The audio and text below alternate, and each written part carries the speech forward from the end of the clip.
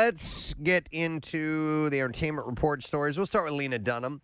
She's not interested in the criticisms about her weight that have flooded her social media since she posted her wedding photo last week.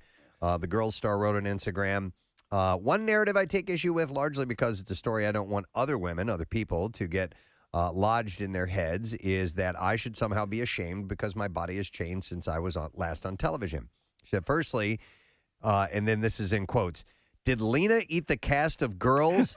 Says, just isn't a very good joke. And I could punch that up for the tweeter if they need it.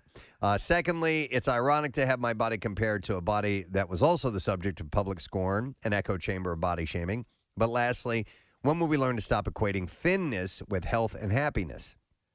She also points out that her heavier body is being compared to one from a time when she had, quote, an active addiction with undiagnosed illness.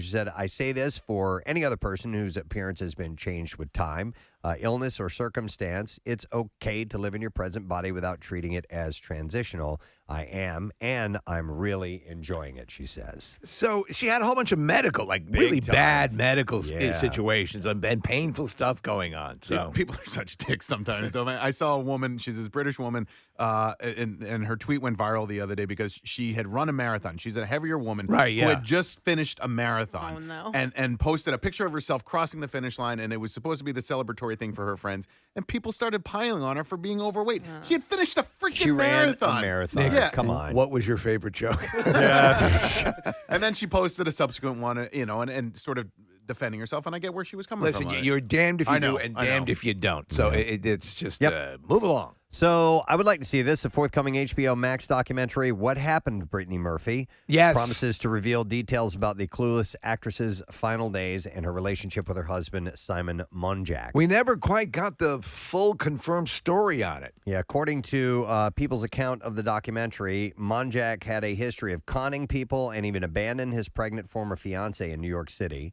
The film also gives insight into Murphy's final months, with makeup artist Trista Jordan saying her eyes were so sunken, she just seemed so sad. She wasn't herself. She was in so much pain. She had Bambi legs and couldn't stand up. Wow. The two worked together on the star's last film, Something Wicked, in 2009. What Happened, Brittany Murphy debuts on the 14th, so a week from today. Kieran Culkin recently opened up to The Hollywood Reporter about the death of his sister, Dakota, in 2008. The Succession star said that's the worst thing that's ever happened, and there's just no sugarcoating that. Were you aware he lost a sibling? No, I didn't know that. I never heard of this. Dakota, known as Cody, died at age 30 while she was crossing Lincoln Boulevard in Marina del Rey. Oh, boy. According to Kieran, the death devastated his entire family. He said each one of us handled it very differently, and I think everyone was just torn up inside. He said, I still weep about it out of nowhere. Something funny she did will pop into my head. It'll make me laugh, and then I'm weeping. And sometimes it's knowing that she's not going to meet my kids, and they don't get to have her, and it's hard to describe what she was like. Succession Season 3 is coming up on the 17th on HBO, so that continues.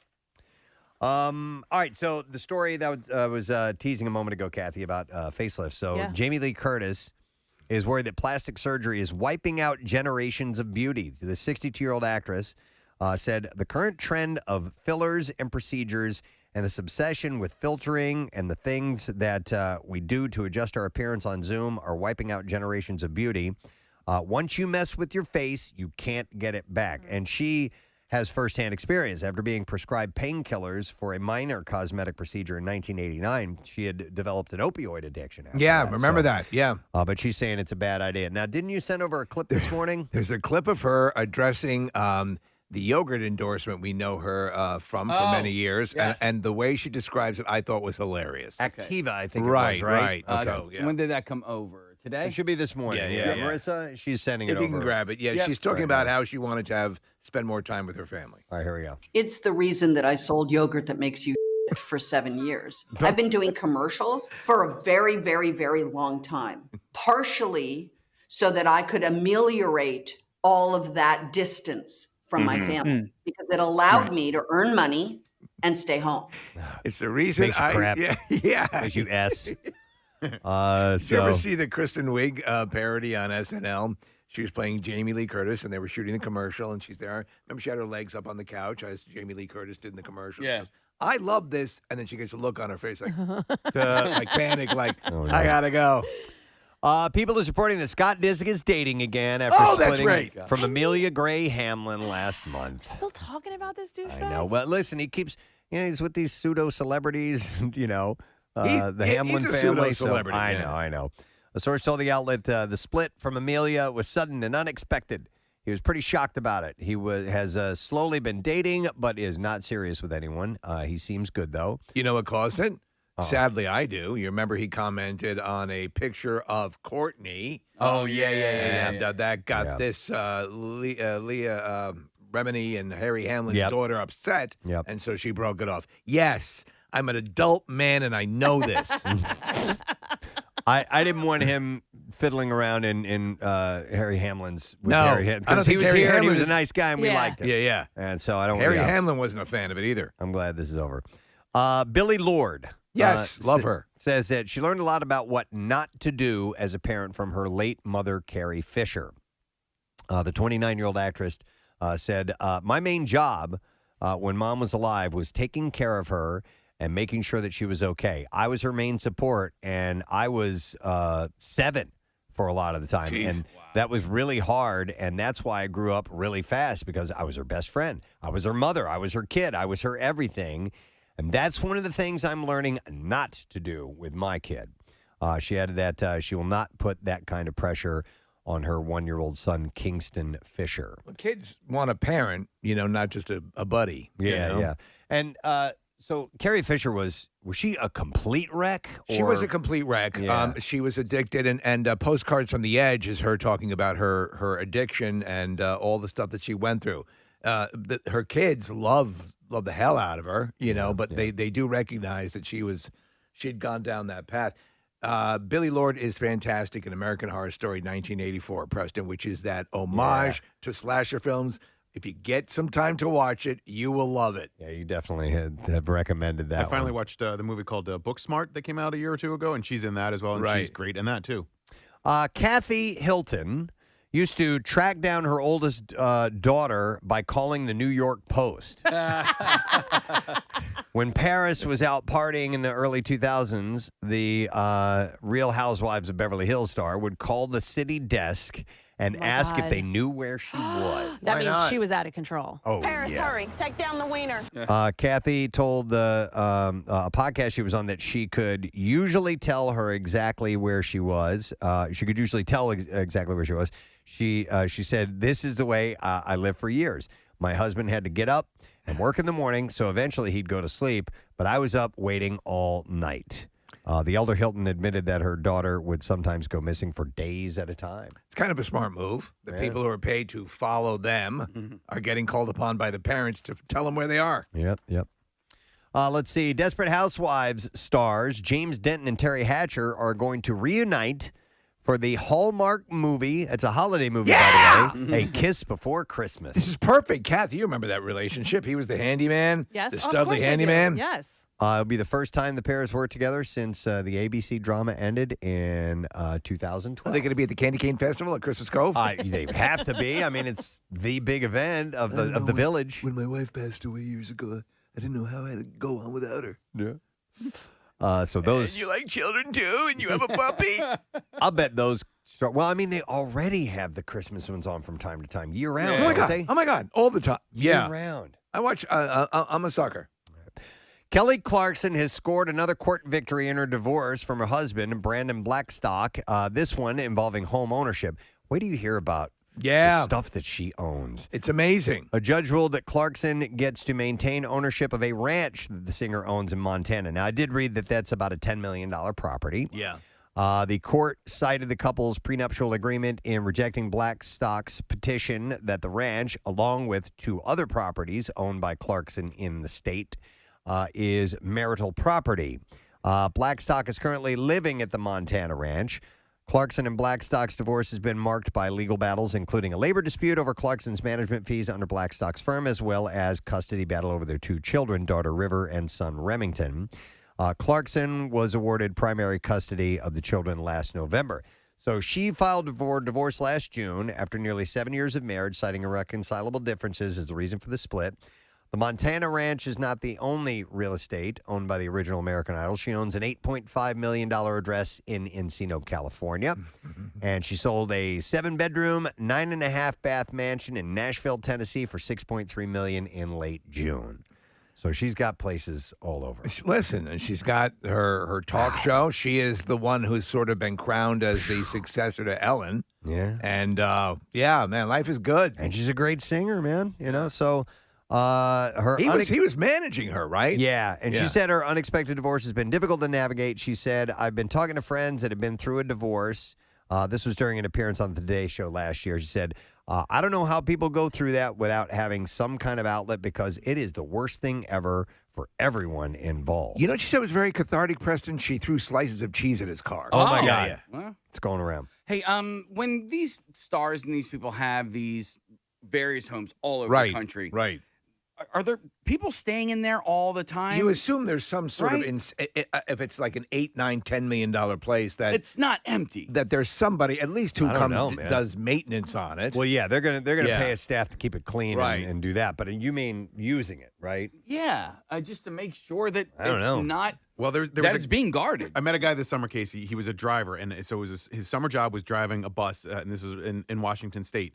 And his goal was to get to Aspen in the offseason because he wanted to be a home caretaker for billionaires, for people that had their second homes in Aspen. And so he had friends in that community. That's what their jobs were. And I like so, that job. Yeah, I mean, That's a great job. His summer job was driving this bus around these beautiful areas in Washington State, and that's what his goal was for the winter, was to do that type of thing. I guess you have what to were you get there saying, in Preston? time. We were saying earlier, don't be the guy who owns the Learjet. Yeah. Be friends with the guy who owns the Learjet. Yeah. So I have friends who have multiple houses and two separate families, not related whatsoever. But one does have an employee. They pay him a salary all year long, and he's not just. I mean, he does stuff. He takes care of their properties, but he could be at any one of the properties at any time. Like it just depends. Like if they're having, they're going to go down to one of their other houses, they'll send him down first to prep the house. And Do you make sure sense he it's ready. gets paid a lot for that? Is that I mean, a good it's his gig? it's his full-time Yeah, job. yeah. He has a family. He's got a Wow. wife, kids. So Wow. that's his full-time job. So I would if he imagine gets enough. you would get paid a fair amount because you're having to leave for stretches of time. So, that's a big inconvenience out of your family life. Yeah. And But also, then you're at a certain point when you're cleared and vetted and you are trusted, Right. then you can probably move within the industry to other people, right? This guy, this guy's been with them for years. Like, I think this might be his lifelong gig. But I have another friend that also, their family has multiple houses, and they don't hire anybody to come in. I mean, they'll have people that take care of the pools and the landscaping and the cleaning of the house and all of that. But their houses sit empty until they go down to spend time in them. Okay. By the way, Kelly Clarkson is set to release her 9th studio album and second Christmas album when Christmas comes around on October 15th. And by the way, the album's lead single is called Christmas Isn't Canceled, Just You. Yes. Oh, Which snap. is... I thought we had we might. Is there a clip of that case? I don't know. Yeah. When would that It have was come over? like 2 weeks ago, I think it might have been when they talked about it. And I'm sorry, it's Kelly Clarkson. Right, Yeah. Will you do a little quick search on Kelly Clarkson in our audio file and see if you can come up with that? It's right next to the Guarini file. We have a lot of Kelly Clarkson. We do. It's okay if we don't. All right, I don't see it.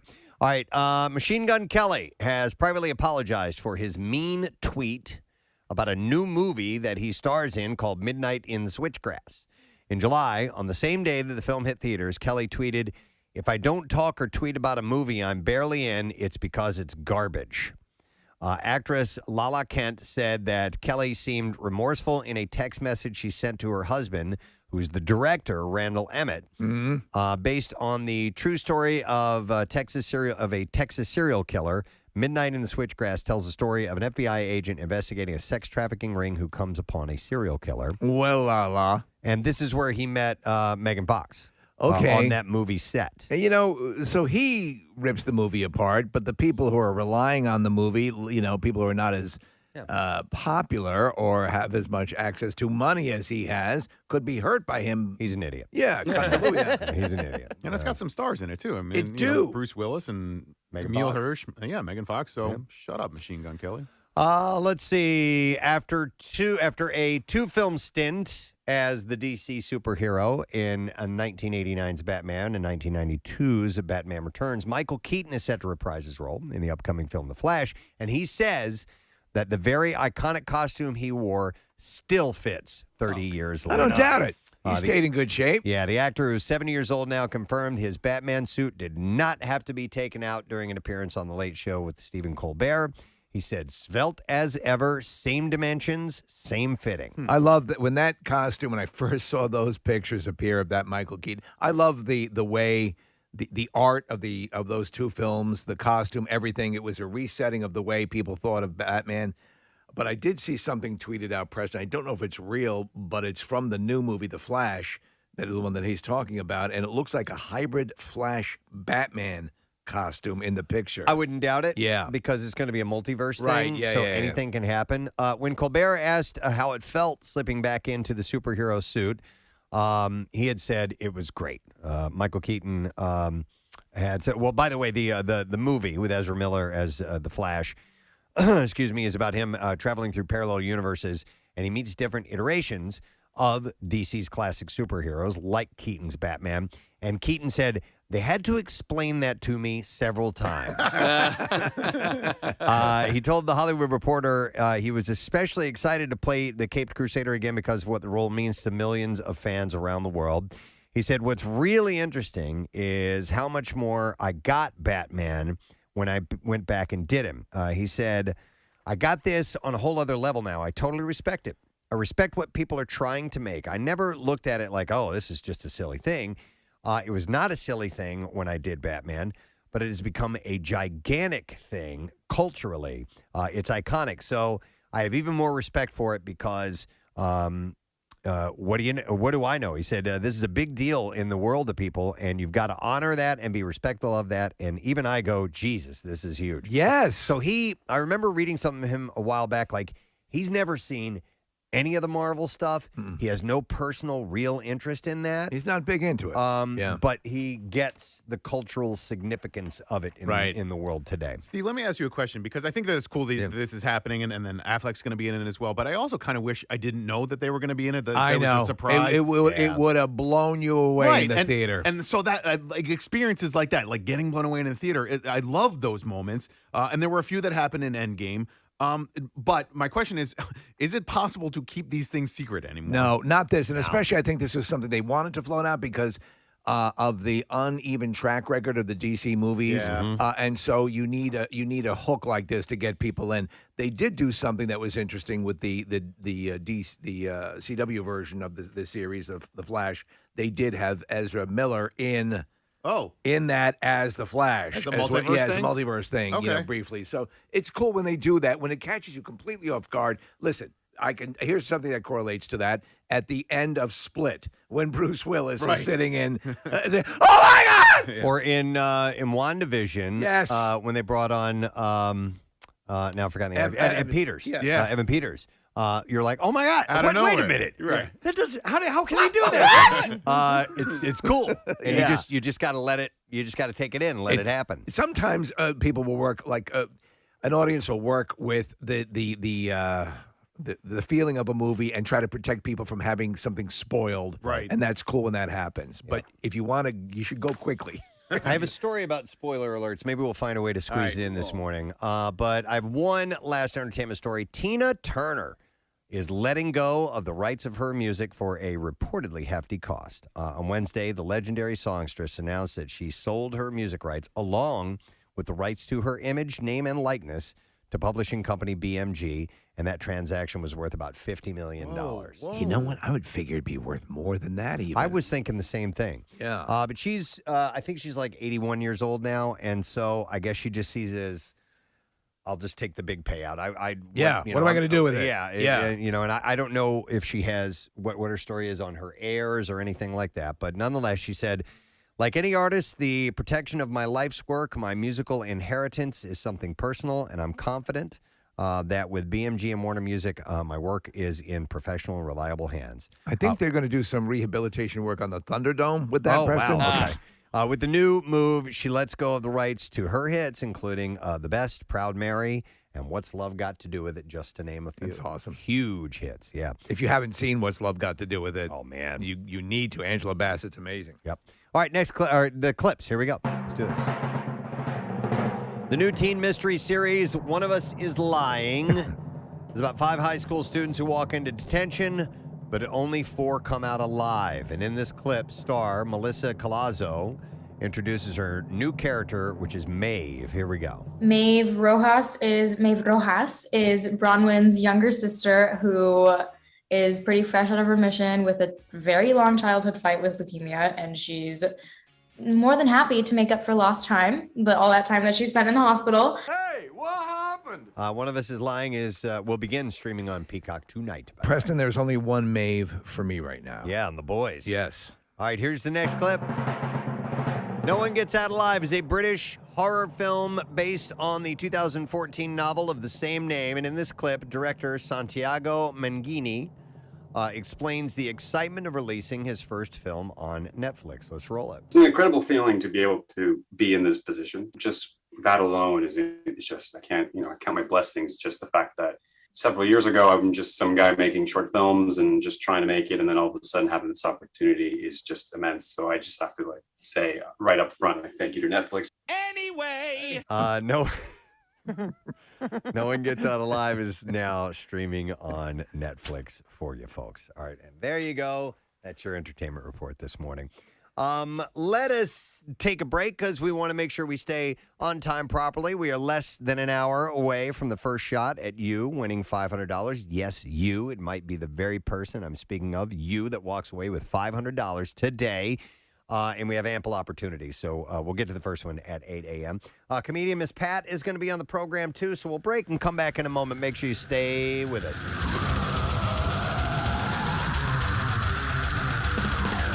Preston and Steve Shared a new song on 93.3 called Happy Days. Monday, Tuesday. Yeah, the track follows Blame It On My Youth and Generational Divide is the third offering from the trio's new LP, which is tentatively titled Bajmir. Somebody they texted this, and it says their album is Rim Job Backwards. I thought that was the name of Rim Job Backwards was the name of the album. No, Bajmir is Rim Job spelled backwards. Oh, what? There we go. Thank you. We would not have known that. I like that. Yeah. Bajmir.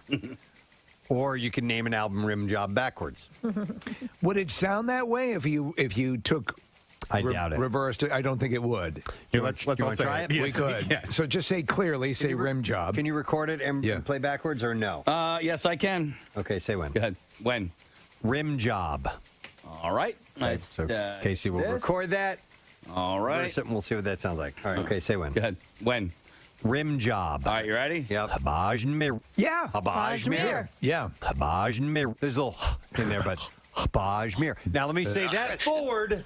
And see if it, okay. Yeah. All right. Okay, ready? Yep. Bajmir. Okay. Okay, let's try that. See if it comes back as Try that. Go here and... Rim job. We're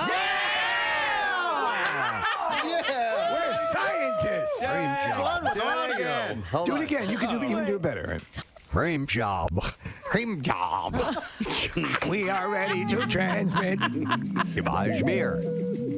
Rim job. The aliens are about to transmit a message. Rim job. Play it again, Casey. Rim job. Wow. You really got that in there. I love our And now the envoy from Neptune is about to speak. Rim job. Rim job. Rim job. Rim job.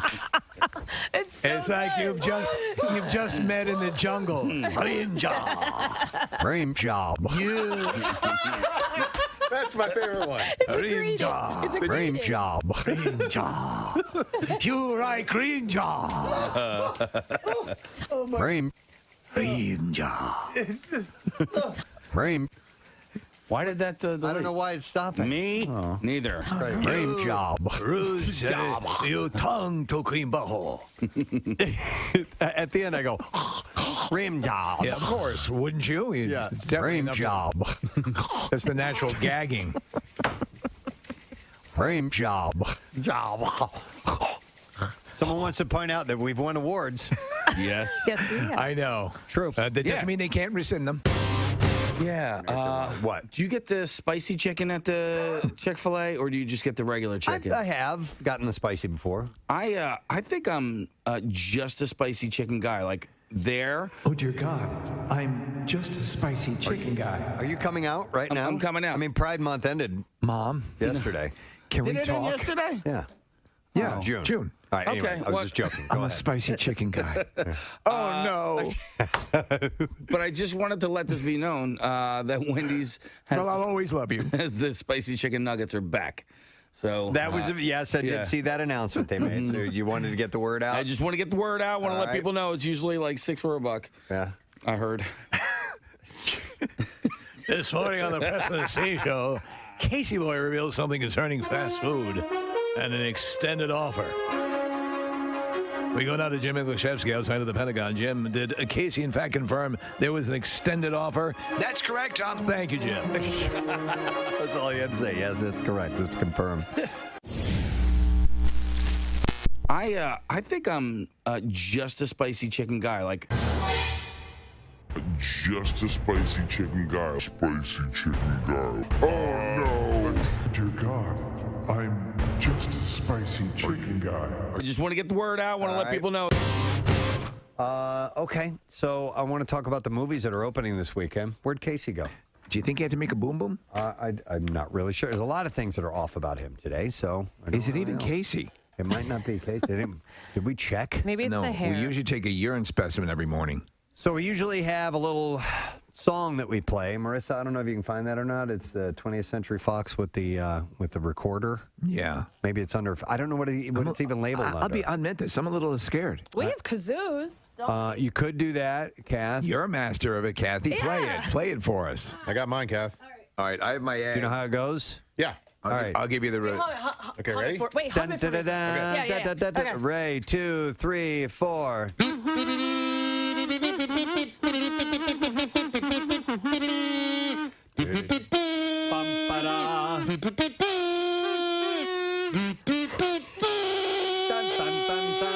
Yeah, ladies and gentlemen. You were way better than me. Thank you. I went for it. That was sensational. little lightheaded. You know what I realized? You have a recorder. I have a recorder. recorder right here. You want to do it again?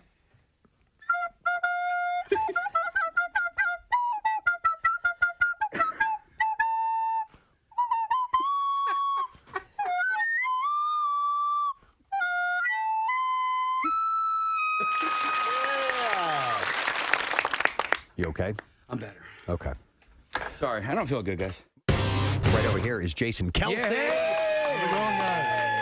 How you doing so far? You enjoying the off season? Yeah, it's good. You know, we just started up again about 2 weeks ago. This week was the first week on the field with the coaches. So, you know, we're kind of back at it. Kind of seems like there's really not any sort of real off season these days. The nature of the beast is that you just keep at it. Yeah, especially when you're playing playoff games and stuff like Yeah. that. It shortens down. You know, we're probably 7 months out of the year working, but you know that's. Pretty intensive work for 7 months. But Jason, is it a case of and is it sort of better that way because you gotta do more getting up to speed? Yeah, If you take too much time off, and if you kind of sort of keep at it, you're always just to take off, fighting weight, basically. Yeah, I think most guys lift year round pretty much. Yeah. I mean, you'll take a few weeks off here or there, go on vacation, whatnot, but most guys are always staying in shape. This time of the year is especially important for all the new free agents that we got in, all the guys that are trying to learn the terminology, the new playbooks. Well, your brother's like one of the best tight ends in the league. Yeah. He does a great commercial, by the way. He's tackling an eagle in that commercial, or have we talked about this he's yet? dancing in the commercials, Okay. the commercial that I'm talking about, where he's sort of fantasizing and he's doing like an end zone dance, and then you realize that he's like standing in the middle of a store or whatever. Yeah. So I wanted to ask you, because you guys are both at the top of your games and the top of your positions, who's the actual better athlete? Oh, Travis is not even close. Oh, really? Not even close. You got to call him as you see him. Yeah. Honestly, he's living it out in fantasy, and you're doing it. Yeah. No, he's a special athlete, and he always has been. Even no matter what it was, basketball, baseball. He's just had a knack for sports. I think that I've always been big, fast, and strong, but the type of athlete he is, how fluid he is, the way he moves, his ability to change direction and things like that, and spatial awareness. He's a tremendous athlete. Jason, you and Nick share something in common. You guys have both climbed Mount Kilimanjaro. You climbed Mount Kilimanjaro? I did. Yeah, I did it for charity as well. The organization you guys did it with was Chris Long and Bo Allen. And the Water Boys is a fantastic organization. And, when I did it, I thought I never want to do it again. Because same here. Yeah, it is the hardest thing I've ever done in my life. Yeah. But now it's been several years, and I want to do it again. And part of the reason why I want to do it again is because of the work you guys have done for such a great organization. And I love philanthropic climbs at all. And to do it and make it that challenging is really impressive. Tell me your impressions of the climb itself. Same as you. Yeah. The moment I started going up that last night, about halfway through, I was like, what in the hell am I doing? Yeah. You're in the pitch black. You're going. What route did you go up? We did Umbwe. Yeah. We did Rongai, which is the only one from like the north side. Yes. It's the shortest, but I think... Is it steeper? I think it's at the top. It's a little bit steeper. Because everyone says it's like Nick was saying that basically as climbs go, it's a gradual, but there was one route that at the end, it's probably what you did, that it becomes a lot steeper. The summit is the hardest part of the climb. Exactly. And you're already tapped out because you've done a climb for several days in a row, and then it becomes the steepest part at the highest elevation. Yeah. Oh, that's wonderful. I don't know if it's any steeper, I shouldn't say that, but you do have to, once you get to the top, you don't go right to the peak, so you have to like walk around to the other side of the peak, which is a little bit more of like another 2 hours once you're already at the top, which is kind of like, why in the heck am I? Are you walking? I should already be here. Is that so you summit like at daybreak? So you get up at midnight the night before. That's what we did on this route. You have a headlamp on. It's the blackest of black you've ever seen. I mean, there's not a light on a mountain. Yeah, and you just start making your ascent. And at this point, it's a little bit too steep for guys like me to go straight up. I mean, the porters and guys who do this, I mean, it's nothing to them. They're walking up and down like it's just another day of work. Bastards. But, for us, we go kind of sideways in these skipbacks, and it took us 7.5 hours to get to Gilman's Point, which was the top of the Rongai route, and then we had to walk another 2.5 hours to the peak. So I got to the peak around 10 a.m. Who else climbed with you guys? So it was me, Chris, Bo, and Haloti Nada were the four guys that have played with the Eagles. And Haloti? They said Haloti and Bo were the two heaviest guys that they've ever seen climb the mountain. And he announced his retirement from at the peak, at the summit. After the climb, the mountain is now 16,000 feet. As we're sitting here talking to you, the texts are coming in, and I wanted to find out what you hear most. Do you hear... hungry dogs, what is it? Hungry dogs run faster? Yeah. Okay. Or if I don't eat breakfast, I'm pissed off. Yep. Or from that speech, there were several highlights. Do people just yell those out to you sometimes? Absolutely. Okay. Yeah. Which one do you hear most? I was actually surprised nobody this morning asked if I ate breakfast. And You've heard it enough, yeah, man. Oh, thank you. You know, I probably hear hungry dogs. I probably hear hungry dogs run faster than those. And that's not just. By the way, the activity group is fall activities group is Picture Book Picnic and Parties. Yes. So that was their name. So yes. There's a lot of good stuff on the list. They're going to do a luxury picnic for you. It's one of my favorite lists that Kathy's ever come up with. So some good stuff on there. You know what? What? Let's saunter into the general store because there are things that need to be taken off of the shelves here, if you don't mind. Time to head down to the general store. There's the proprietor, Preston Elliott. Don't be fooled. He can put on super huge, expensive tent parties in the backyard. So yeah, this is what we call odds and ends. So these are a few stores that are sitting around. I love the general store. It's one of my favorite locations. Excellent. So we'll start with this. The people have spoken, and a chunky behemoth has been crowned the fattest bear in Alaska. Hey! During the state's Fat Bear Week contest. We mentioned this. Nick brought us up to speed on this a couple of years ago. I love Fat Bear Week. And it's a lot of fun. And this is out of Katmai National Park. Is that how you pronounce it? Yes. in Alaska, and all hail 480 Otis. He is the winner. He was the dark horse. That's his name, 480 Otis. Yeah, I had him in my pool. Oh, really? Yeah. He has won before, from what I understand. He's a champ. Is he a goat? Is that bear a goat? That's a good question, Steve. But he is. I just love his name. I love the name Otis. Look at how he started the season, Preston. So, yeah, we're looking at pictures. He was very gaunt at the start. And I'll tell you a little bit about his eating habits. Wow. The brown bear had come out on top after a dramatic transformation following a 2.5-month eating frenzy, gorging himself on salmon before the winter. Otis, a 25-year-old bear who lives in the park, garnered more than 51,000 votes in the contest, overcoming the almost but not quite as hefty 151 Walker. Oh, I think I love Otis. It's Otis's fourth win. Yeah. And comes before he reaches his peak fatness. But, people say he's still down to earth, Preston. The bear overcame a late start in this year's feeding frenzy and was extremely thin when he was observed in July. Otis is also missing 2 of his canine teeth, and his others are greatly worn, according to his bio. So he probably has to puree that salmon, right? The bio says Otis must also compete with younger and larger bears who want access to his fishing spots. While Otis occasionally appears to be napping or not paying attention, most of the time he's focused on the water, and he experiences a relatively high salmon catch rate as a result. Look at that. So the older guy can put up when he has to. By the way, Steve sent me a video of a grizzly bear. Yeah. There is a group that's driving in a car, and as they're going down the road, they see a group of bears off to the side. Yeah. It's 3 cubs and a mother full-grown grizzly. And as they get closer, the cubs start running away from the car. The grizzly sprints at the car, and it is terrifying how fast this thing moves. When you hear it, and you've seen some footage of a bear running at a full clip, this bear starts to almost pace the car. Yeah.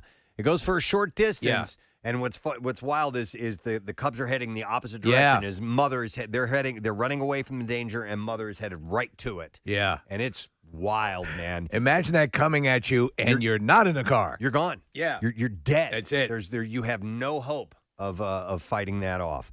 You're going to end up in some Otis poop. As Katmai said on Tuesday, to celebrate the crown, Otis was, quote, still chowing down like a true champion.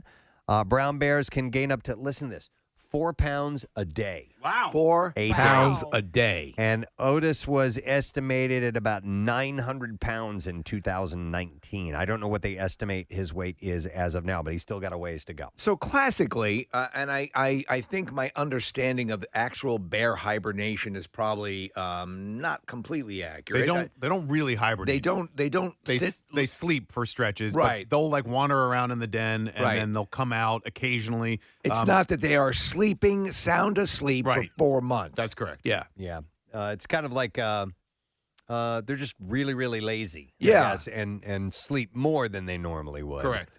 Yeah. They listen to a lot of, what is it, Sarah McLachlan stuff. Right. Calm them down a little bit. Dido.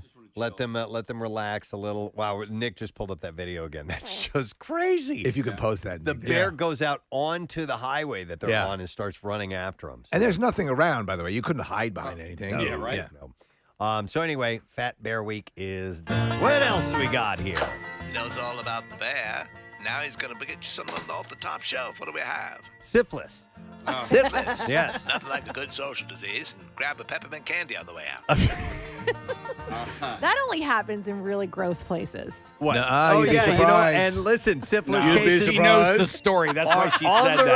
rise in Delaware County, Pennsylvania. I knew it. Hit that jingle again, Casey. Okay, all right.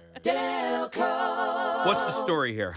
So according to officials, the Pennsylvania Health Advisory Network Tuesday issued an advisory regarding an increase in reported syphilis cases in Delaware County. On tonight's Mayor of Easttown, I'm pissing fire. According to officials, current trends in Delaware County will lead to a projected 104% increase in syphilis. Wow. Reported early syphilis for 2021 is reports early for syphilis in 2021 is expected to exceed 210 cases. What are they attributing this massive increase to? I don't know if they are. They're just they're in this particular story. They just tell you what to keep an eye out for. So during the first half of 2021, Delaware County reported 104 early syphilis, which is primary, secondary, orally latent syphilis.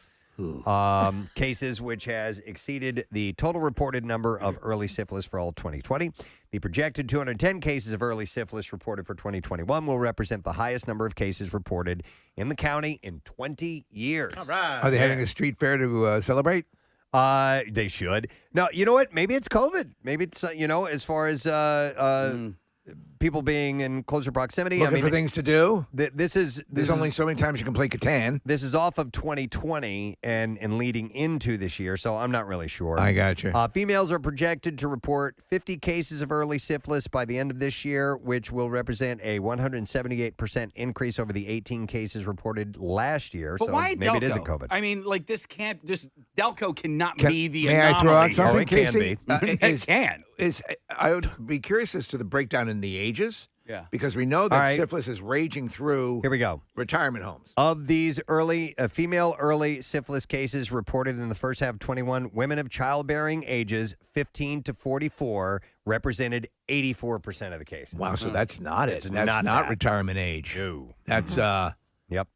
That's So, much younger. It's unprotected sex, obviously, Yeah. because if you use a condom, your likelihood of getting that, drops dramatically. Well, so if a lot of this was happening during COVID times, could you use a banana bread as a contraceptive? Maybe. But actually, I was wrong about that, Steve. So there were only 18 cases in 2020, and that was the height of the lockdown. So Right. maybe it's the opposite of that. People are out banging again. You Well, know what I they mean? said Maybe, what was it? The whoring 20s. Yeah, remember that? Yeah. Well, I told my friend is a gynecologist, and she said that the sexually transmitted diseases since COVID, like now that she's seeing, they're all coming in. She's like, everyone's got, because I guess everybody's going out and they're banging. stuck in the house. Yeah, I mean. Well, it's the coiled spring bouncing open. It's funny though when you hear of syphilis and things like that, that seems like so retro, doesn't it? In the disease chain, oh, that's almost nostalgic. You know what I just realized though? When I'm on the Blue Route and I'm headed south and I go past the St. David's exit, my balls start to itch. Really? There you go. Yeah. Maybe that's I don't know. Yeah, right past that. I need me some syphilis. I'll tell you what, though. I have a single friend.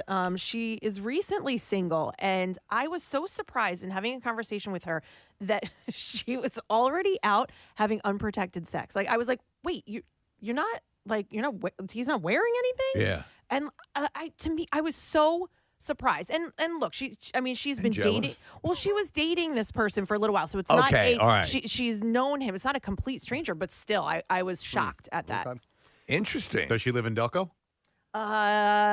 No, she doesn't live in Delco. She lives in Jersey. She's going to start spreading it to Jersey. Yeah, but I think she's from Delco, probably from Delco. Anyway.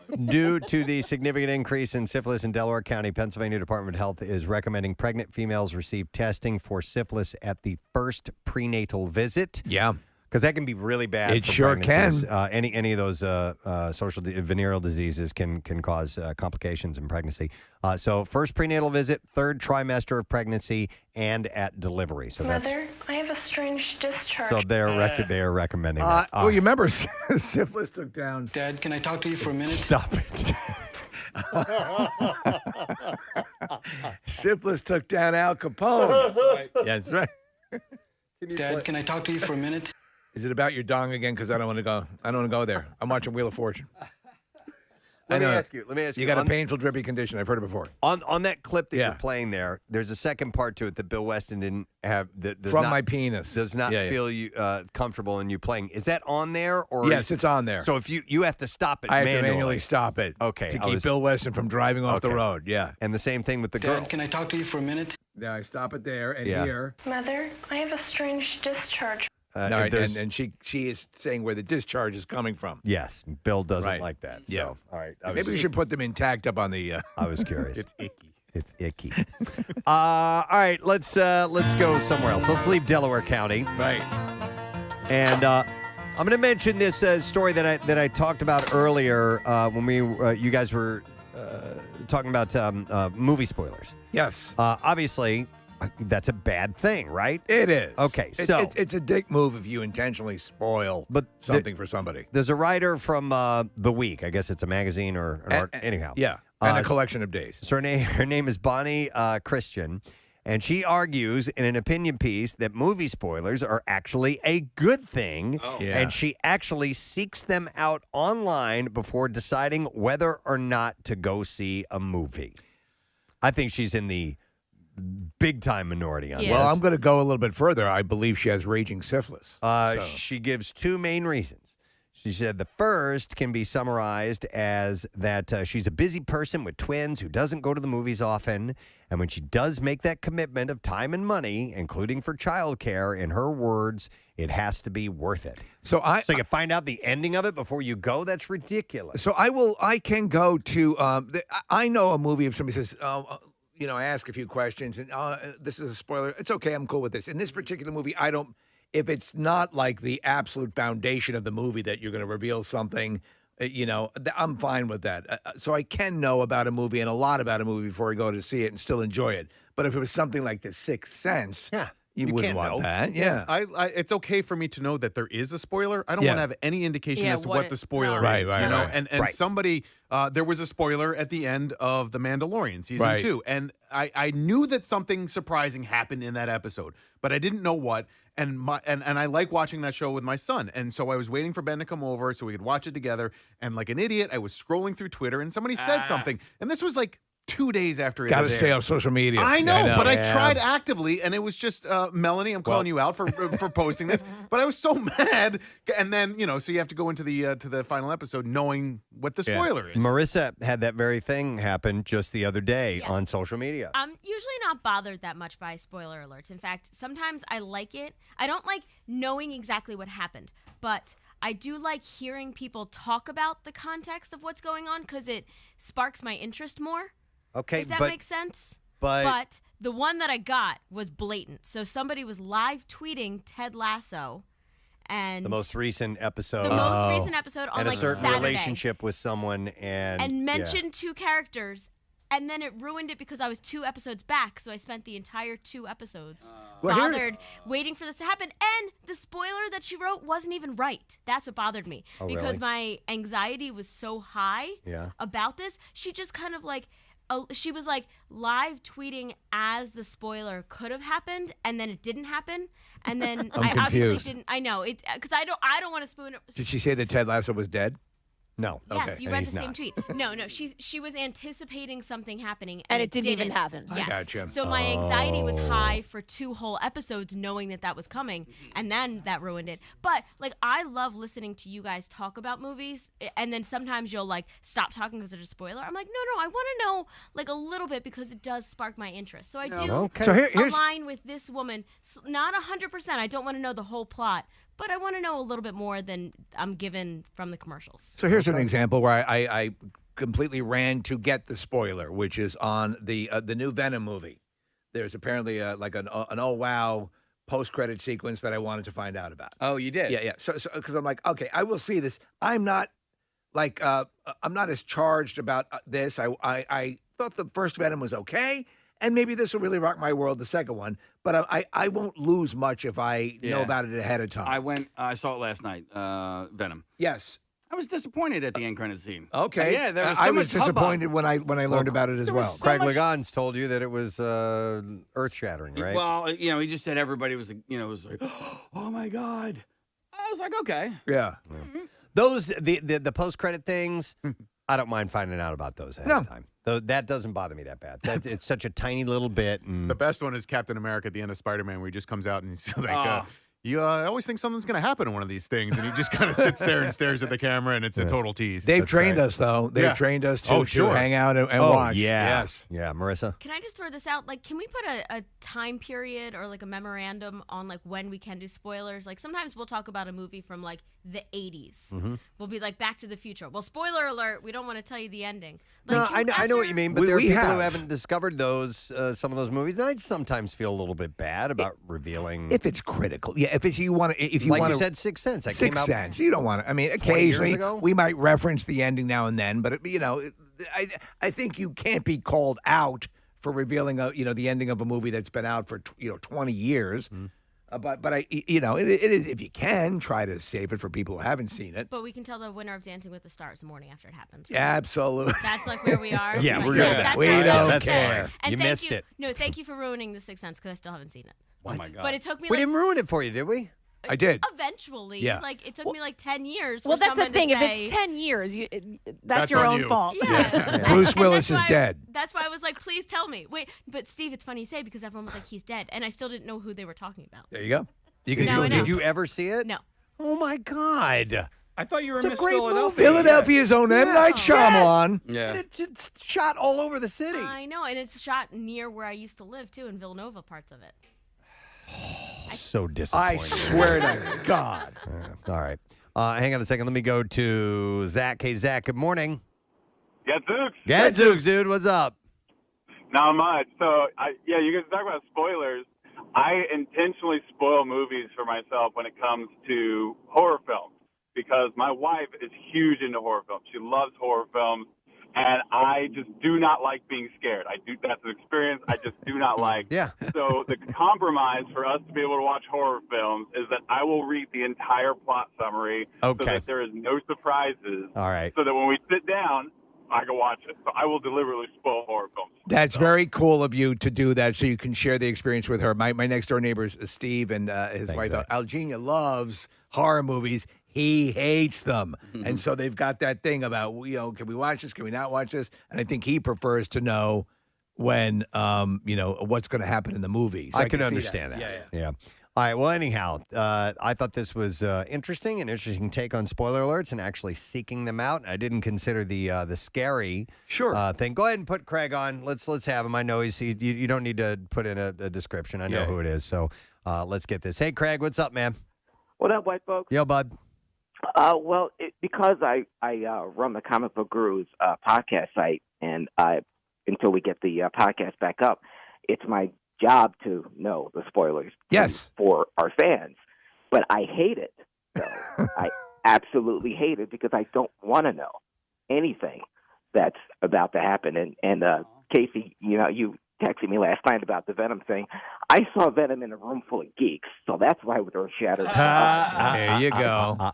Though that would certainly sway your perception.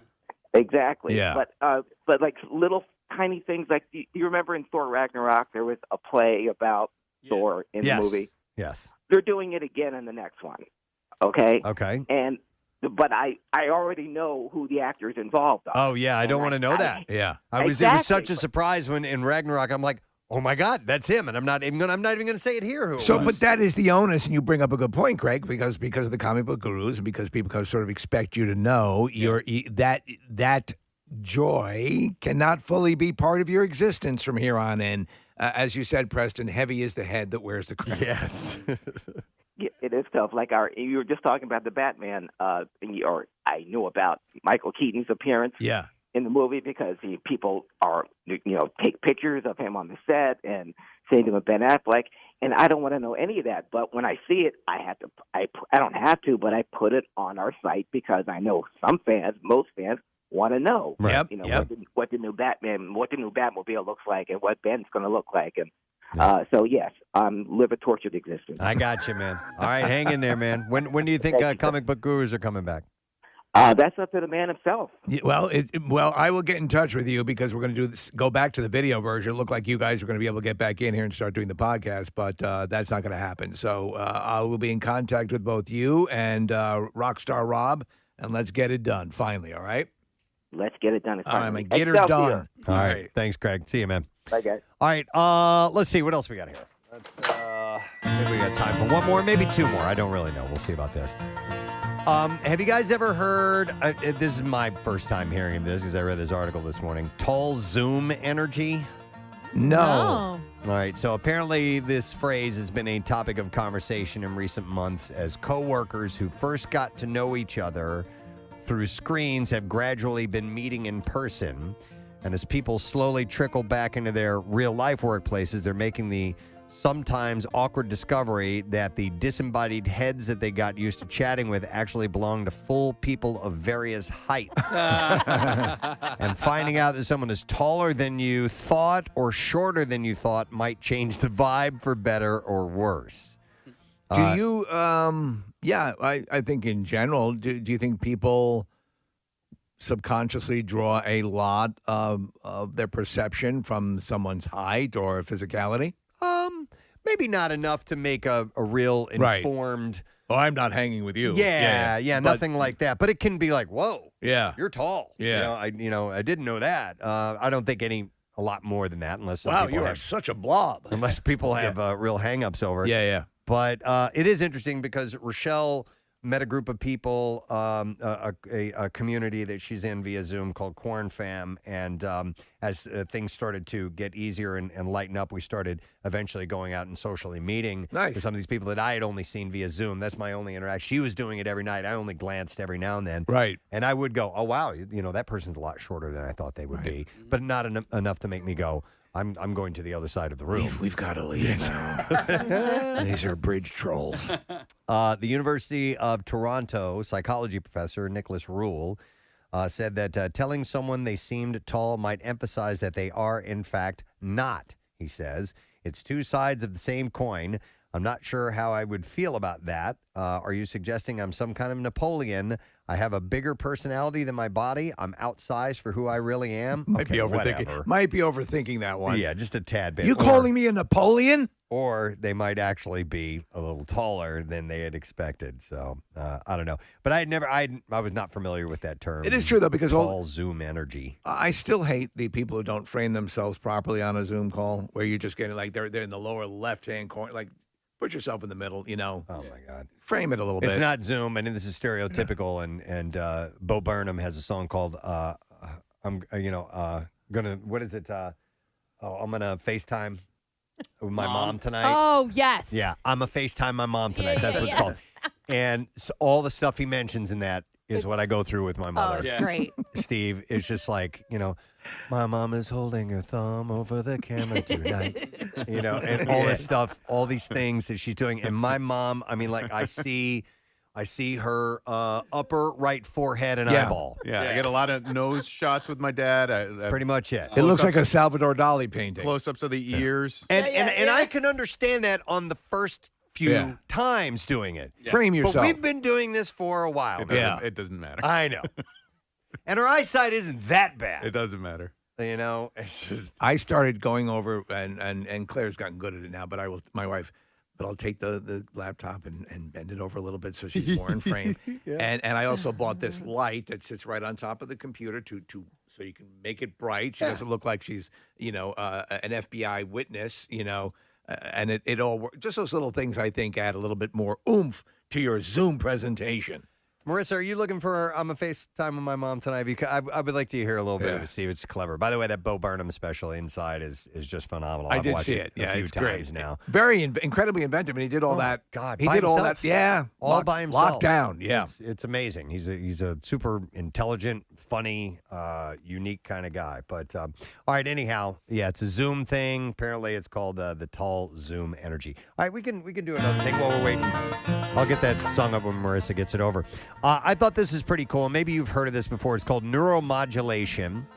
A device that emits electrical pulses to stimulate certain parts of the brain in hopes of regulating the damaged signals linked to conditions such as anxiety, Parkinson's disease, and more. I've seen it used concerning Parkinson's with someone who is pretty far along, and it's amazing. Unless I'm misunderstanding what I saw, it got rid of it while they were on the device and the person was talking completely clearly. So, Steve, they've started to do some more work with that, and this will be they've seen success in relieving the symptoms of the conditions that we mentioned, but there's one in particular that is starting to show some progress, and I think it could be a game changer. But listen, you're talking about an implant in your brain, so Yes. it's not like you can just run down to the pharmacy and have this done. To the odds and ends. But for depression.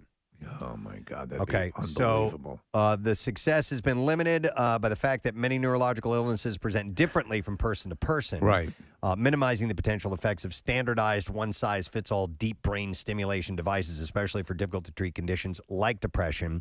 But here's the exception that proves the rule. When a new neuromodulation device developed by researchers from UCSF Health was personalized to a patient's specific brain patterns, It demonstrated near immediate success in relieving her severe treatment-resistant depression, according to a study that was published on Monday in Nature Medicine. Their stimulation system includes a small device implanted in the patient's brain that continuously monitors neurological activity and instructs two leads in separate areas of the brain to emit electrical pulses if abnormal activity is detected. The system, which the researchers refer to as a pacemaker for the brain, right, had previously seen success in treating epilepsy. Okay. Okay, go ahead. Treatment of this particular patient, who was identified by her name Sarah, began with an analysis of her electrical brain activity. The researchers plotted out patterns in that activity that matched up with the change in her mood, taking note of where the signals originated, resulting in a map of her, quote, depression circuit that could be used as a neural biomarker linking Sarah's depression symptoms to specific patterns in her brain signals. This is incredible stuff that they do. So the biomarker was then used to program the stimulation device, which is trained to trigger the regional 6-second pulses only when specified, brain patterns occur. So that depression, they kind of get a marker for it. Right. And this thing can detect that, and then it sends these electrical pulses out.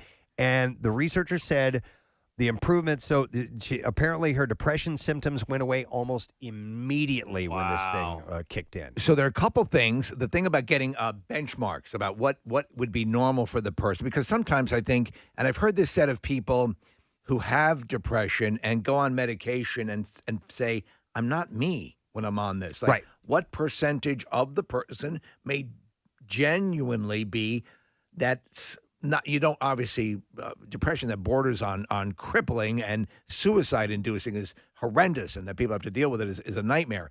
But what portion is if someone is just by nature melancholy, Yeah, I know, and that's a good question, and I couldn't even begin to answer from that perspective, right? Because I've never walked in those shoes. But I take an antidepressant every day. Okay, so I have walked in those shoes. I've been dealing with adult depression my whole life, and so. For me, it's not about melancholy or not melancholy or anxiety, or being anxious. It's about basically stabilizing myself, and so it's a little less bipolar in my personal experience. Well, let me ask, and you probably can't answer to the people dealing with severe depression, but when, like Steve says, that you take this medication and maybe it subsides those really dark things in your life. Yet you feel cloudy or not yourself. Well, I've had that on different. Those are two not good things. Yeah, Sure. I mean, and I guess it's got to be hard to weigh. Well, I'd rather feel this way than that way. You know what Right, I mean? right. If those are your options. I think it takes some tinkering, though. I mean, it's when you go see a therapist, for example, not all therapy takes, and so sometimes you see a therapist that it's like dating almost. You have to find somebody that you have a connection with, and so I balance medical. Treatment with talk treatment with seeing a therapist, and to me that's helpful. However, it took a long time to get to that. I took different antidepressants that were not helpful to me and did kind of put me in a cloud. I took antidepressants that had sexual side effects, so it takes a while. I have a great doctor. We all have a great doctor. He helped with the medication as well, but. I mean, sometimes people react to different medications differently, and then they are afraid of that medication at all. But it takes a little bit of tinkering. Well, this particular neuro implant, the researcher said that this particular test subject, this woman, Sarah, the improvements that happened immediately lasted for approximately 15 months. That's amazing. Since she was implanted with the device last summer, and that's in sharp contrast to other deep brain stimulation devices, which typically offer relief from depression symptoms after anywhere from 4 to 8 weeks after treatment begins, despite offering continuous stimulation during that entire period. So this particular one from this particular research facility seems like it's showing really more long-lasting effects. Listen, and then the application, the footage that I saw of this man who had been absolutely just paralyzed because of the shaking of Parkinson's, to have that basically shut off with a switch. It's amazing. Yeah. Where'd you see this study, Preston? Where's it from? It is from it's from the Just Saying Saying Institute. What a dumb question. I'm so sorry. The Journal of the Just Saying Institute. I am clearly an idiot. I forgot where we were. It was the brand new beta euthanasia. Right, yeah, I forgot that was added recently. Yeah. And So the researchers from UCSF Health, they were the ones that created this. Now, the study was published in Nature Medicine. Okay. If you want to look up the whole article, you can go to Nature Medicine. Or just look at the centerfold. But stuff like this is, you just hope that they continue and have success and they find that one thing that's going to really make a difference in loads of people's lives. It's we're living in the best of times. Yep. So anyhow, just thought that was worth passing on. Hey, we got to close up shop. Time to shut down the neurosurgery lab at the odds. What do you call it again? The odds and ends. So yeah, At the general store. I lose track. It's kind of it's even the same voice I use for everything else. That's right. Here, have a licorice. Yeah, kid, have a licorice. Yes. All right, listen. Bring we your need. mom around sometime. Wow. We need to take a Slowly break. back there? We need to take a break because we got to get you that $500. It may not cure your depression, but it certainly can be nice to have $500 in your pocket. So we'll return with that as well as the bizarre file. So stay put. We'll be right back. Preston and Steve. I mean, that's still a mantra of Jeff Stoutland. I mean, he was just grilling some of the younger guys with it today, and or not today, but yesterday about we got some rookies coming in here. We got some new free agent signings. You want to talk about hungry dogs, and he's trying to motivate people with it. I mean, it's something that was such a big part, I think, with the team and the city, and it kind of all correlated together that I probably hear that one the most. That's Jason Kelce. Yeah. I did notice something else. More from the noticer. Mm-hmm. He notices so you don't have to. I noticed across an empty field. Down the dark alley. I do notice that I will use digital assistants from time to time. The two that I use are your fingers. No. And your toes. Not those digital assistants. I'm sorry. Meaning Siri and Alexa. Those are the two that I use from time to time. Now, Okay. Alexa I mainly use for like a timer when I'm cooking or music to listen to real quick or something like that. In your kitchen, do you have the show, the Alexa show? Which has the screen on it? Oh. No. It's actually very cool, especially if you're doing recipes or things of that nature. Right. Yeah. So anyhow, there was a new study that finds which is the smartest of them all and in what order. This is Loop Ventures. They did a study that had researchers ask the 4 digital assistants 800 questions, and they found all assistants were great at understanding the questions. They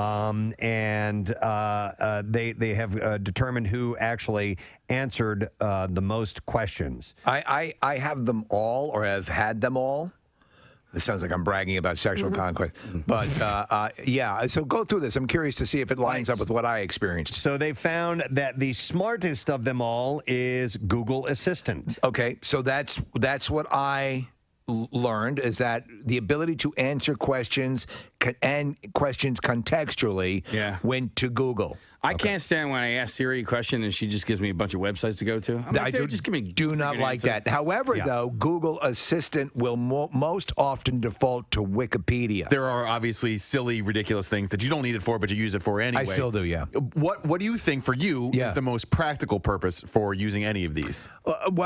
Honestly, for the when I'm sitting, for example, if I'm sitting and I'm setting up something for the media. I'm watching TV or whatever, and I'm looking down at something, or I need the lights on, or turning lights on and off. Okay. Playing music, playing I think that's the radio. What I would use it for. Playing. I walk into a room. I constantly use it for weather. I constantly use it. I'll get a quick news update. Yep. So I'm interfacing it with that. And if you look at if you find out on your app on your phone.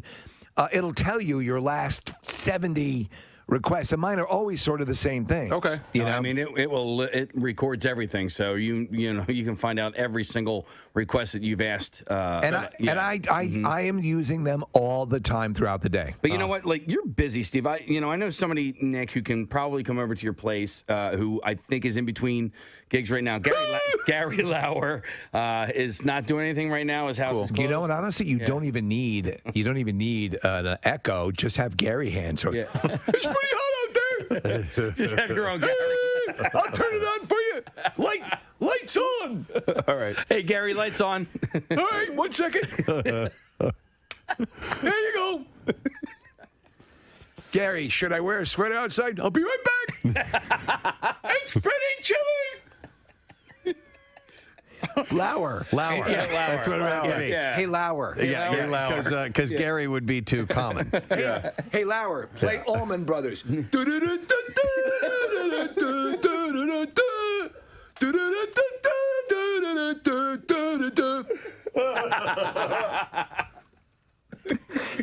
Lauer, switch to Skinnerd.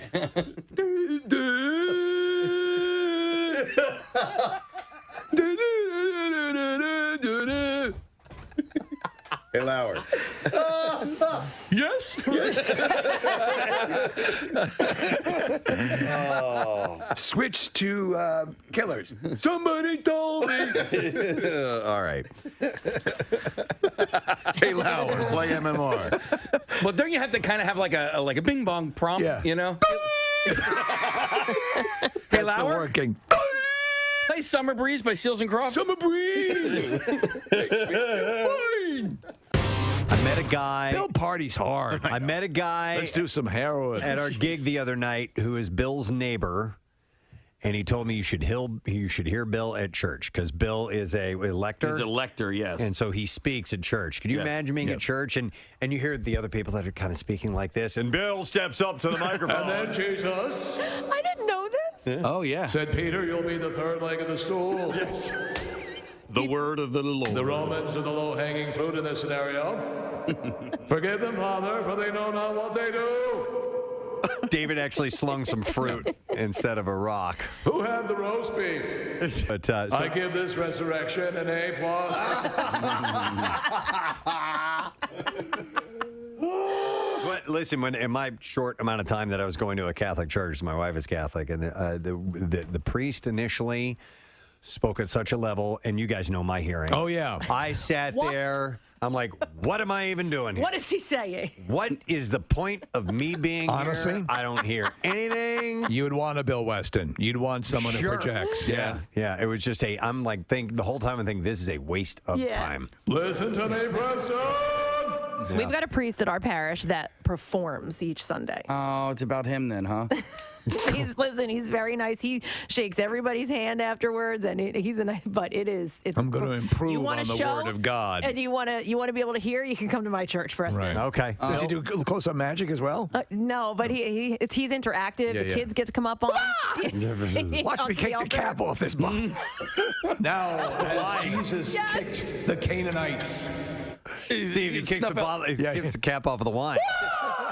Snuffs out the candles. That could work too. Yes. That could work too. I mean, who wouldn't find that entertaining? Kicking a few Eucharists into the mouth. Watch this.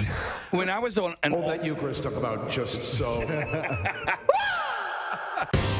You can travel down a street named after you. That's pretty cool. Yeah, it's pretty cool.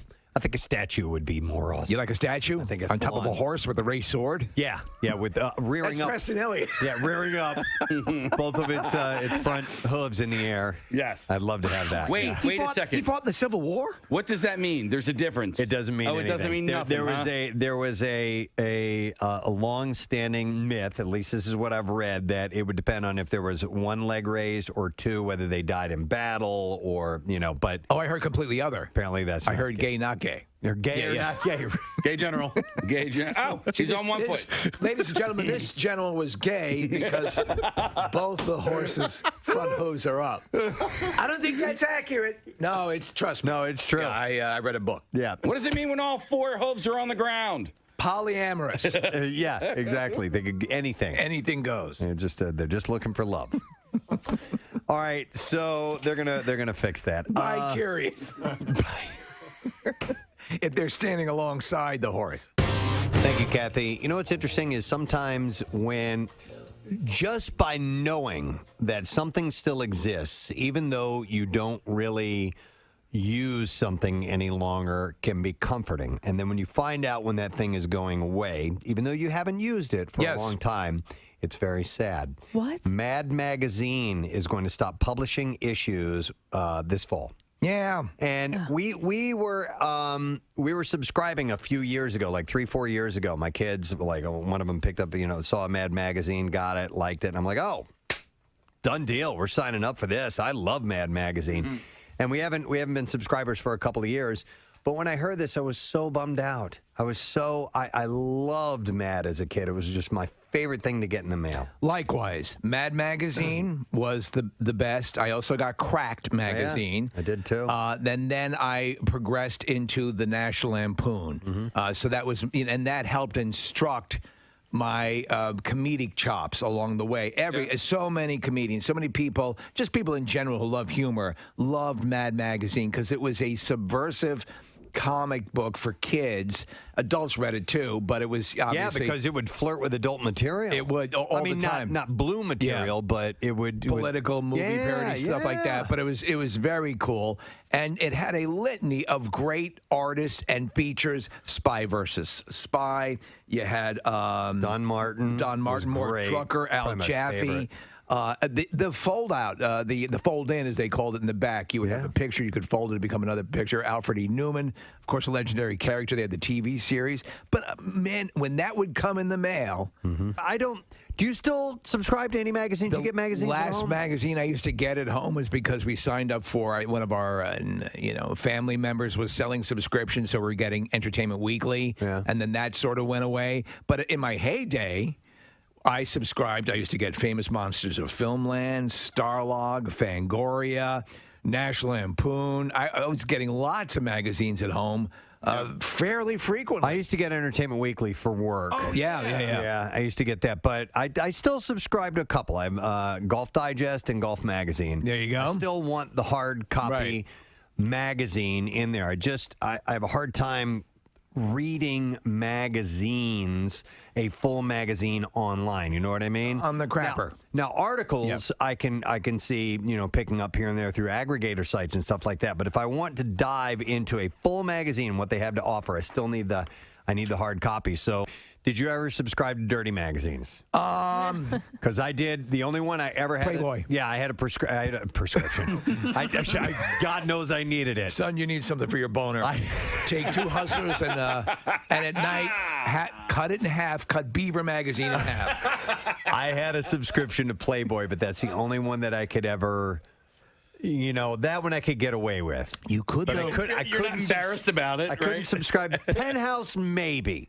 But then when you get into your Hustlers and We and, whatever the other magazines Cherry. Wouldn't it blow your mind that people would get home delivery? Because I remember, there were subscription cards in these things for the other magazines. Like, who's getting Sweaty Vagina magazine at home?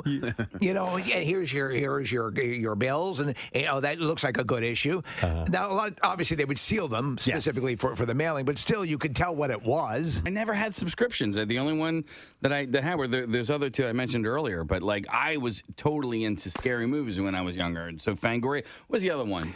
There was Fangoria, there was Starlog, there was Famous Monsters of Filmland, there was, like I said, the Monster Times was another one of them. Another one? Am I missing them? You're missing one. There was Fangoria, not Fantasia. It was Biggins? Jugs, and they're areolas. People that are reminding us the names of Butthole. Some of the other. I subscribe to Butthole magazine. What's this one about? It's a picture of a guy with a pipe. I'm a butthole reader. For this Christmas, give Dad what he wants. Butthole. Steve, what are you reading? I'm reading Butthole, Preston. Telling me how I can set up my stereo. Apparently, you have to run the cords through your butthole. Oh, yes. What are you reading there? Oh, I was just reading Butthole magazine, telling me how to get a more effective home theater. Apparently, it works better if you put the cord through your butthole. Oh, my God. Oh, this is the 10 tastiest cheeses for the holidays. Many of them are better if you put them in your butthole. Some guy with an ascot on. Everything. Every single Lord, thing. Lord Buddington. An ascot. An butthole. An abscot. Oh my God. Okay. You know what? I think now that I'm reminiscing, fondly about Butthole Magazine. No, I'm pretty certain it had to have been Mad Magazine had to have been my very first subscription to anything. I'm going to say likewise. Yeah. I loved it so much. And there's just, do you remember when you would see something in it? And it's not like you could do today, obviously. You would look at this, you'd lend the magazine. I never read it. Oh my God. Yeah, I don't, unfortunately, the only thing that I know that what you're talking about is Alfred E. Newman and that little thing in the back. But Preston, the fold. So Case, not only would you have the picture in a lot of these cases, but what you would love is in the background there'd be like flies with little fly lines around them. Yeah. There'd be these little things that they would do to just augment the picture that made it great. Yeah, agreed. And the artists were great. WMMR presents Preston and Steve's Bizarre File. All right, we're going to dive right into this with a home run story, and we should have an audio clip to accompany this, Marissa. I don't know if you got this over or not, but the police officer who allegedly had too good of a time at Universal Studios Hollywood is now looking for work. Turns out being accused of banging someone while on the clock is going to do that for you. It will. Law enforcement sources tell TMZ that the deputy who got caught on a hot mic apparently doing the dirty late last year near the Bates Motel on the lot, by the way, at Universal Studios. What a weird place to pick. Has been given his walking papers. After the brass at L.A. County Sheriff's Department looked into the incident, they found that he had violated policy. The guy can appeal the firing if he wants, but for now, he's not going to be reporting back to work anytime soon. Police say the deputy was ignoring calls from dispatchers who were trying to tell him that they could hear him having sex in or around his squad car with what sounds like a woman's moans audibly coming through loud and clear. Do we have this? Yeah. Okay, let's hear it. Here we go. Oh, no. Open mic on dispatch 2 is an open mic, so you're like, You can hear the dispatcher trying to no. contact him. 95 Yeah. Ocean, you have an open mic. 95 Ocean, open mic. 95 Ocean. Was that him? Yeah! We're at the Bates Motel! Oh my goodness. 95 Ocean. 95 Ocean, you have an open mic, secure mic. Oh my goodness. Wow. Yeah, exactly. Your radio is open. Your radio is open. This is dispatch. Your radio is open. Your radio is open. This is dispatch. Oh my God. The Sheriff's Department said the administrative investigation is concluded regarding this incident. The administrative process is still unfolding, and we are unable to share further detail at this time, but what we can say is Sheriff Alex Villanueva takes allegations of misconduct very seriously and expects peace officers to hold themselves to the highest moral and ethical standards. So I wonder, is there an actual police division on the grounds of Universal Studios that they employ to patrol, or, Yeah. How does that work? Good question. Yeah. Don't really know why he was there, but nonetheless, we have that great audio. Police were dispatched to an address regarding a postal carrier who had exposed his genitals while urinating on a mailbox. That's how they do it now. That's your postman. Neither rain nor snow. No. Nor a full bladder. An arriving officer located the postman, who immediately said something about emptying a bottle of water. The officer found this to be curious, considering that they hadn't yet asked him any questions about the incident. When told about the complaint, the man denied urinating on the mailbox. He also became agitated and uncooperative. What's your name, sir? I didn't piss on a mailbox. What? The officer then talked to the witness, who said that while moving into her apartment unit, she was told by the landlord of an ongoing issue with the mailman peeing on a mailbox. After seeing the incident, she approached the man, who had his penis out, and she could also smell urine. And that's when the mailman pulled out a bottle of water and poured the contents over the urine. He also began yelling at the woman. The mailman was cited for public indecency. Oh, hello. You're probably wondering what I'm doing. Yeah. A man who decided to strip off and have a nap on his floor after a hard day's cleaning woke up to find a monster centipede had latched onto his testicles. Oh, my, where is this? Taiwan. Oh, my God. Those things are huge down there. They are big. The unfortunate man Jesus. Was named in the local press reports as Yi. Or is that just the sound he made? Yee! He explained to reporters that he was woken by the sharp pain in his groin. What's your name? Yee! And he quickly realized that the arthropod had sunk its mandibles into his scrotum. So on a centipede that size, those, and I'm sure if you've ever seen their mandibles, they're huge. Yes. He said, I was shocked and I initially wanted to slam a book down on the centipede. On my balls. But quickly realized why I should not do it. Trying to pull the centipede. Oh, my balls. Trying to pull the centipede off only made the pain worse. Oh, my balls. So in desperation, Yi crushed the creature in his fist, and Oh, my balls. at which point it finally released its grip. Oh, my balls. Even so, Yi's intimate area was somewhat wounded, and he took himself to the hospital, and his damaged scrotum was patched up by medics. Oh, my balls. Yes, we know Yi. These centipedes, Preston, I had a praying mantis on my deck the other day, and there's just something so robotically on your cold deck. and calculating. Deck, not Deck, my, yeah. On my dong. Up until there's just like machine-like. Oh. Yeah, hate it. Up until that point, it was all fairly standard, but it was then that something very unusual happened. Yi contacted his insurers and was told that he was entitled to an insurance payout. Let me put you through to the centipede on your dong division. A representative from Yi's insurers explained that a centipede bite was a highly unusual event. Really? And in fact, in her 10 years with the company, she hadn't heard of a similar occurrence. This is only my second one this week. As a result, she said Yi's mishap qualified as an accident, and that made him entitled to a payout for loss of earnings while he was recovering. Oh, my balls. How about that? All right, and then we'll do one more story and wrap it up. A man shot himself in the leg while urinating in Times Square early Monday afternoon, police say. How does this happen? The man who misfired, a 39-year-old from Brooklyn, took a bullet to his right leg at the corner of West 40th Street and 7th Avenue at around 12:25 p.m., sending him stumbling into the corridor of a train subway stop there. He was taken to Bellevue Hospital, where sources said that he was conscious, alert, and likely to survive. Oh, my balls.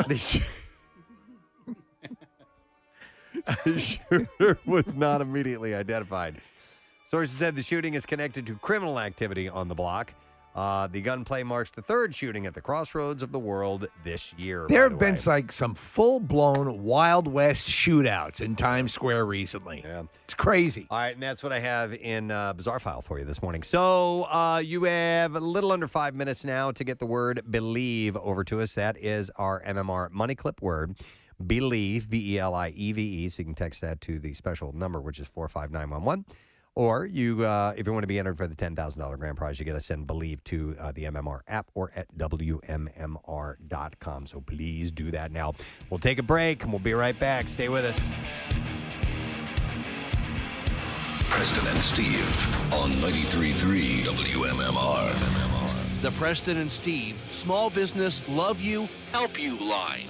Gadzooks, everybody. My name is Jim Walker, and I'm a home and auto insurance broker. I'm a Delco guy, but my agency is located in the heart of Westchester. We're saving people hundreds, even thousands of dollars every year by shopping your home and auto insurance. And in times like these, who couldn't use some extra cash?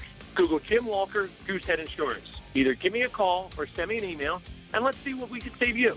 Proudly serving Pennsylvania, New Jersey, and Delaware. There were almost little Easter eggs throughout as well, and outside of the frames All and over things the like that. place. Yeah. So you really had to, you could spend a lot of time reading the magazine. It wasn't just you pick it up and tear right through it. I mean, I would hang on to them and go back and see things that I would miss the first time around. I remember laughing out loud, as a kid, and one of the first times really laughing that profoundly, and that carried over to National Lampoon, which, again, great memories of that, and Nick, you saw the documentary about. Yeah, with Will Forte. Yeah, and there Phenomenal. I remember they did a piece on, it was an old-style brochure for the largest ocean liner ever built. I think it was called the Tyrannic.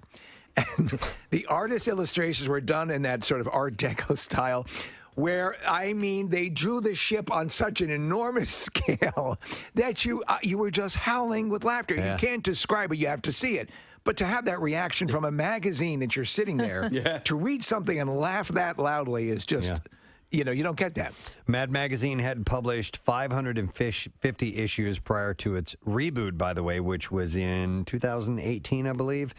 DC purchased Mad Magazine in 2017, but they're going to hang it up. At its height, it had 2.8 million subscribers. Now they took which was in like 1973, I think. They took a big hit when editor Max Sherman went over to handle the chores at Butthole. And, yes, exactly.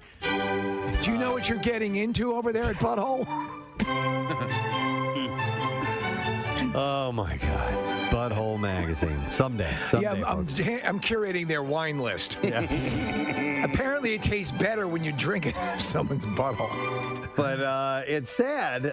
It's sad that it's going away, even though I haven't, actively been a subscriber for a couple of years. But nonetheless. Anything from Silicon Valley to Patriots Day to Crazy Rich Asians to It's Always Sunny in Philadelphia.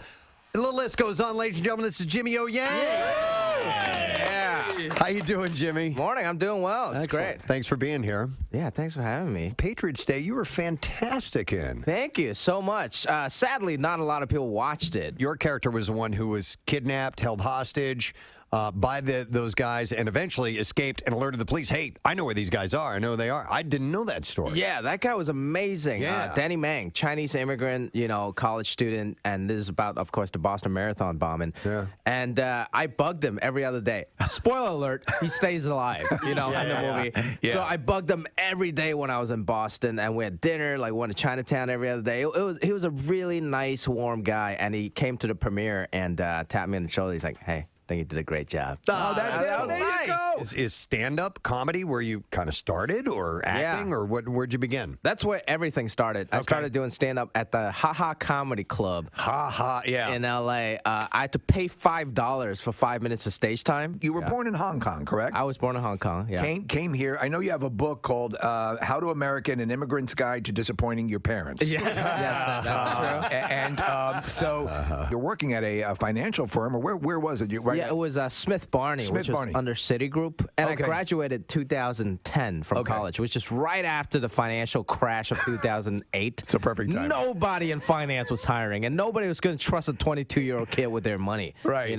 So my dad hooked me up with an internship, and one day he came home, he was like, Jimmy, great news. They're going to hire you full-time. You're going to be a great financial advisor. And literally, tears of joy was coming out of his eyes. And I thought that was just the worst news ever. That to me sounded like a death sentence, And I just didn't know how to tell him. And I was like, I don't want to do this, I had to, disappoint my parents in order to not disappoint myself. Yeah. That was the creed that I lived by. So after college, I did that internship for a little bit just to appease my dad, and then after that, I got 3 jobs. And when I graduated, I was a used car salesman. I worked at a comedy club as a doorman in exchange for stage time, and then I was a strip club DJ at night. So I did all those 3 things, still not knowing what I wanted to do. But there was no customers in that club, so nobody ever did. What was it? Were you doing day stripping, or was it the night stripper? It was night stripping. It was after my comedy club show. There was no prime time in that club at any time. I started off with just a stand-up community, which I thought was so cool. That's one of the main reasons why I did stand-up. So you've seen Bobby Lee's penis then? Sadly, no. I feel a bit left out. Wow. I feel a bit That left guy out. gets naked every time he comes in this studio. Oh, really? I've been to his house, and he still has not shown me his penis. We're not even Asian. We're closer friends, yeah. I know. We're not There must even be in the something club. wrong with me. Maybe he only shows penis to white people. It might be that. That might be it. And he tells you guys about, listen, here's what I do with the white. Whip it out. But yeah, Bobby was somebody I looked up to. I watched Matt TV religiously. Steve Byrne was somebody I looked up to. Ken Jeong, and now we're all really close and good friends. That's great. Ken, of course, was in the movie. Yeah, it's great. And we all love each other. And doing this movie, one of the greatest thing, was I felt like I found my creed. you know, of actors, comedians, because we all kind of went through the same phase of disappointing our parents to do this job. We all had the same experience. And, like, when we're hanging out in Singapore, there was no questions of, like, hey, can we go to Chinese food? Like, look, it's not, like, weird Chinese food. It's just like, no, everybody was just down. We go to authentic Chinese food, and we did karaoke every night. Everybody was just on the same page, and it felt so good. Did you do work with the Harlem Globetrotters? Oh, man. You know, people ask me that. It was one of my very first paid jobs ever. So the Harlem Globetrotters, they go to China for like a world tour every year. Right. And I was like one of the only Chinese American comedians they could find. This was like 10 years ago. And I was the only one they could afford, I guess. They paid me $200. To do what exactly? To be a consultant. So they sent me the script for the Chinese tour to make sure nothing's offensive. Oh. Honestly, I didn't even read the script. You're good to go. I didn't know. I was like, that was my first job as a comic. I didn't know. And I skimmed through the script. There's something about, like, they bring out, like, a Hello Kitty thing, you know, in the middle of their show. I just told them for $200. I was like, dude, you know, Hello Kitty's Japanese, not Chinese, okay? Just so you guys know that. And that was it. That was my $200 worth of advice. And now on my Wikipedia says that I wrote for the Harlem Globetrotters. So. Silicon Valley, they know not on their radar? Yes and no. My dad understands comedy a little better than my mom. Like, he loved it. My mom watched it for the first time. He's like, hey, Jimmy, can you not hunch it back? He's correcting your posture? Yeah, I was like, Ma, I'm playing a character in the show. It's like, okay, play someone who doesn't hunch his back. Another day, another Korn story. Korn has announced that the band will release its 13th studio album, The Nothing, on September 13th.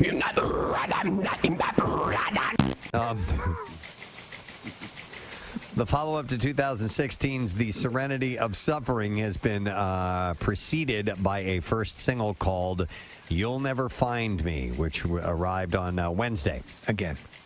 Oh, okay.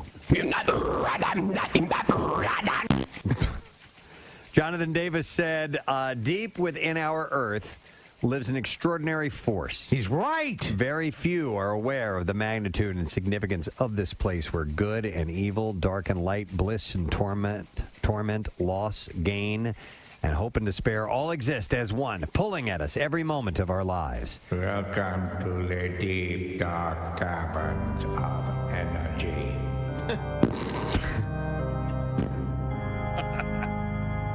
You are here because of corn, yes? You are one of us. You make the hallowed sound. It's not something Everyone. It's not something that we can choose to navigate, he says, but what a bunch of crap. And it's the only place where balance between these dynamic and polarizing forces exists, where the soul finds its refuge. Welcome to The Nothing. Did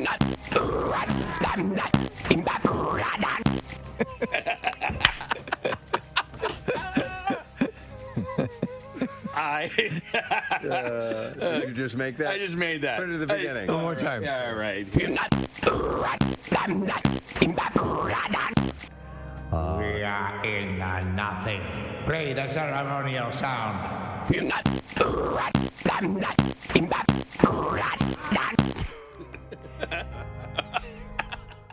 Enter. Oh, that's like the password. Yes, at the door. yeah. It's Open Sesame. Okay. You have approached the boulder of truth. To enter the hall of corn, you must emit the sound of recognition. Proceed.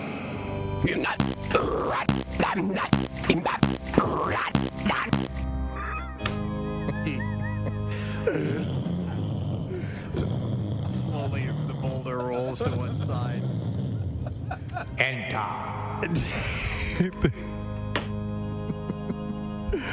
This is as stupid as it gets. Davis is living. Hi! Come on in. Come on in! I love songs like that are just, oh my God, you just said it. Yeah. You just said it so plainly. Not a lot of, flowery language or metaphors. You just said it straight out. I love I know one that comes immediately to mind. That actually, when I had gone through a breakup, laid it out, and I was like, I know got what it is. Say it. Heart of the matter? You got it. I knew it. It's the economy of words. Telling you. The message. Yeah. It nailed it. I agree. Don Henley. Yeah. And it's so plainly speaks. And he managed to make it all rhyme. And he too. made it rhyme. How the hell do you do that? These guys. But I wanted to throw this out as a subject of the song that gave you the strength, whatever it was. Jim, you're on the air. Good morning. Hey, guys. Good morning. How are you? Good. What's up, Jim? Hey, so 15 years ago, I was working for Johnson & Johnson, and we were working on a new Tylenol product, that's Tylenol Rapid Release Gels. Yeah. So I'm down in Puerto Rico. I was down there for about 18 months, away from my family, the whole deal. And we were having a lot of technical problems. We're really dejected because we're thinking we're going to have to tell them to delay the launch and everything. And we're winding up the day around 8 o'clock at night. We're on our way to a small hole-in-the-wall restaurant, and as we're walking into the restaurant, we hear Rocky Going the Distance. And so forth. And you got a headache? Are you ready? You got a headache? You want immediate relief? Then you got to have Tylenol. Rapid release! Come on! Rapid release! You can't wait? Your head hurts! But Jim, it was the weirdest thing, and in Puerto Rico of all places too. It was hilarious. Regular Excedrin stinks. But it gave you the strength because you were missing your daughter, and you just to keep on going, right? I love you. Exactly. I miss you so much. But Daddy's working on rapid release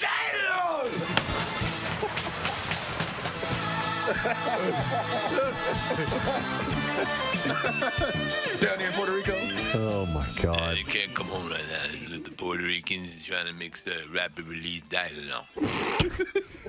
I hope no one's calling in for sympathy. Not gonna get it. Because when you got your head, it feels like it's a punching bag. You got to have immediate relief.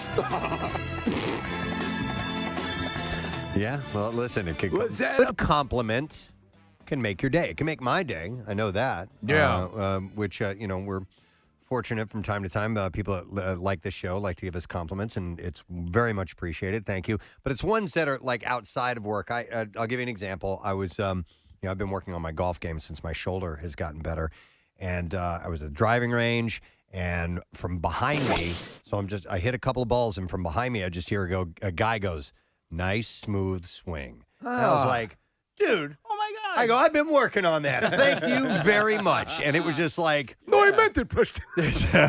It was just really cool to hear. I had another compliment like that a couple of days later. Golf? Playing. I was out hitting balls, and somebody had commented on the way I was swinging the golf club and how great a shot I had. And I was like, thank you for noticing. I've been working really hard. So it's so wonderful when you get something like that. It's actually been happening a fair amount lately. My Halloween display and my Christmas display. As I work on it, I love it because it's for the neighborhood. I really love to see people respond. And I have people coming by it, and they stop at the stop sign. It looks great, and they love it, and they bring their kids by, and that makes my heart feel good. Yeah. It's a genuine thing. Can I tell you the weirdest compliment I think I've ever gotten? Well, I'm glad you bring that up because that's the direction I want to go in with this. Is I saw a Reddit thread. A Redditor had asked, "What is the weirdest compliment you've ever received?"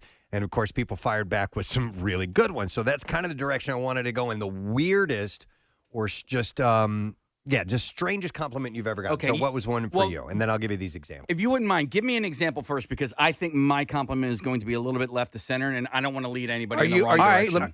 Okay. I'll give you a short one. This one said, somebody told me, "You remind me of Kermit the Frog, not in looks, but in vibes."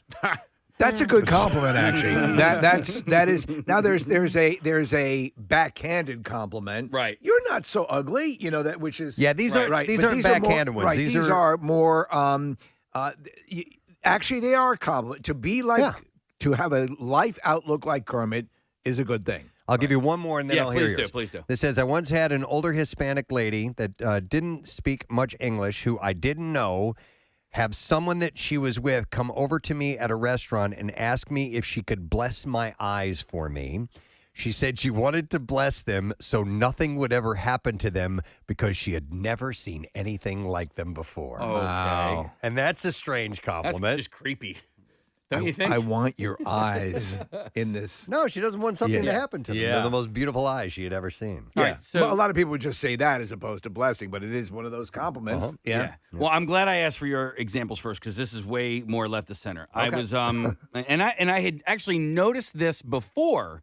That's the weird thing is I noticed this before I had received this compliment.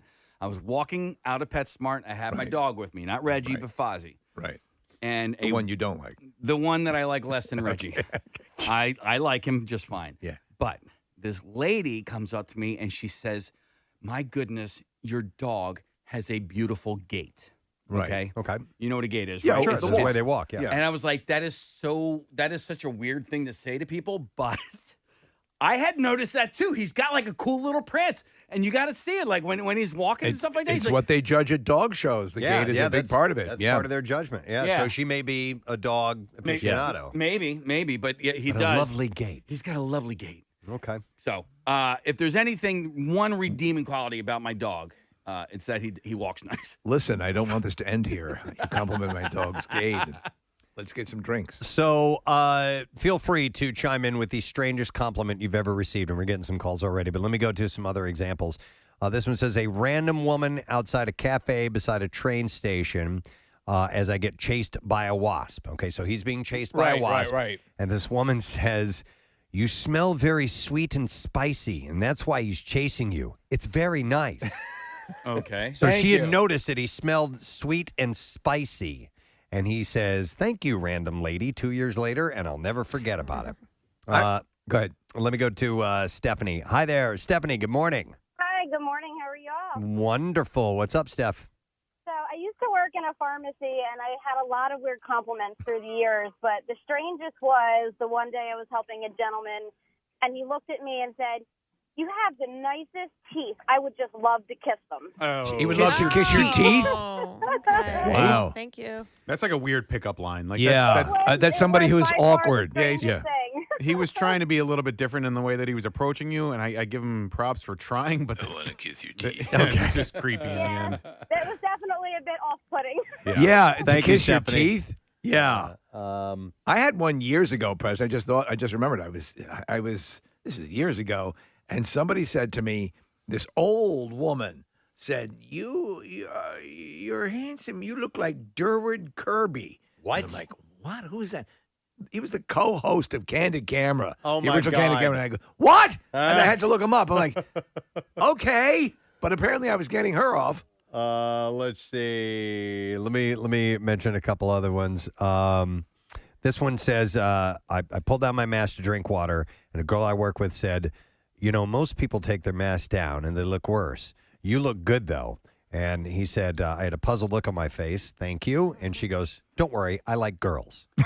Okay. Well, it's a compliment, and it's an old compliment. I would drink your bathwater. Yeah. Right. And that is a sort of compliment, but it's also it's almost on the order of I want to kiss your teeth. Yeah, creepy. All right, here's another one. I went to Mexico with a buddy about 10 years ago, and we were drinking with a bunch of people, and another group of people were standing near us, and they kept looking over, and they were whispering to each other, staring at us, and finally, a few of them approach us, and one guy looks at me and says, are your calves real? Oh, my God. All right. And I was like, yeah, they're real. And he turns to his friends and he yells, hey, they're real.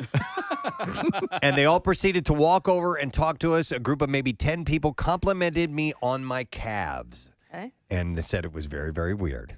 I wonder if the person was like a bodybuilder or something. Yeah. I don't know. I think if he was a bodybuilder, he'd be, you're Yeah. aware of that. Right. That you've Yes, worked that muscle my out. calves. Yeah, a lot of creatine. All right, here's a really weird one. This one says, someone told me that I looked like I belonged on a shortbread tin. Look like they belonged on a those shortbread tin. those little Yes. tin boxes. that Yes, shortbread- yeah. I don't know. I have no idea. Maybe like a Courier and Ives sort of. It's a Yeah. weird compliment. You should be on a most wanted poster. Here's you. Listen to this.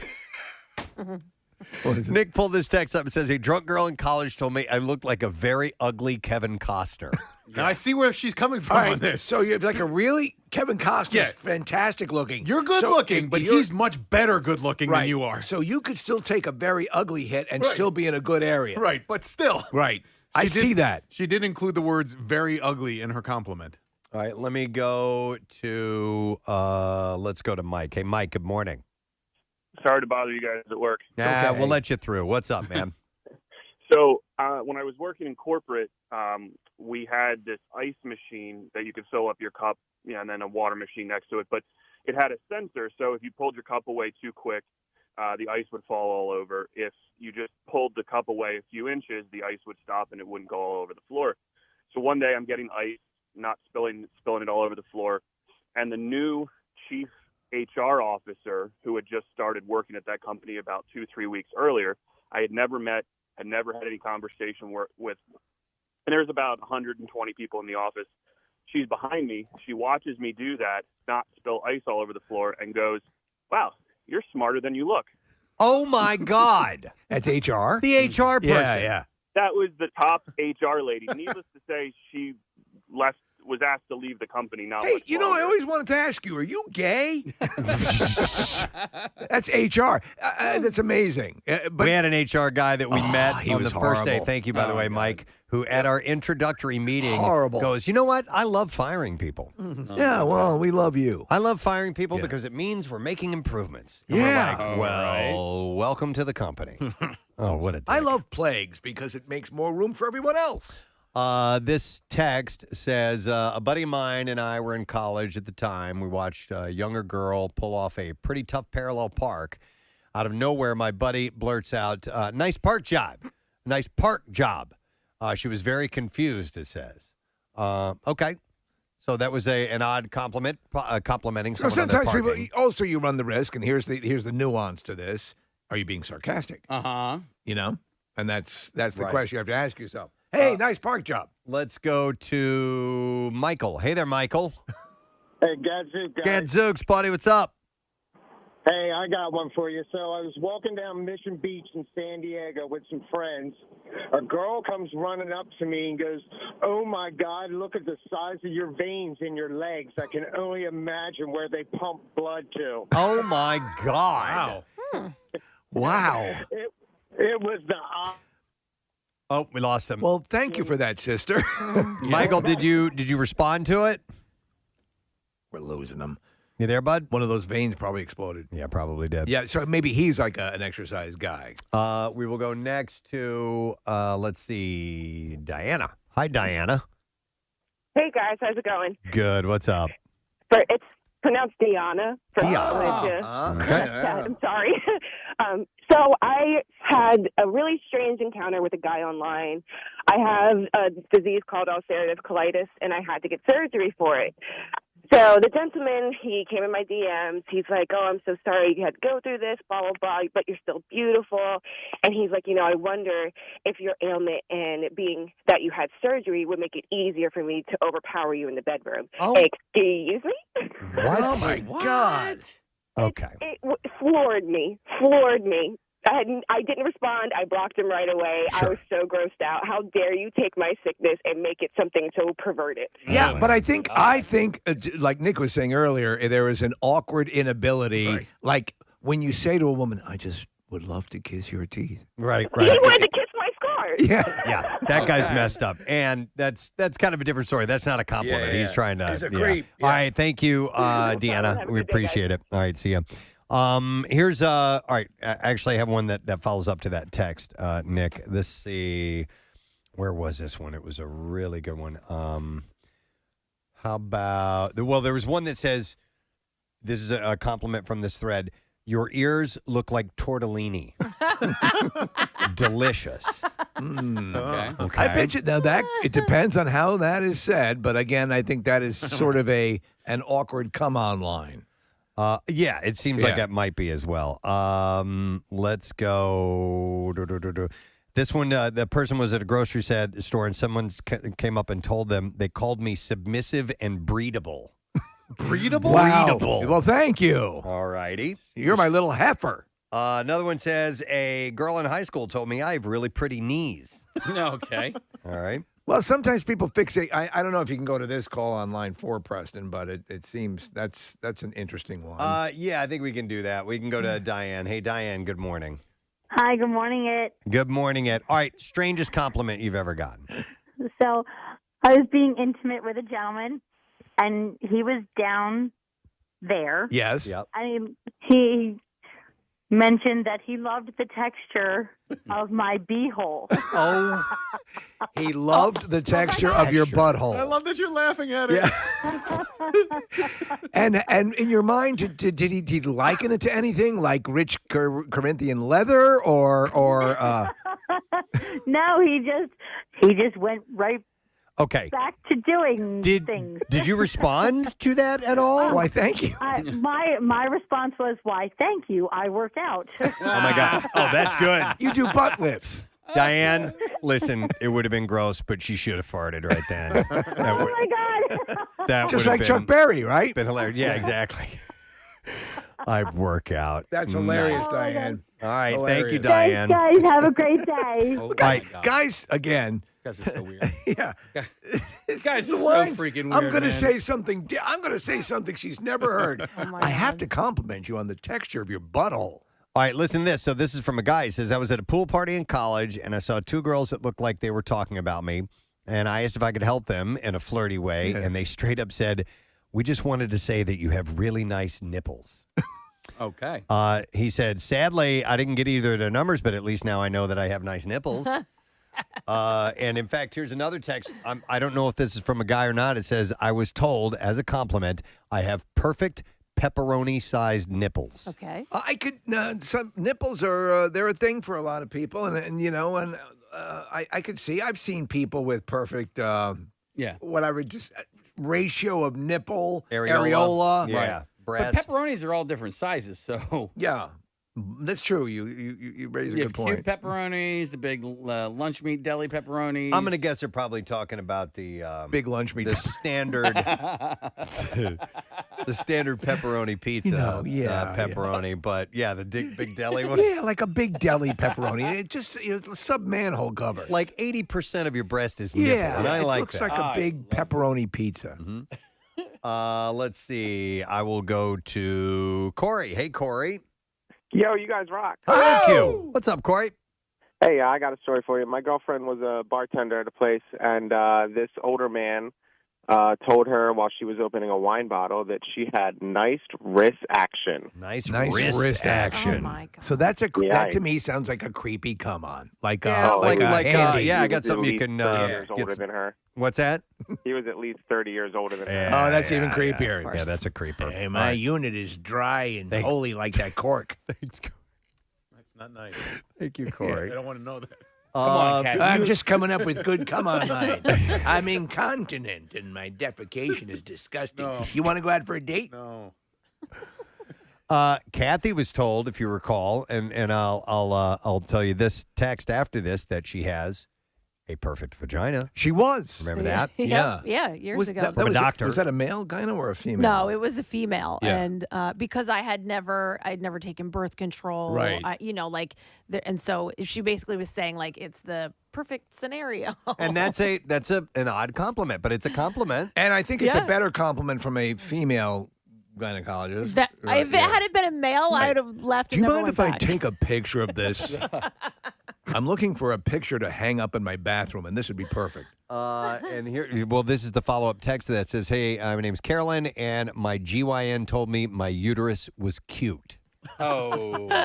What I don't know is if her GYN is male or female or straight or Can whatever. I tell you something? You got some banging fallopian tubes. Wow. Let's see. I will go to Michelle for the strangest compliment ever received. Hi, Michelle. Good morning. Good morning. What's up, Michelle? I was at a party and I was the only person with green eyes. Everybody had brown eyes. This woman came to me and said, "Oh my God, I love your eyes. I want to eat them." Oh, wow. That is an effed up thing to say. How about just your eyes are beautiful, and you sell it that way when you say you want to eat someone's eyes. That's disgusting. Hey, Michelle, when you're a green-eyed person, you have really bright green eyes? Yes. It really stands out. Do you get compliments regularly on that?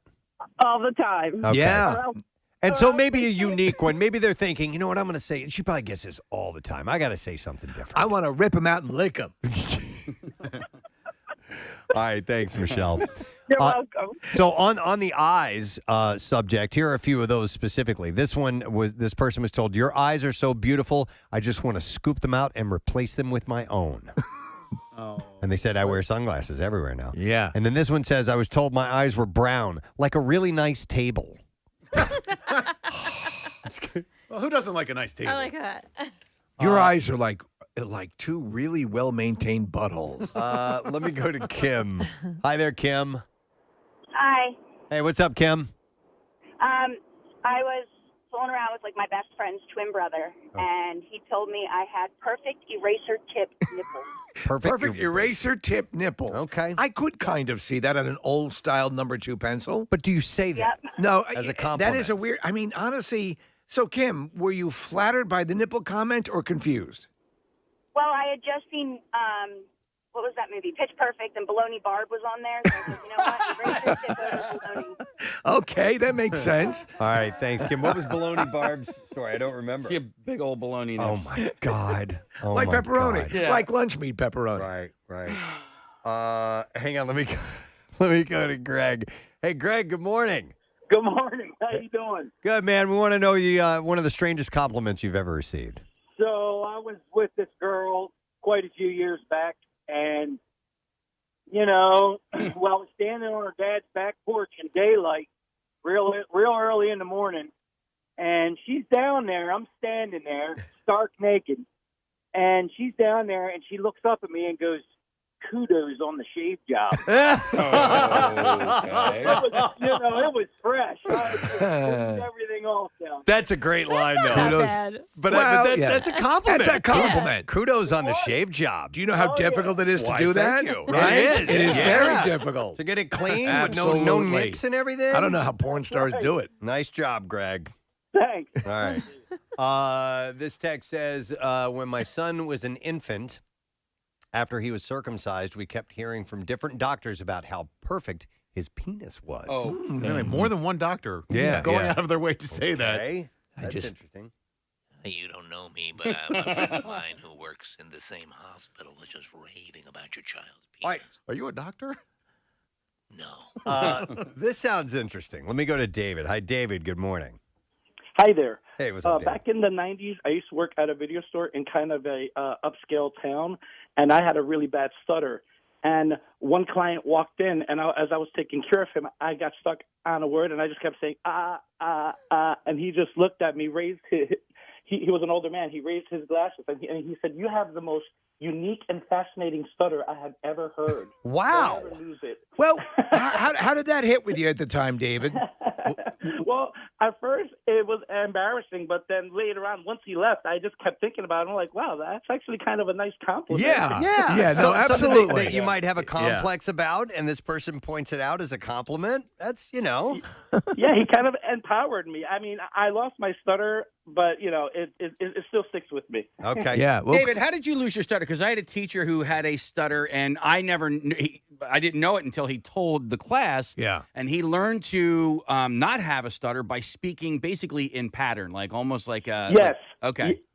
Yeah, I had a really good speech therapist. Her name was Rita Kunzel, and she taught me to calm down and to use a sing-song voice. Okay. So whenever I speak, I try to use a sing-song voice, and I can speak for hours without stuttering. Well, you're that doing way. great. Yeah, That's sounds awesome. great. Yeah. All right. Thanks, Thank David. you. Appreciate it. Case, do you ever see the King's speech? No. It's great. Oh, what a my movie. goodness. Oh, my goodness. There's a whole section where he's trying, and his exercise, Preston, was to, my butthole has a nice texture. My butthole has a nice texture. It's great, though. Yeah. I mean, he has to give this moment Monumental of crisis, monumental speech. Yes. Yeah. And He must use the butthole exercise. It's Case. You should. Is it good? It covers all of that and the difficulties that come with it, and at the time how infantile treatment was for that. There was virtually none. It's crippling, and it's for people who have to deal with it and overcome it. It's amazing. Yeah, it's really, really well done. Okay, back to compliments. Back Sorry to about buttholes. that. Here's one that says, a drunk old sailor told me the shape of the top of my upper lip was very nice. Said very specific and very odd. He was nice, though, and gave me some unsolicited but true life advice as well. And I don't know what that was. Never have sex with a raccoon. A girlfriend at the time said to this person, I like how you look at me, like you're going to kill me. To someone, that's a compliment. Okay. Boy, thank you. Let's see. I will go to Laura next. Good morning, Laura. Hey, bitches. Hey, what? All right, Laura, strangest compliment you yourself have ever received. So I went into labor with my first child 2 years ago, and I was in the hospital, and I didn't know what to expect, and they were checking me to see if I was dilated, and while the doctor was checking me, she was like, you have the most beautiful uterus I've ever felt. Wow. Kathy. Weird. Competition. Yeah, well, she's got the vagina, and Right. she's got the Do you uterus, so, mind? yeah. And they asked if they could bring one of the medical students in to check it out. So once I had my epidural, I didn't really care. I was like, Yeah, that is Guys, kind of weird. you gotta come in here. Yeah, You gotta yeah. see Look this. at this. Look Tell at me, this. does that not look like Formica? That is amazing. But you Can said, I weigh that? You said felt, right? So they weren't coming in and looking; they were coming in and feeling. Yeah. yeah. When you're getting ready to pregnant to be to give birth, they have to see how much you've dilated, and that's what they do. They go in and they feel, and they'll go, okay, and they can tell just because they've done it so much. You're like, Up all to right, my elbow. No, so you're at 4 centimeters right now, Right, and that's how they know how long to wait before starting actual the delivery. Laura, if the doctor had brought in a mall artist to sketch it, would you have put your foot down? After the epidural, they could have done whatever they wanted. I've heard that. Right? Yeah, go ahead. I can't Just feel go. anything. Poke around all you Go want. ahead. All right. Thank you, Laura. Exactly. That's hilarious. Let's see. Just a couple of more. We got a There's break, two right, good Casey? ones up here, I Preston. have Sean. Hey, Sean. Good morning.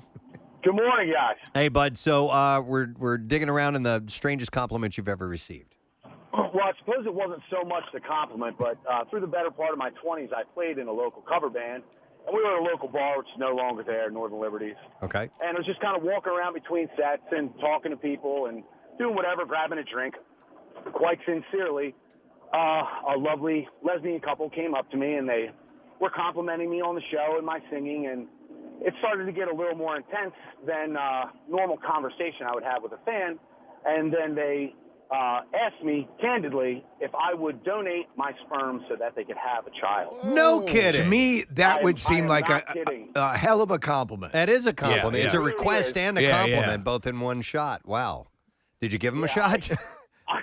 I didn't really know how to respond because I'm sure that it was like I said, they were sincere, and I'm sure that was a touchy situation. Sure. And I didn't want to laugh because I was so taken back, and Yeah. I was just kind of stalled out. As it turns out, I have a baggie filled with it in my car. Hey, Sean, what band were you in? I was in a band called the Benders. The sperm donor. Oh, you were in the Benders. Okay. I remember that, man. Yeah, I we were never saw you guys, but I saw your name popping up all over the place. Okay. Yeah. Cool. All right. Thanks, Sean. We appreciate it. Yep. Have a great day. You too. wild. All right. One more. Let's end with this one. Hi, Bob. You're on the air. Hey, good morning, guys. Good morning, sir. Bob, I think we're going to end with one of the best ones yet. What was the strangest compliment you ever received? So I'm calling from rainy Wilmington, North Carolina. Moved down here for job, but still listen to you guys every morning. Thank you, man. We appreciate it. So we have an Irish wolfhound named Pickles. And if you've never seen an Irish wolfhound, they're very large dogs. Yeah, they're huge. And we take her out to local establishments that allow it. And so we're out one night drinking, and she always attracts attention, kids and adults and stuff. And there was this woman that kept coming over, petting Pickles, how much she loves Pickles. And right before the end of the night, she comes over and she goes, I love your dog so much, I want to have sex with him. Wow. Wow. right. Wow. That's a Well, red thank flag. you. Thank you so much. I was not sure how to respond. I didn't know if Pickles swung that way. Wow. You know, what her preference is. So. Yeah, you don't know what Pickles wants. Yeah. Yeah. That is true. Oh, my That is God. true. I could have changed my name to Gator and pimped her out, but I didn't want to go that route. Right. That's great. This is an incredible experience when someone says they want to have sex with one of your pets. All right, Bob. Yeah. Thanks, man. Appreciate it. Have a great day, guys. All right, we'll see you. And the last one on this list that I got from Reddit was someone was told that they were vertically fat. Vertically fat. I don't even know what that means. Tall? Does that mean you're tall? I Oh, think. I have no Okay. idea. All right. All right. Anyhow, thank you for your calls. We appreciate it. We got to take a break because we have a guest coming up. Her name is Miss Pat, and she will be at Punchline tonight and through the weekend. So stay with us because more chances to win money as well with MMR's Money Clips. We'll be right back. On the roof, it sounds like a seizure. You have to take a few Tylenol for that, maybe like a billion. But like a billion. Yeah. To shut down your kidneys. An artificial tongue that can taste minute differences between varieties of Scotch whiskey could be the key to identifying counterfeit alcohol. I was watching this story yesterday, and I guess the guy who invented it, Preston, has a really thick Scottish brogue. Yeah, so they're engineers from the University of Glasgow and Strathclyde in Scotland that created this. Yes. So and it can. The whole purpose is to distinguish knockoff Scotch, basically counterfeit alcohol. Wow. Well, because you're talking about big money when it comes to also some brands of alcohol. Listen, Angus, I'm taking this home for the weekend. It's the missus's birthday. Yeah, it's the artificial tongue. Here, sit on this for about an hour.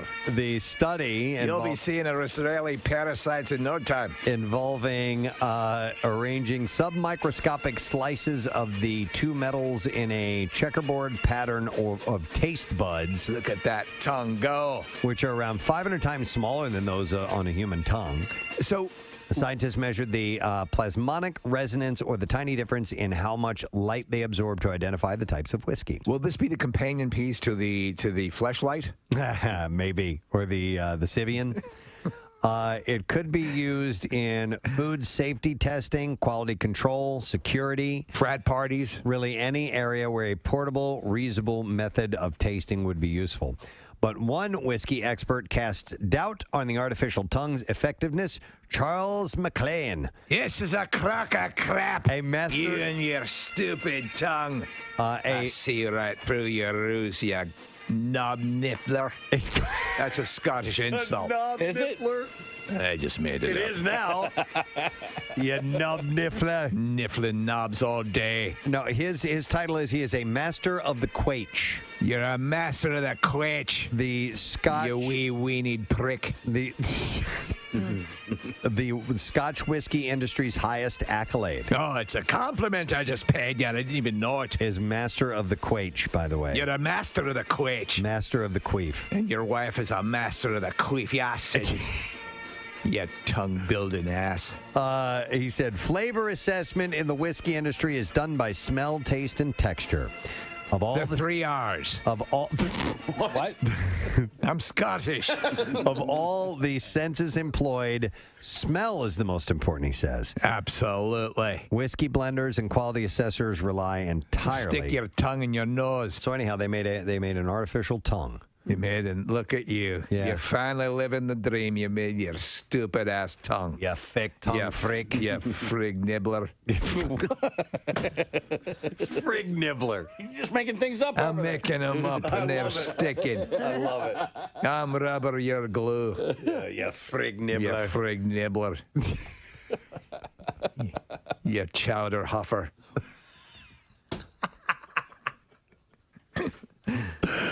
When an angry Scotsman says it, it carries more weight. You lollygagger. He's a carb tickler. That's a compliment.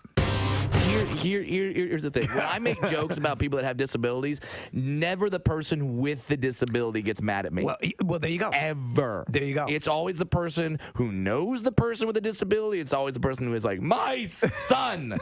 Like, do you get extra firepower because you are a person of smaller stature? Yes, I'm a dwarf, midget, person, short stature, and I know it's my voice. You can't tell. I'm not on the radio like, oh, plus some stuff. I'm so not woohoo! Like, no, I don't sound like that. But yes, I get a little more leeway because it's really hard to get mad at the dwarf who's making jokes. Do you ever have someone get pissed off at you and then not realize that you are, and then like you see them like. Yeah, on the radio. Yeah, on the radio that happens because, like I said, I don't sound like. And then they come like, "How dare? Well, how would you like it if you have a disability?" It's like, I can't wear adult clothes. Like I gotta pick up chicks with Bob the Builder on my T-shirt. All right, yeah. Like I did a show a few weeks ago, and there's a guy in the audience, and he was in a wheelchair.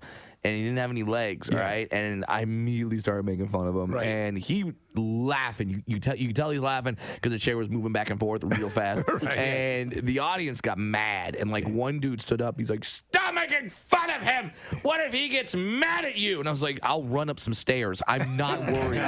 This guy's not gonna do. He's not a threat." So yeah, like it's always the people that don't have the ailment that I'm talking about that get mad. Do you ever get hit up for do scripts come your way for yeah. And what's the most bizarre you've gotten sent your way? Oh my god. Because you know you had when the Hervé Villechaize story was being done, right? Well, yeah, because that's Dinklage though. Yeah. That's the problem. He produced it. He's the Dinklage is the top guy. I hate Peter Dinklage. It's strictly jealousy. It has nothing to do with him as a person. He's probably a delightful human being, but he's in everything. If they made a movie and called it the Brad Williams story, it would be starring Peter Dinklage. It's madness. What's the craziest thing you've been offered? Yeah. Well, the craziest thing I was ever offered, and I actually did it. So this one dude wrote me and said, "Hey, I'm doing a horror film, and I need you to be like a monster or whatever." Really? And I was like, "All right, cool." And I had to sit in the chair. They put the mold all around me. You have to sit there for however many minutes. It's claustrophobic, right? Yeah, so the mold sets. It's really kind of scary. And then you do it, and then he goes, "Okay, this could be the monster mold." And I did the film. It's like some low budget independent. Yeah. It's nothing anyone's seen. What I didn't know is that the guy took the mold and sold it to somebody who turned me into a sex toy. Are you kidding? That is There's a Brad Williams sex doll? Yes. Well, not anymore because I sued them. Were you flattered? Unbelievable. Were you slightly flattered? Slightly flattered, but like, dude, it was freaky because someone gave me the website. Did you get one at least before you sued him? Because you could literally go F yourself. Yeah, exactly. Yeah. Oh, yeah. My wife could have something to do while I was gone. But yeah, like I looked at this website. It was me. It was me. And I just thought to myself, like, how weird is this going to be if someone on the street who bought this sees me walking the other way and just goes, "Whoa!" Like, and it just like has this weird reaction. I'm like, "Why are you acting like that?" He's like, I usually put my penis somewhere on you. Like that's great. Was it being marketed as Brad Williams? Or? No, I'm sure not. Yeah. No, it was marketed as like a midget sex toy. Like, this is how you could bang a dwarf. And What I'm a just world! Like, yeah, and I'm just like, wow. So yeah, I had to get my legal team involved in that. Brad, what were they going for? Do you know? I'm just curious. It was like $125. It was like an expensive sex toy. Wow. I once was asked to play in a charity golf tournament, and I thought, absolutely great, I'll go play in the charity golf tournament. And I do, and they had these golf carts that had the names of all the celebrities on the golf carts. So I'm walking, and it's like it's Bill Engvall was in it, and like some guy from Greece, not John Travolta. So who the hell cares? And then I see my golf cart. It says "Wee Man" on the golf cart. No way. dude. says Wee Man on the golf cart, and at first I was pissed, and then the group I was playing with start walking towards me, going, "Oh, we're so glad we got Wee Man. All our friends got lame celebrities. We got Wee Man." I'm like, "Oh God, now I got it." Yep. Now I can't be like, "You actually did get a lame celebrity." So I faked it. I faked being Wee Man because I thought, these guys are giving a lot of money to charity. Sure. Let's make sure they have a good time.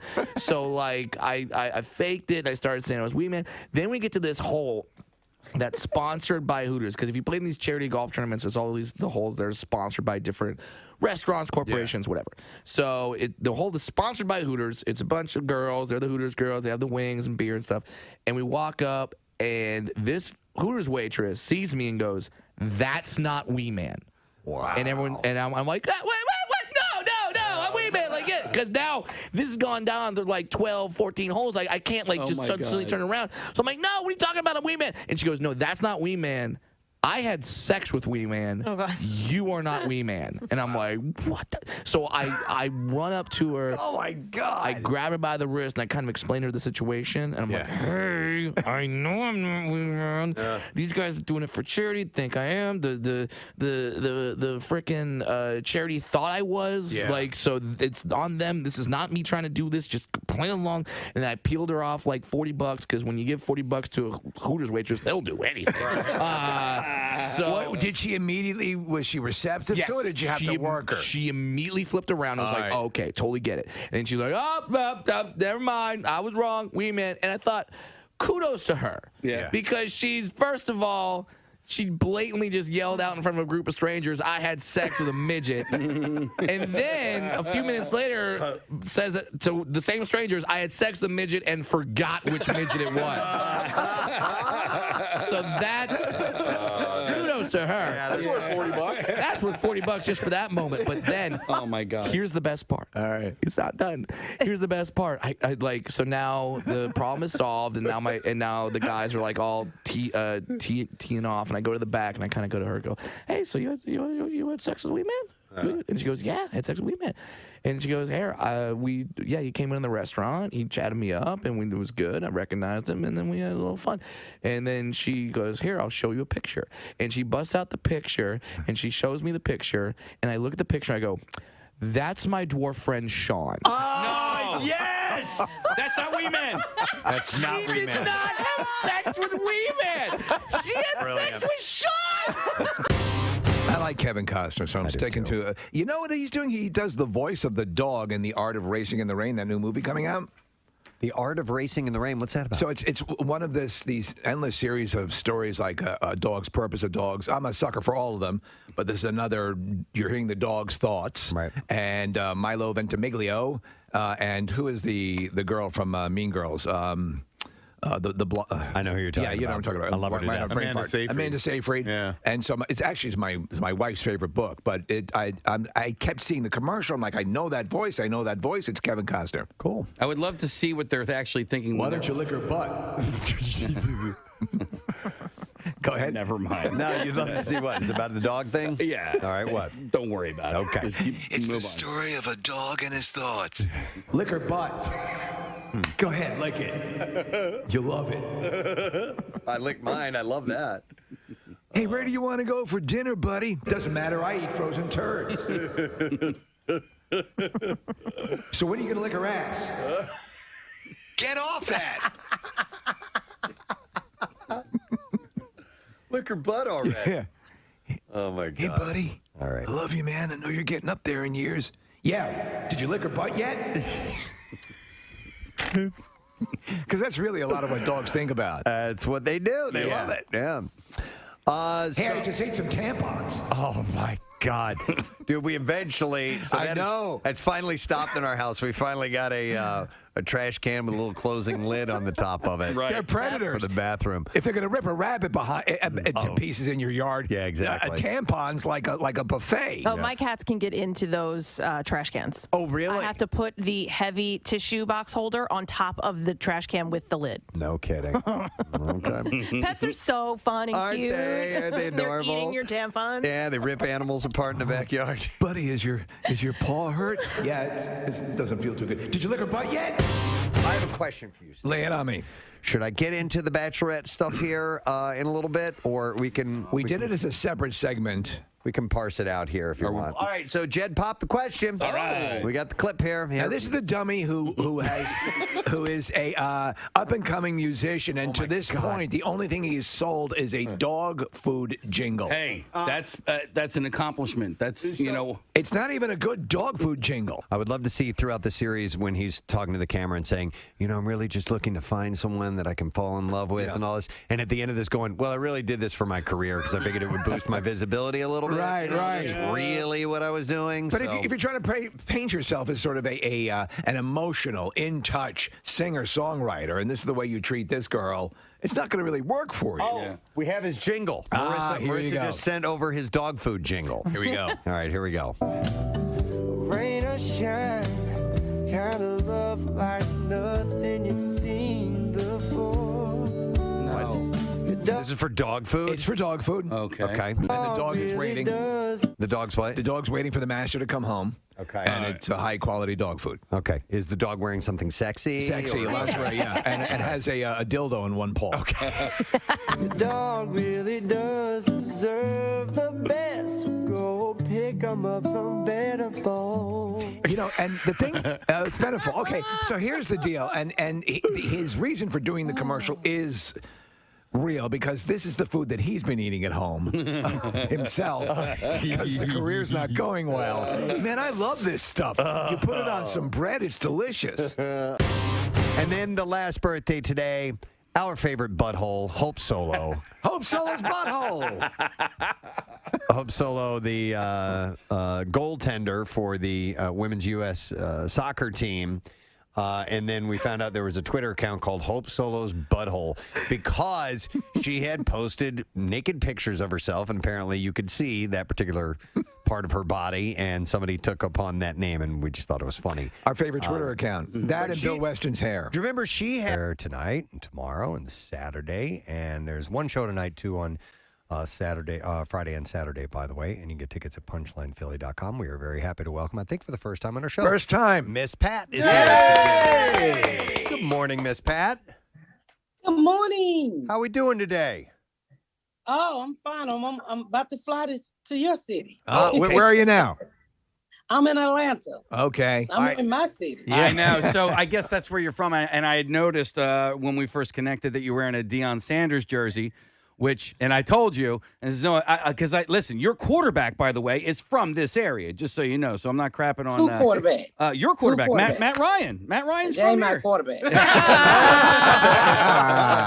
There you go. But I don't like Deion Sanders, and it's only because he played for the Cowboys at one point. So it's like if he never played for the Cowboys, I mean, he's arguably the greatest cornerback of all time. But wait, then all right. So if Matt Ryan's not your quarterback, who's your quarterback? I don't know. Okay. Whoever that guy is that be tackling and throwing the ball to the wrong black people.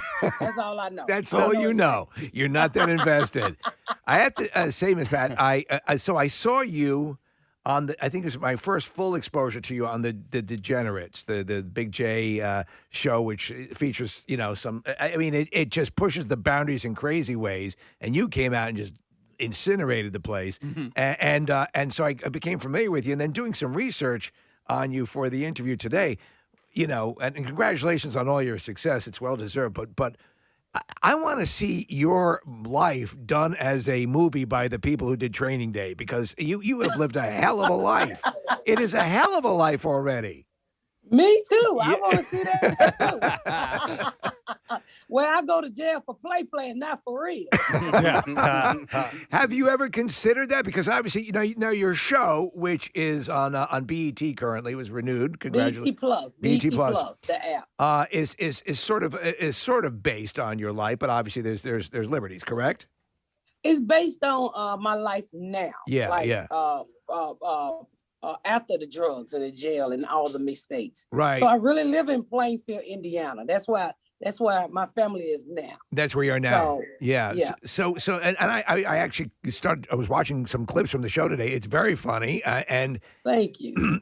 But there is this thing, and it's been said before, that like real, you think of the comedians. Some comedians come from just, they have a view on life that's that's amusing, and then a lot of times comedy comes from pain. And it gives, I don't know, it gives a unique angle, a unique look on things, and you have that. So I guess my question is, was it all worth it to be as funny as you are? Yeah, because I can go to work when I want to now. So it ain't that bad to get shot, have a few babies, make a few mistakes, and I don't know. Yeah, well, you know, I saw you. I guess was it on late night with Seth Meyers, and you were talking. Mm-hmm. You've been shot twice and hit by a dump truck once. People always remember the dump truck. I was shot twice. Okay. Got shot in the back of the head. Yeah, yeah. It's amazing that you are where you are. Did either of those come close to taking you out permanently? Well, when I got shot in the boob, thank God, it's a couple of alphabets behind my bra strap, so I was protected. A couple alphabets. Yeah, I guess. Yeah. I mean, a lot of stuff almost took me out, and sometimes I sit around like, well, this what you keeping me for, Lord, to make people laugh, to let people know no matter what you go through in life, hey, you can laugh about it. And Yeah. that's what I tell people each and every night on stage. No, it's true, and your material is great. I mean, you know, it was when I saw you on the Degenerates, I was thinking years and years and years ago when I was, you know, years ago it used to be the thing with the parents would put on, like, at that time, record albums. And I remember when they'd have like a party, and I remember a Red Fox album came out, and I'm like, oh, mother of God. Oh, yeah. But it was brilliant and hilarious. And you remind me of that in that, you know, you take no prisoners, and that's the way you approach comedy. Yeah, I mean, I do me. I mean, even in the show have grown people language. That's why we call it a grown folks sitcom. Yeah. I'm not changing. I don't want to conform. I don't want to be that perfect person. I'm not a perfect person. That's why you see me a convicted felon in the sitcom. That's why I say what I want to say on stage. I mean, you're not going to put me in a box. I don't know how to be put in a box. Right. I've been to jail. It ain't fun being put in a box. Right. I think you'd said that you got into comedy because after being an ex-felon, that was the only job that didn't require a background check. Right? It's the only job that never asked me for a background. I kept getting fired. Do you know I went to school to be a medical assistant? Really? And graduated, and they fired me. And I'm like, they didn't tell me I didn't have to be a convicted felon to fooling around with drugs and giving people shots. So I was like, hey, what can I do to keep me from getting a criminal background history check? Right. And it was comedy. So, and at that time you had a family and everything. You had to do what you had to do. Now, was it true? And correct me if I'm wrong. This is a legend, and it might not be accurate. But you had to tell your husband. You had to come up with an excuse for why you were going out at night. And what was the excuse you gave him? I'm going to Walmart.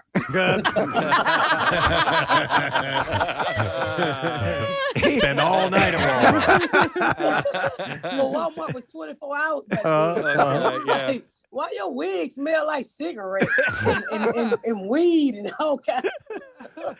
That's I hilarious. said, I'm a comedian. He's like, no, you're not. Go get a job. Go get a job. Hey, I wanted to ask something, Miss Pat. You've got the Pat Down with Miss Pat podcast, which, by the way, is a great name. I love that. And the description of it says that she dives into topics from backside meatballs to race.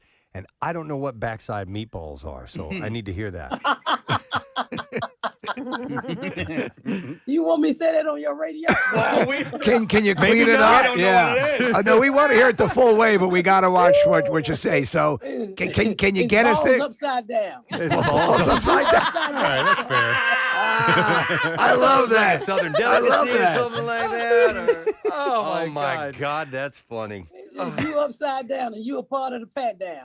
Oh my God! You know, you've been on a number. You're like listen. It's great you have your own podcast because you've been on so many of our friends and their various podcasts. And you're a great storyteller. You've been on Rogan and with Bert Kreischer and Joey Diaz, Bobby Lee, Ari Schaefer. So when you're putting together your own show and it starts to become sort of like you know, you don't want to tread over the same stories and stuff like that. So when you were looking at your own podcast, what were you wanting to absolutely do, and what did you absolutely want to avoid? I just wanted to be free. So Yeah. it's like sitting at the house, having a conversation, being free. Yeah. So once I realized I could do that, and you know, people always say, you know, just talk. And that's what I did. I grabbed 2 friends, got on the sofa, started talking, and it was it. And every week we happen to come up with something funny, You know, and the audience really enjoyed. You know who you put me in mind of too, of like a Patrice O'Neill in that you're I get that. You're naturally funny, and that was Patrice. We had the great experience of having him in the studio a couple of times and had a bit of a friendship with him, and you're in that line. Thank you. I get that. Richard, Red Fox, Bernie Mac.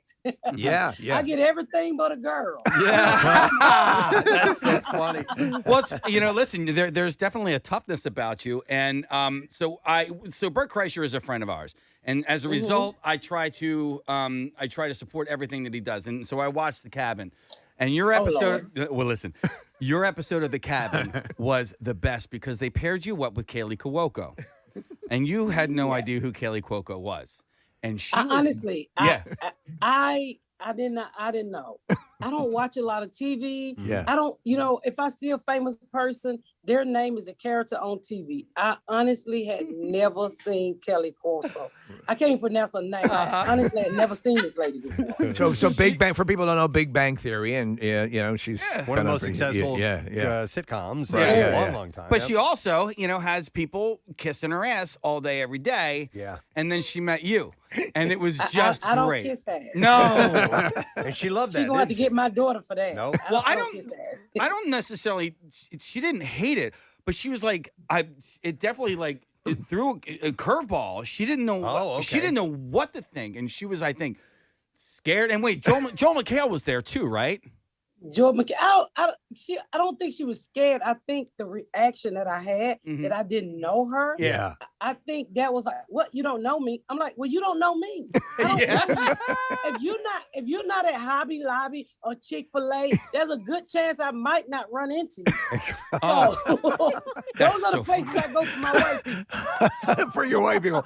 I can get that though. We talk about this all the time in a they're TMZ, which is the 30-mile zone, and people who live in that bubble and that entertainment bubble, and they never seem to leave. You're coming from the opposite end. You're not anywhere near there, and so I could see where that would be out of your realm.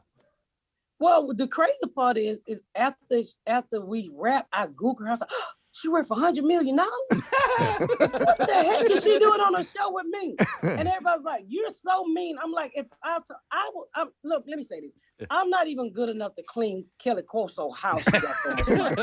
Okay, not true. Okay, I can't even be a fly on her wall. I didn't even know she would work. When I figured out the Big Bang Theory, I was just being honest. I was like, I don't know anybody black who watched the Big Bang Theory. So, I don't.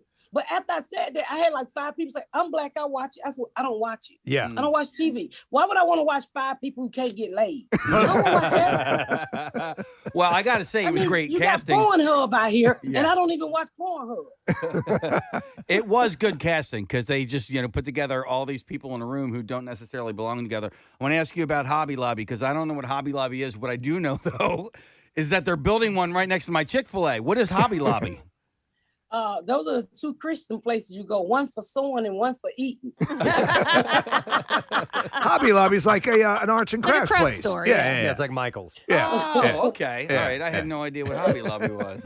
Yeah, you don't know what Hobby Lobby. If you ever come home and your girlfriend bedazzle your drawers, she been to Hobby Lobby. It's true. A lot of bedazzling going on at Hobby Lobby. But speaking of hobbies and speaking of extracurricular stuff outside of stand-up and your sitcom and all, obviously you have a lot of time eaten up by the job. What do you do to decompress? What do you do in your off hour?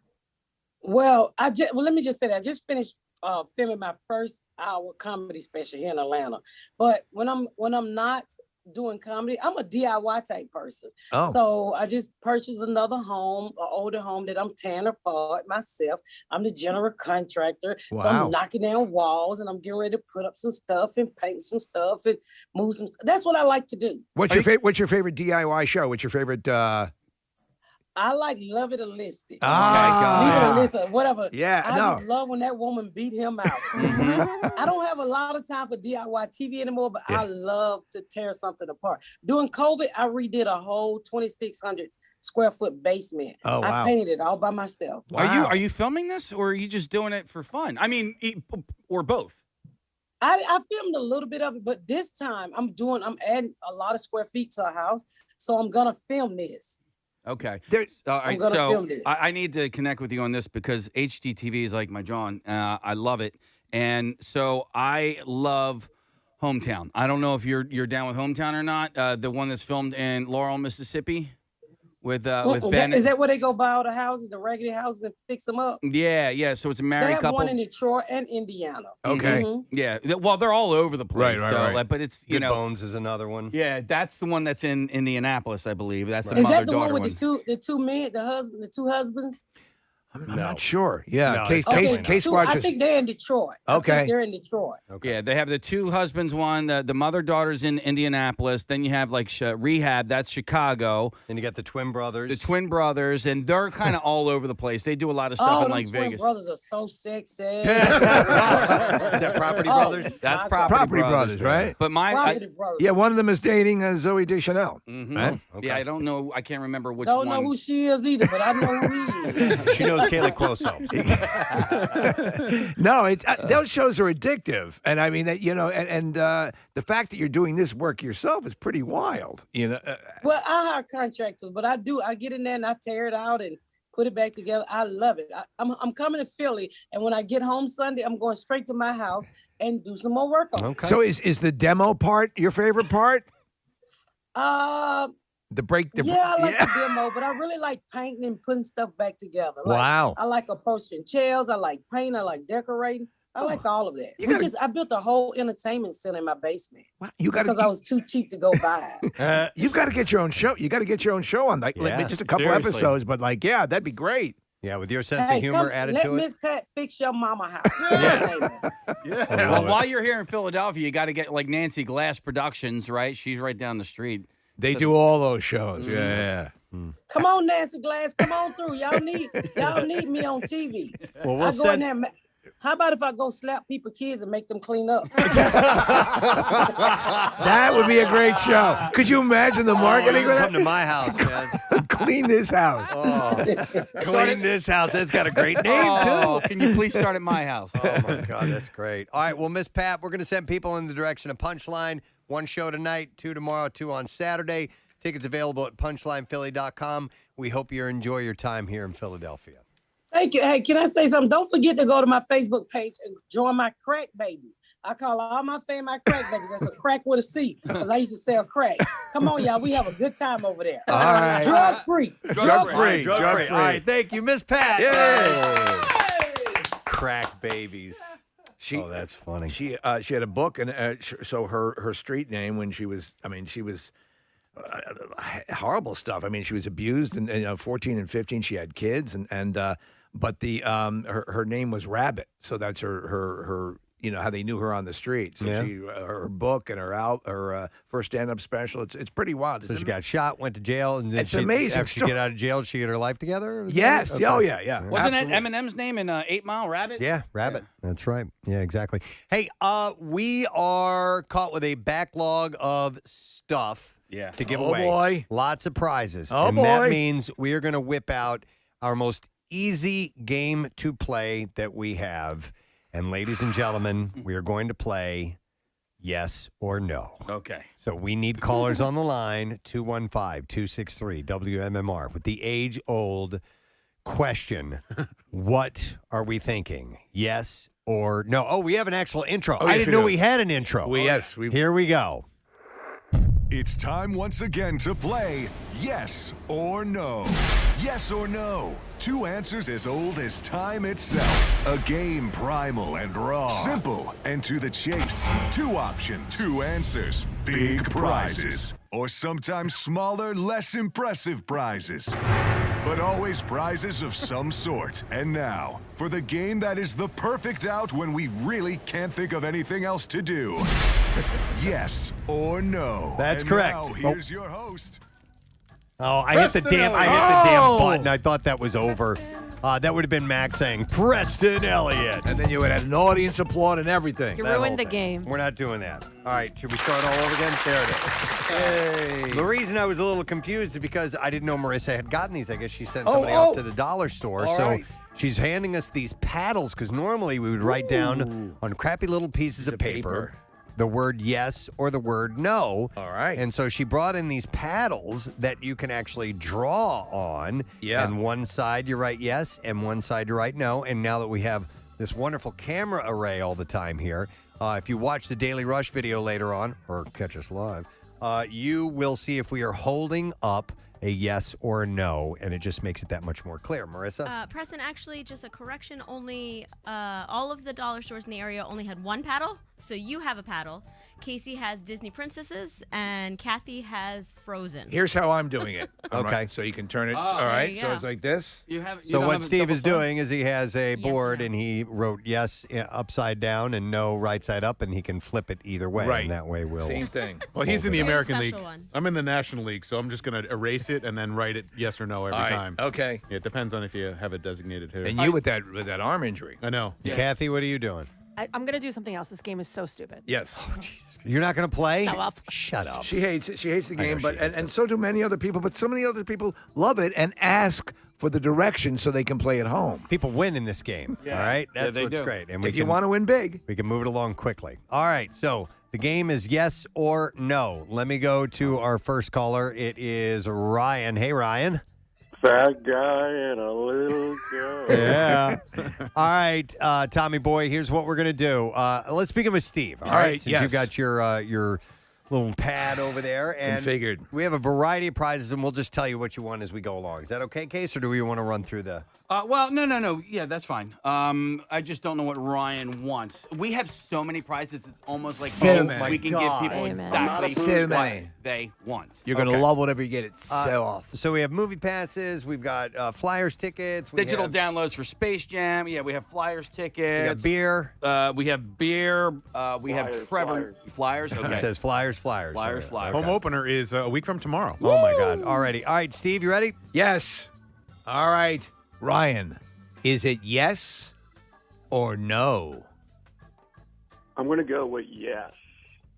That is right! Nice. How did you do that? That's amazing. All right, Case, what do we got for him? All right, so listen.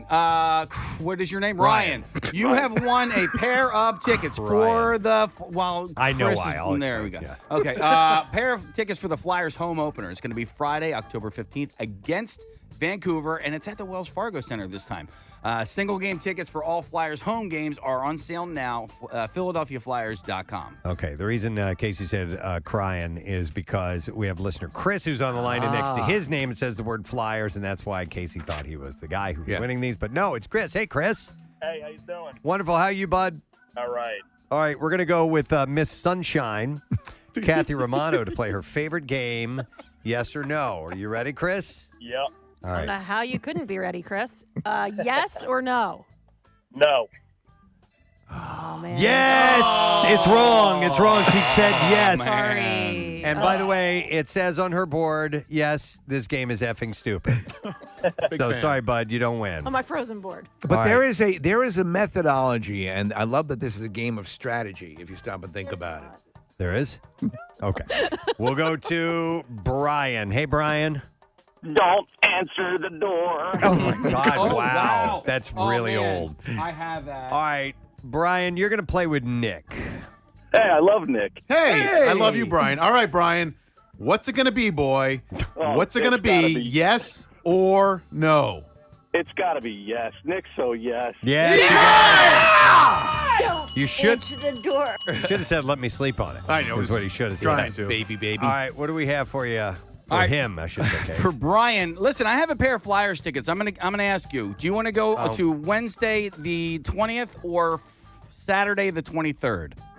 Ooh, let's do Saturday the 23rd. All right, so all right, that is hang the on. last pair of tickets that I have for this particular game. It's a Flyers game, Saturday, October 23rd, against the Florida Panthers. Single game tickets are available right now at PhiladelphiaFlyers.com. All right, we will go to another caller as we're playing yes or no. Hey, Justin. What's up, you crumbums? Yeah, I want to fight you. I want to fight you. Justin, it's going to be you and I need to know, am I holding up the paddle that says yes or the one that says no? Yes. That's incorrect. Oh, my Holding God. up a no. It was so obvious. Sorry, bud. All right, we'll get another caller. We will go to Sean, and he's playing with Casey. Hey, Sean. What Transformer? Yeah. That's very Yeah. good, actually. Good, Transformer. good impression. All right, Case. All right, Sean, yes or no? Yeah. Yes. Well done. That's how you play it. Do you think Netflix is going to do a Queen's Gambit type show on this? Yeah, an 8-part series. I Yeah, can see yeah. that. All right, hang on. What do we have for him? All right, for you, we have a pair of tickets to see Trevor, Yes or Noah. That's Saturday, October 16th at the Wells Fargo Center. Tickets are on sale now, and all the details are at WMMR.com. Thanks, Ted. Thank you. My wife and I say that now when we pull off a word pun like that. Oh, yeah. Thanks, Ted. Ted Lasso? Yep. All right, we'll go next to Brian. Another Brian. Hey, Brian. And Gorski is real. And Gorski. All right, you're going to play with Steve, Brian. All right, Brian, there's no way I'm going to let you lose this. Is it yes or no? No. All right, Brian, hang on. All right. Cheaters. So we got for you a case of Philly Favorite IPA by Iron Hill Brewery. This hazy beer features juicy tropical fruit and bold hop flavor, almost as intense as your passion for the home team. Available at Pack-A-Deli, located at 1200 Walnut Street in Philadelphia. All right, up next is Matt. Hey, Matt. Hey, guys. Hey, bud. All right, lucky you. You get to play with Kathy. Hey, you ready? Yeah. Did you write a new board, or are we still going with the first one? Same one. So yes or no. I'm not changing anything. I'm not playing this dumb game. Yes or no, Matt? Yes. You. Oh, my God. Oh, my God. For a second there. Good job, Matt. Hang on, Matt. All right, Matt, you got a pair of Flyers tickets for the Flyers game. There you go. It's going to be Wednesday, October 20th against Boston, and that's going to be at the Wells Fargo Center. Single game tickets are available for all the home games right now at PhiladelphiaFlyers.com. Man, that could have gone either way. Yeah. All right, next it is Megan. Hey, Megan. Hey, what's up? All right, Megan, you are playing yes or no with Nick McElwain. All right, Megan, are you ready? Yep. All right, Megan, yes or no? Yes. She's right! Voila. And that means we have a prize for Megan. What do You we know got? what, Megan? I'm going to give you our final pair of tickets for the Flyers game. It's going to be Wednesday, October 20th against the Bruins at the Wells Fargo Center. Tickets are available for single games at PhiladelphiaFlyers.com. All right, and we have another caller who's playing the game that's sweeping the nation. Unbelievable. Yes or no? It's Mike. Hey, Mike. Hi. Hi, Mike. It's you and me. It's Preston here. I'm holding up a sign. Does it say yes or does it say no? Yes. You got it, dude. You got it. This audience is on fire. I even emphasized no a little bit, and he saw right through it. know. And Mike, here's what we have for you. You got a case of Philly Favorite IPA by Iron Hill Brewery. This hazy beer features juicy tropical fruit and bold hop flavor, almost as intense as your passion for the home team. Available at Pack-A-Deli, located at 1200 Walnut Street in Philly. We have to move some prizes, so that's why we're playing the game. And Casey gets up next. This is Eric, everybody. Eric! Eric? Hey, what's crappening? Hey, Eric, how you doing today, buddy? I'm good. All right, cool. We've got yes or no. Yes. Again. A winner. That is absolutely correct. Hang on just a second, Eric. Is there? We're streaming live, right? Can people see? Yes, they're they just can. incredible. Yeah, this is amazing. We are just giving away product right now, and you, Eric, have won a case of Philly Favorite IPA by Iron Hill Brewery. It's a hazy beer. It features juicy tropical fruit and bold hop flavor, almost as intense as your passion for the home team. It's available at Pack-A-Deli, located at 1200 Walnut Street in Philly. When can we tell people we're streaming live on YouTube? I don't Can know. we do that We yet? have to wait until we can tell them that we're streaming live on YouTube. All right, well, hang on. We don't want everybody to know that we're streaming live on YouTube right All right, now. we're going to go next to Matt. Hey, Matt. Actually, my first name's Ruben. My last name's Fritters. What? What was the last part you said there? By Ruben Fritters. He did DJ Ruben Fritters when he had a meet and eat. I guess Wow. Oh my God. DJ Ruben Fritters was something we said on our show? Yeah, you guys did a DJ thing, and Casey and Nick would go in the background. Ruben, fritters, Ruben, fritters. I have no recollection Wow, of man, that at all. that's a great callback. Matt, how long you been holding on to that? For some time. All right. sometime. You're going to play with Steve. All right, Matt. Think intensely. No. Is it yes or no? No, I'm sticking with it. Matt. Sorry, buddy. That's incorrect. Go hang out with DJ Fritters and have a beer. and get over it. It shows you. You got to be on your game. We'll go to Kathy next. Hey, Kathy. Or not Kathy. We're going to Doug. Doug's Hey, with Kathy, thanks for calling Doug. in. Hey, Kathy. How you doing? Hello. I love our listeners. All right. I'm beautiful. I'm beautiful, Kathy says. All right, Kath, take it All away. right, Kathy, are you ready? Doug, are you ready? Yeah. Okay. Yes or no? Yes, this game sucks. There you go. Hang on just a second. Oh, my God. All right, Doug, you have won our last case of Philly Favorite IPA. That is by Iron Hill Brewery, and it's a hazy beer. It features juicy tropical fruit and bold hop flavors. It's almost as intense as your passion for the home team. And it's available at Packet Deli, located at 1200 Walnut Street in Philadelphia. Go, home team, go. And Casey's saying Iron Hill in honor of Jackie Bam Bam. And he texted me yesterday that our cardboard cutouts in Acme in Moorestown are up and running. It's great. For the Camp Out for Hunger and the Head Start program. So thank you, Jackie. Appreciate that. That might be the last time I wore pants, Preston. All right, we'll go next to Scott. Hi there, Scott. Hey, all I did was get out of the shower. Hey, Wait, is that you? Yep. It's That is Scott. I recognize that voice. All I did was get out of the shower. You want to duet with yourself? Yeah, pretty much. All right, say it again, Scott. All I did was get out of the shower. Wow. That's amazing. All right, Scott. Miss you and I love you, and I want you to win this prize. So, Scott, yes or no? I'm going to go with no. No, incorrect. Go back in the shower. Yeah, go hose off. I'm going to go back and wash my balls. All right, good to hear from you, Scott. Oh, I will. All right, we'll talk to you. He will. We'll talk Good to to you hear later. from you. I will. Scott has a President Steve tattoo. I don't know. Yeah, I think he does. All right, we'll go next to Andy. Oh, wait for it. Andy. There it is. All right. Hey, Andy, how you doing? Good morning, guys. Good morning. All right, Andy, you ready to play yes or no? Yes. Okay. All right, it's you and me, babe. What do you think it is? Yes or no? You're a tough one. Let's say yes. I love you. Yeah, you got it right. That's how you play. Nice job, You know Andy. what? Wow. Just realized it because we have a female Andy. There's another Andy clip that I need from Goonies. You know what I'm talking about? I sure do. I knew that Andy knows. the redhead's name was Andy. She's in the bottom of the well, and the guy, Todd, or whatever his name is, he goes, Andy! You Goonie! That's right. So I need that one just Hang for on, you, Andy. We have what were you saying, Andy?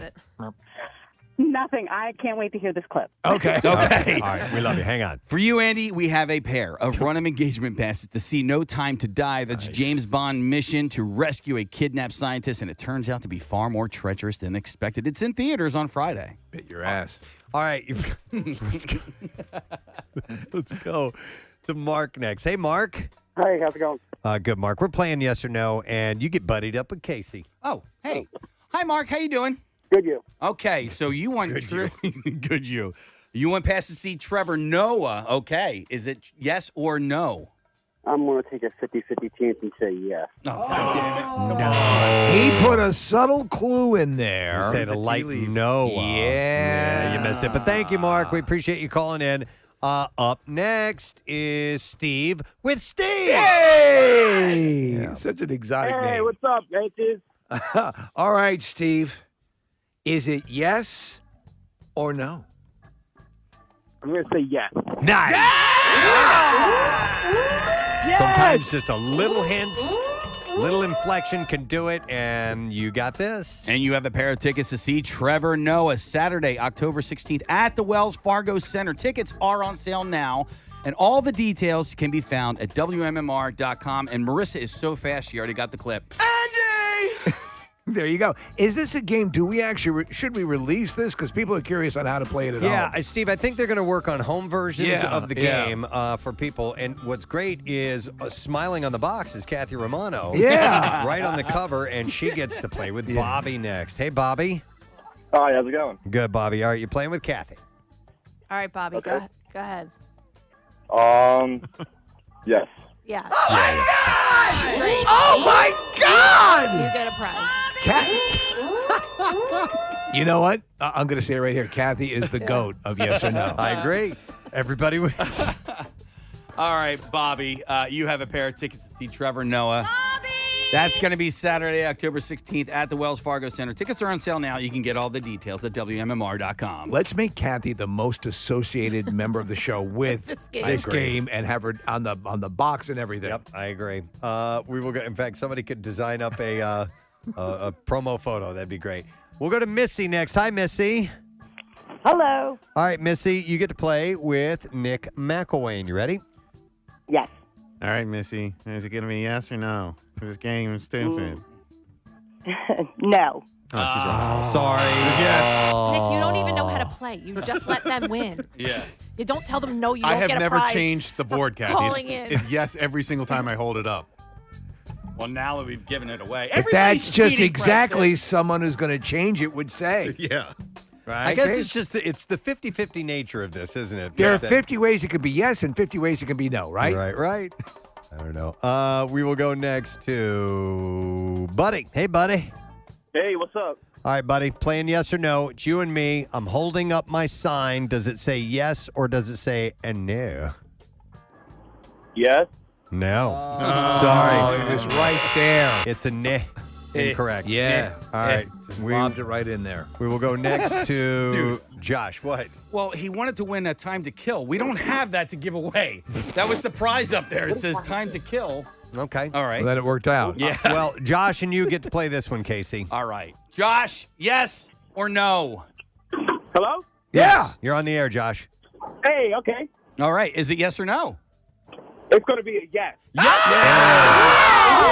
It is. It still shocks me. All right, here's what we got for Let's you. go! All right, here it is. A pair of passes to see Universal's Halloween Kills. It's from executive producer John Carpenter, starring Jamie Lee Curtis, and this is going to be on Tuesday, October 12th at 7 p.m. at the UA King of Prussia. It's in theaters and streaming only on Peacock on October 15th, rated R. Casey, about how many more of these should we do? We got to wrap it up. Let's go one more round. One more round. All right, we'll go around the room. So 5 left to go. Look at how much product we're moving, though. It's amazing. It's what we need to do. Yeah. All right, we have. It says Shawl. Is your name Shawl?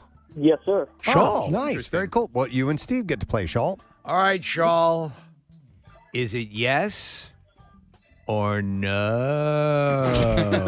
I'm going to go with yes because Steve is full of positive. Oh, Oh, my God. Did you hear what I just did? I appreciate it, Shawl. But I gave a little subtle clue there by, like, when I said no over the course of 31 minutes. Right. All right, we'll go next to Mark. Hey, Mark. Durka, do you want to play with Kathy? Sure. Okay. Of course he does. He knows he's going to win. All right, Mark, what is it? I'm going to go with yes. Oh, my God! You know what? I hate to say it, but I think people have Kathy's number. All right, here's what we got for Mark. What do we got? A pair of tickets to see Trevor Noah. It's going to be Saturday, October 16th, Wells Fargo Center. All the details are at WMMR.com. Right, 3 left, and that's it, guys. 3 left. All right, we'll go to, let's get Grant on. Hello there, Grant. Hey, guys. Gadzooks. Gadzooks, sir. You get to play with Nick. All right, Grant, are you ready? I'm ready. Okay, Grant. I hope you've been listening this whole time. Yes or no? Why say yes when it feels so good to say no? Grant, you're wrong. No. Always go with your first, right, Preston? On a Tommy Boy line, but that's incorrect, sir. I'm sorry. Nick, did you do yes every single time? Yes. Okay, all right. We will go next to Steve. Hey there, Steve. Hey, how's it going? Good, man. Feeling very positive about this game right now. Steve, do you think I'm holding up a yes or a no?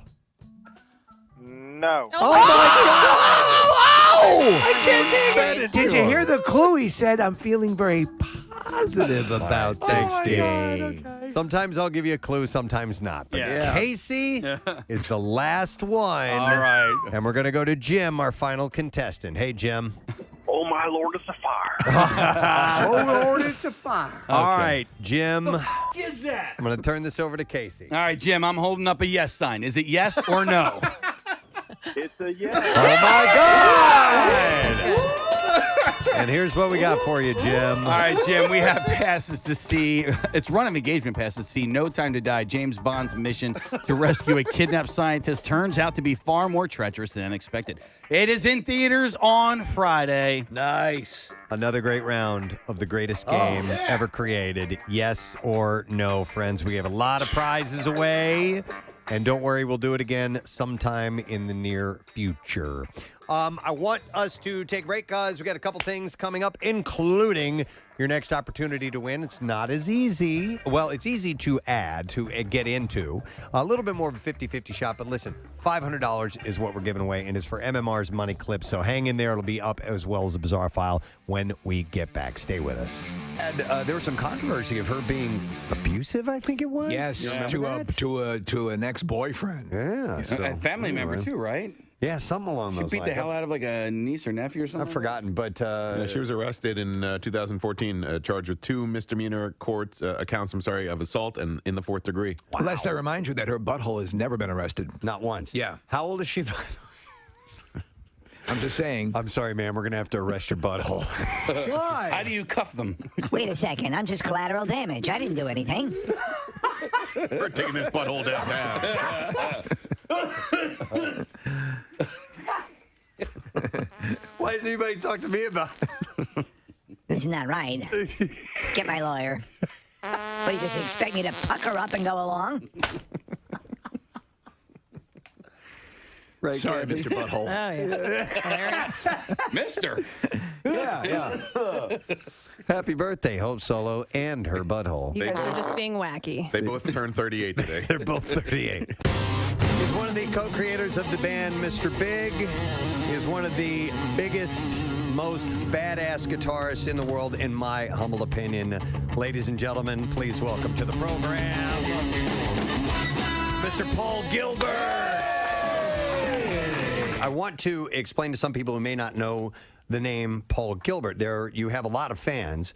Most guitarists would know who you are. Everybody who knows me knows me. Yeah, exactly, right? 100% of those But I've only had one. I was only famous for 2 weeks in 1992. So that's So, Paul, when I do meet people and we're talking music and I'll say, well, one of my favorite guitarists is this guy, Paul Gilbert. If they're a guitarist, they'll know exactly who I'm talking about. Some people don't, and I have to explain. Okay, so, he was in this band, Mr. Big. Before that, there was this band called Racer X. You may or may not know. Metal, real intense, shredding, crazy, really technical, awesome music. But then I try to explain your solo career as well. good luck. And that's so it's hard to quantify it, because there's elements of blues and jazz and metal and all this stuff. What's a good way to describe your music? Well, it's still evolving, and the discovery I made was that I really always wanted to be not a guitar player, but a lead singer. Because when I was a kid, those were the records I had. My parents had the Beatles records and Stones and bands that had lead vocalists. And I liked Led Zeppelin because Robert Plant had a great voice. Now, I didn't have a particularly great voice, and that didn't stop me from trying. Right. But it also didn't stop me from kind of not doing as well as I would have liked to as a lead singer. So the discovery that I made on this new album, Behold Electric Guitar, is that I can actually play the vocal line on the guitar. So, take it like a really challenging vocal, like, the "Hey, Mama said the way you move," which, with my little falsetto is not so great. Right. But, you play it on guitar.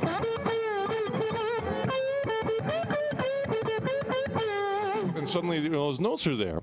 And it's just, it's my responsibility to get them right, but at least I can hit them.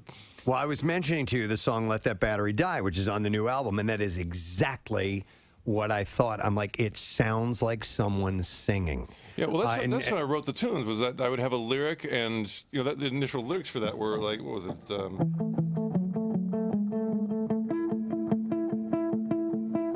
My battery is low, but my mind is high. And you know, again, I'm squeaking it out. Yeah. But with the guitar,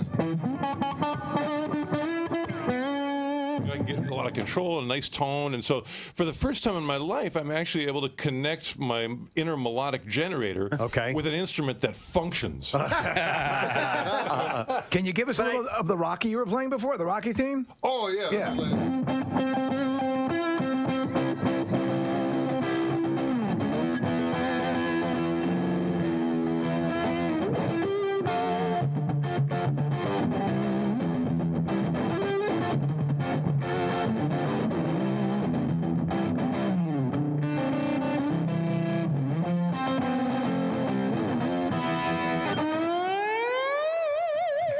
There you go.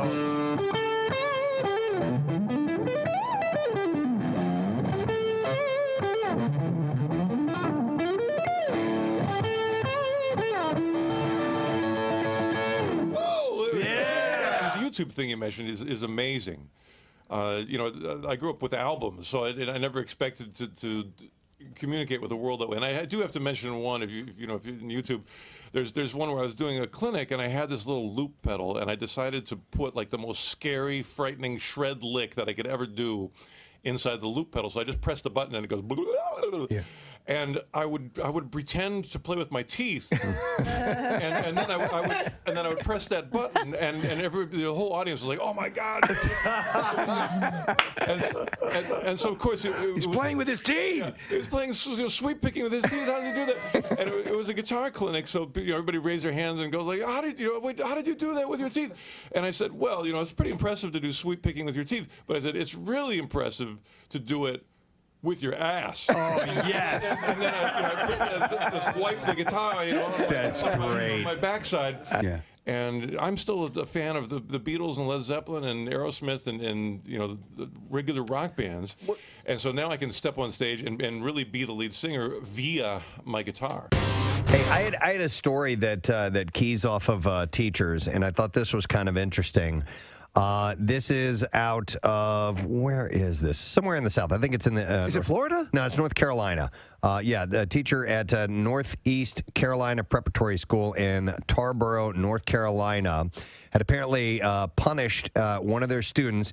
By punish, I mean making them write a phrase over and over and over and over again. A la Bart Simpson. Because he called her ma'am. Ma'am? Yes, ma'am, and she didn't like it, and so he had to write the word ma'am numerous times.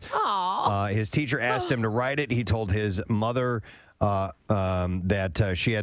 he had to return this with the parent's signature after he repeatedly called her the word despite being told not to do so. Okay, well, if she told him not to, then... Yeah, he completed his assignment during class hours, which made his mom worry that maybe it had interfered with some of school, the schoolwork. Yes. According to the mom, Mrs. Wilson, the teacher also told the young boy that if she had something, she would have thrown it at him. I'm sorry, said to the boy. So if she would have had something, she would have thrown it at him. After the mom signed the paper, she had also had the boy write down the definition of ma'am, which is a term of respectful or polite address used for a woman, according to Oxford dictionaries. There's some people that hate being called ma'am, and I hate it. My wife uses ma'am as a sign of respect when she's on the phone with someone asking for help. Yes, ma'am. Yes, ma'am. Yes, Thank ma'am. you, It is, and especially as you start to go south, you're going to find it is a term. It is a respectful way to refer to people. Yeah. I would it's a weird thing, and I know, Preston, you're right. For ma'am to set someone off? Yeah, I don't know. I've always known it as a respectful way to refer to someone. Maybe she's younger and she doesn't want to feel old. Yeah, that's how I see it. I see it as an older woman. So when somebody, I remember the first time he was a kid, probably a high school kid, called me ma'am, and I was like, oh my God. I mean, I didn't tell him, don't call me that, but it made me feel old. It's not. Did he just say ma'am? Yeah. Pretty much. Well, I never. Was it the word that set the teacher off, or was it the fact that the kid was repeating it over and over? I don't know. Well, it had to be the initial thing graded on her because she asked him to stop saying it. Yeah. But if he's used to saying it as a sign of respect to, like somebody in an authoritative manner, then you just got to get that flag out of your butt and get over it, right, Press? I would think so. Yeah, get the flag out of your butt. Yeah. Did I say that one day? Yeah. Okay. I was walking, I was hiking around the area, maybe on Friday, said hello to this young feller, probably 13 or 14. How are you? How's it going? Very well, sir. I'm like, yeah! It's a title. It's a title. We're not this kid walking along, that you, come with me. I want to show other people what you just did because it was so good. It's a title you've earned. I earned it! Hey, here's a text that says, women should know better than to call other women ma'am. I joke that they're traitors. And then she writes, it's well known that most women don't like it. What do you mean? How do you know that? Because that extensive survey she took. Yeah, exactly. Maybe amongst a handful of your friends or something. But what do you mean most women? Yeah, but I would agree with that. But how do you know most women? Because anybody, just anyone that I know, it's not like I took a survey, but anyone I know would agree. Then it's got to be everyone. Yeah, and you know what? Here's the thing, too. I think it's, no, but I do, like you said, it's regional. Do you know what I mean? I could see that. In the South, yes, they do that. They're here, not as much. But I've born and bred in, Northeast, and ma'am to me was always a sign of respect. And I would say ma'am. Or maybe is it an older thing? Like it, I don't know. I don't know. I just. You keep going back to old. No, old the standard thing would be pretty good, ma'am. Wouldst thou takest me? But here's the deal. I think it's all about intent. And if you hear someone saying it clearly as a sign of respect, you should understand that they're just being polite. Yes, of course. I'm not going to get mad at them, but it doesn't make me like it. It's still, right. I still think it's. I don't like it. Yeah, no, I don't. My gosh darn bit. Looking at my activities list. Oh, God. No, I listen, and if it rings to your ear and you don't like it, you can simply say, "Oh, it's okay. You don't have to call me ma'am, or I'll punch you in the throat." Yeah. I would never read it as an insulting thing. That's a way to show respect. It's your own fault for being old. Jesus Christ. No, What's with you and that aging thing? It's not insulting. It's just. We just don't like it. And that's fine. But all right, it's your personal I don't preference. think somebody saying it to me is insulting me. All right, but what do you want your like server? What do you want your waiter or waitress to call you when they go up Sugar to your teas. Yeah. Young lady, maybe? I'm lady. Oh my God, she has to see my ID. Now we're living in a fantasy. Now you're getting into pandering territory. I haven't been underage for 38 years. Wait, let me tell you something that happened on Saturday. I have to tell you this. So I went out for Preston. I went out for my birthday, and we went into the bar, and they were carding everyone as we were walking in. And I was with Elisa. We're both 40, and she goes, "Oh, let's see if we get carded." So we walk up to him, and we stand there, and he goes, "Hi." And so we were like, "Do you want to see your ID?" He goes, "Sure, if you want to hand it to me." See, he did. I want to see what you think of this, Kathy. Kim Kardashian, Chrissy Teigen, Queer Eye's Tan France, and trans model Andreja Pajic are sporting some eye-catching new accessories. It's all in the name of Simon Huck's conceptual art experience called A Human, and it's already roiling social media. So Kim has a glowing necklace, and it looks like it's implanted in her skin. But Preston, okay, and I wanted to ask you about this. It's clearly not an implant. Right. It is a flesh-colored thing made to look like an implant. And it lights up, Kathy. That freaks me out. But you've got to see. Oh, it gets worse. Marissa, see if you can find, she's on social media, and there's a comment. She says, It's glowing to my heartbeat. And just and she looks like an android, dude. To begin with. I know, it's so Preston. It's such a shame. She's got the lips like yes, yeah, full on constructed duck lips, so she doesn't have to make the pout anymore. It does it automatically. It glows to the beat of my heart. Yeah, exactly. It's like this. Who finds that? It's dysmorphia. We're looking at video. Look at this, Kathy. It lights up, and it looks like it's under your skin. Yeah, that's kind of wild. Well, there's a couple of different ones, Preston. So Chrissy Teigen had one. There was a disgusting one that I think it might have been the trans model had, where it looks like almost like mushrooms growing out of their neck. Oh, yeah. This is just somebody who has a lot of money, so is going to pay them to do this. This isn't going to be a fashion trend. But you can't. It be too expensive. And Yeah, no, exactly. it's not. How would you pay to get this put on? It's got to be a fairly And if elaborate it is, process. it's going to be so quick. Well, now I'm just kind of thinking out loud here, guys.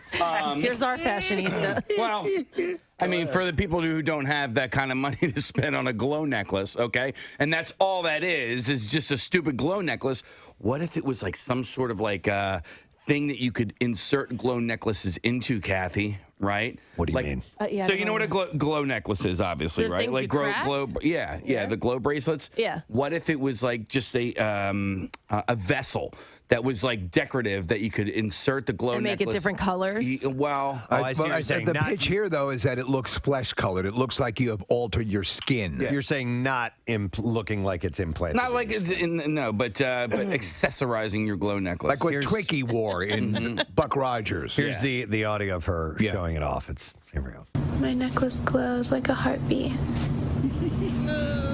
It moves to the rhythm of my heartbeat. Oh my God, shut up!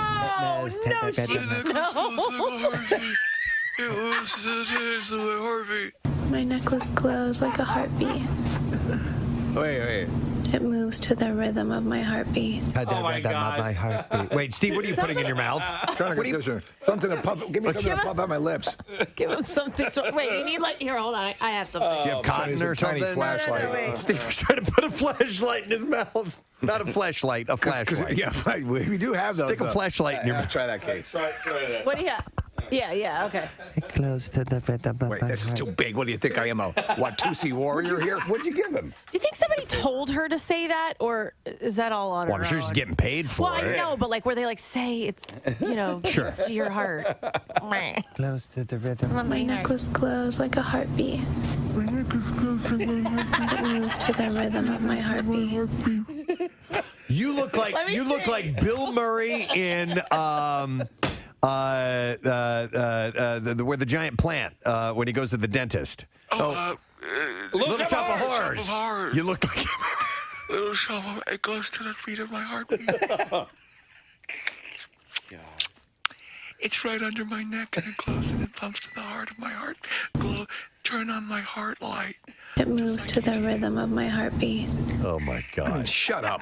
Yeah. Well, this person Simon Huck is a conceptual artist, so it's. I'm a conceptual artist. And I want your neck to glow. Stop it. Okay. They don't see that outside the bubble. All right, the so rest of the world is like, what are you doing? I'm looking at one.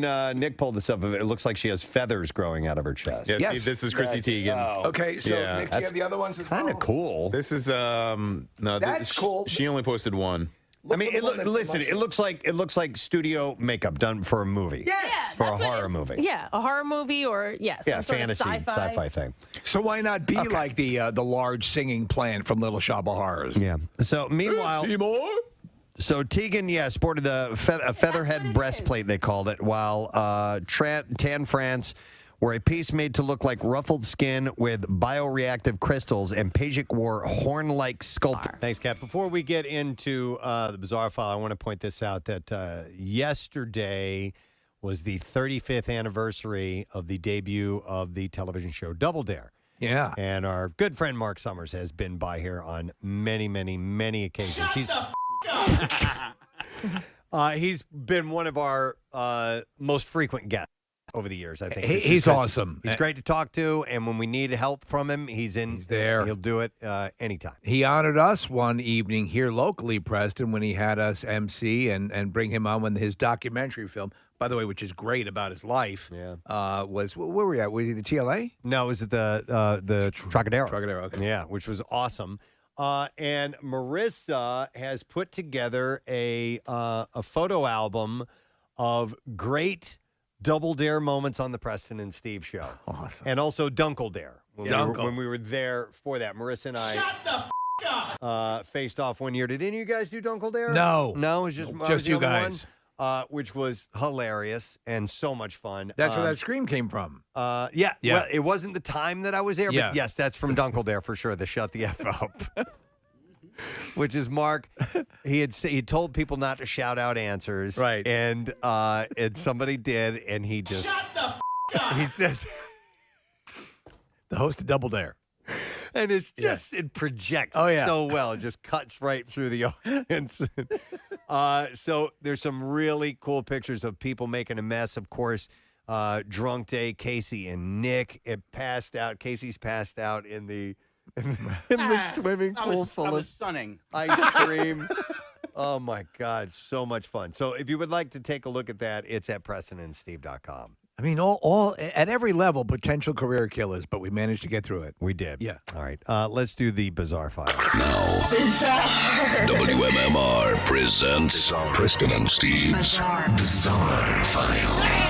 All right, brought to you by WPHL TV. Young Sheldon joins The Big Bang Theory on PHL 17 weeknights at 7 and 9:30. Family Night every night is on PHL 17. I'll lead with the disturbing story, and then I'll move on to some other stuff, okay? right. But I couldn't not put this in the bizarre file. It's just too messed up.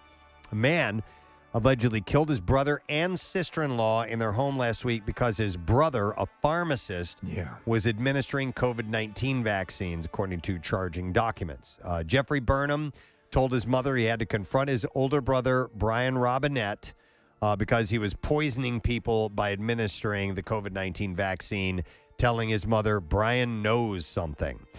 He is being held without bond in Allegheny County, where he's charged with stabbing Rebecca Reynolds to death inside her home. Police have said he took her car and fled to Ellicott City, where a day later he killed Robinette and his wife, Kelly Sue Robinette, and he faces first and second-degree murder charges.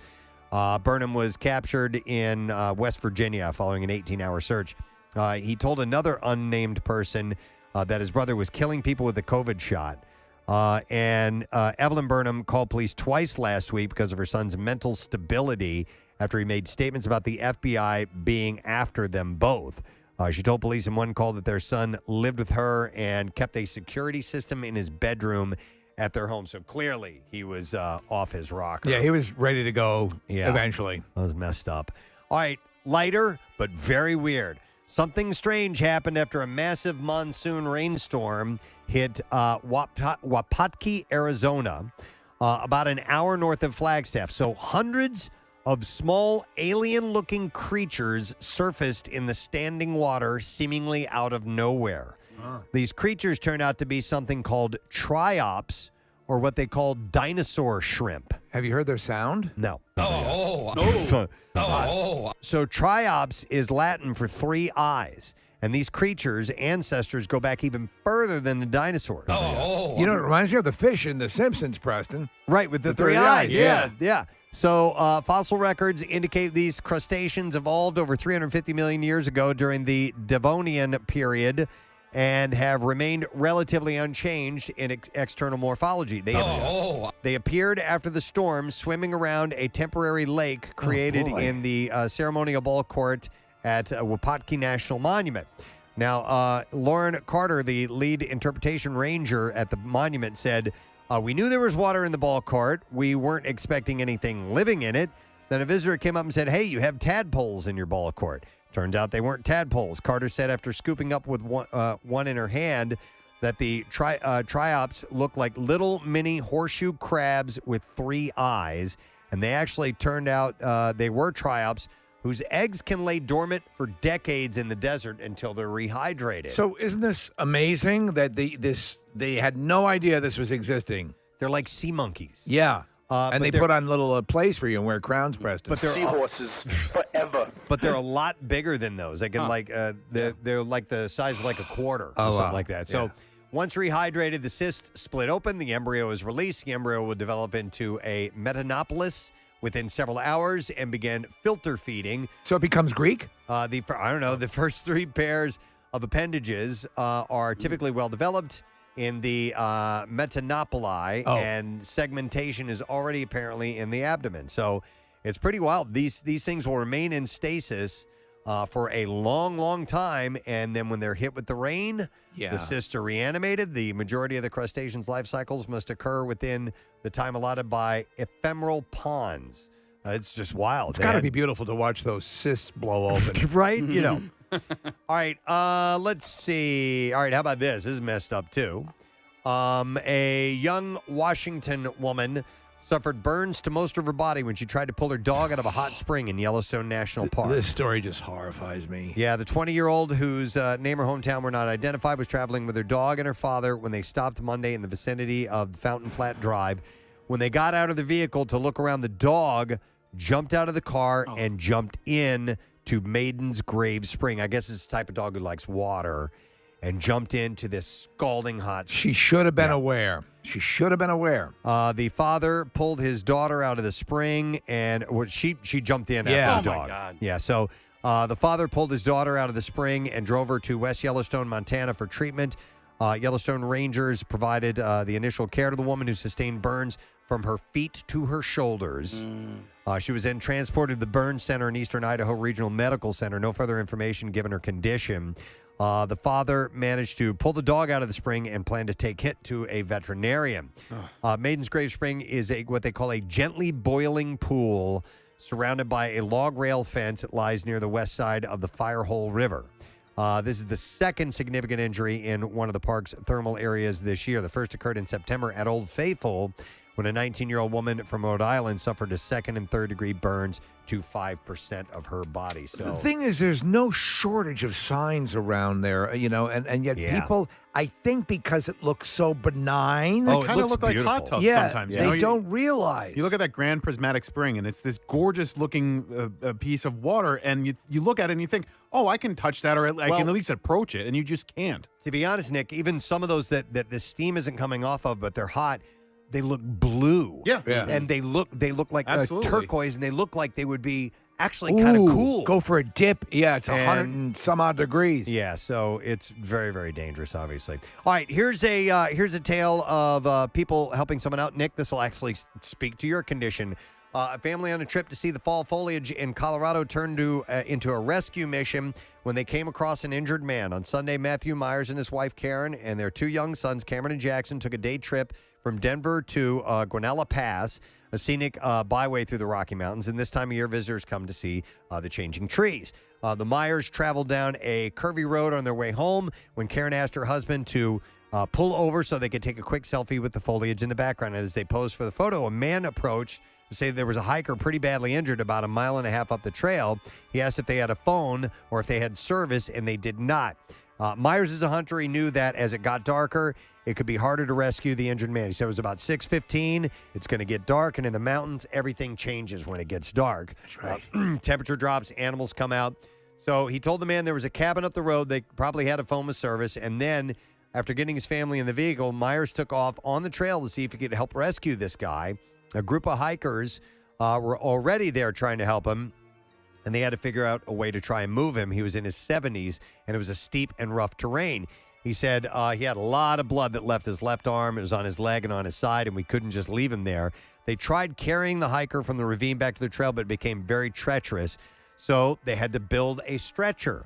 And they used narrow tree branches, a belt, and shoelaces, and they were able to build a stretcher, get this guy on it. And they said the care that he received was instrumental to his survival. That's amazing. But if they had to spend a little more time, they could have built a helicopter. The group traveled about half a mile down the trail when they were met by the district's fire rescue team. The man suffered from severe traumatic injury from the fall and was bleeding significantly, as well as very hypothermic.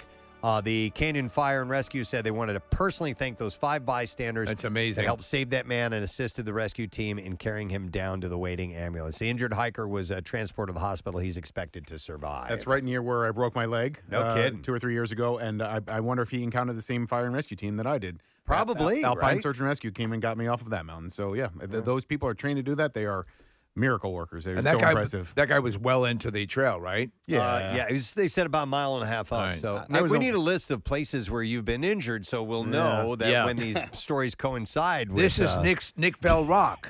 And this is Nick Almost Died Ravine. My brother Josh went and saw the rock that broke my leg right near Guanella Pass in Bierstadt. Yeah, my brothers and I named not Nick Fell Rock. It's FU Rock. Yeah, and this is Nick's concussion waterfall. Yep, that's in Washington State. This is in Colorado. There's lots of places out west to visit. I like the sound of Nick Fell Rock.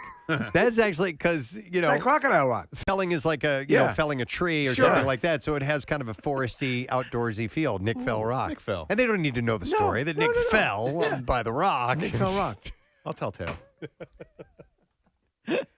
All right, what am I doing here? Is this an announcement? Yeah, I mean, we were supposed to announce it around 10. We can either do yeah. it right now or We can should do it come right back. now. Okay. Yeah, because tickets are on It's sale. 10 Or no, plus. they're not on sale. They go on sale tomorrow at 10. Not tomorrow, a week from tomorrow. Okay. They go on sale. This is pretty badass. This show announcement, Saturday, September 3rd of next year at Citizens Bank Park. So you know it's a big one. Oh, yeah. Red Hot Chili Peppers. Wow. In that venue. They Remember, can fill it. They did a teaser a little while.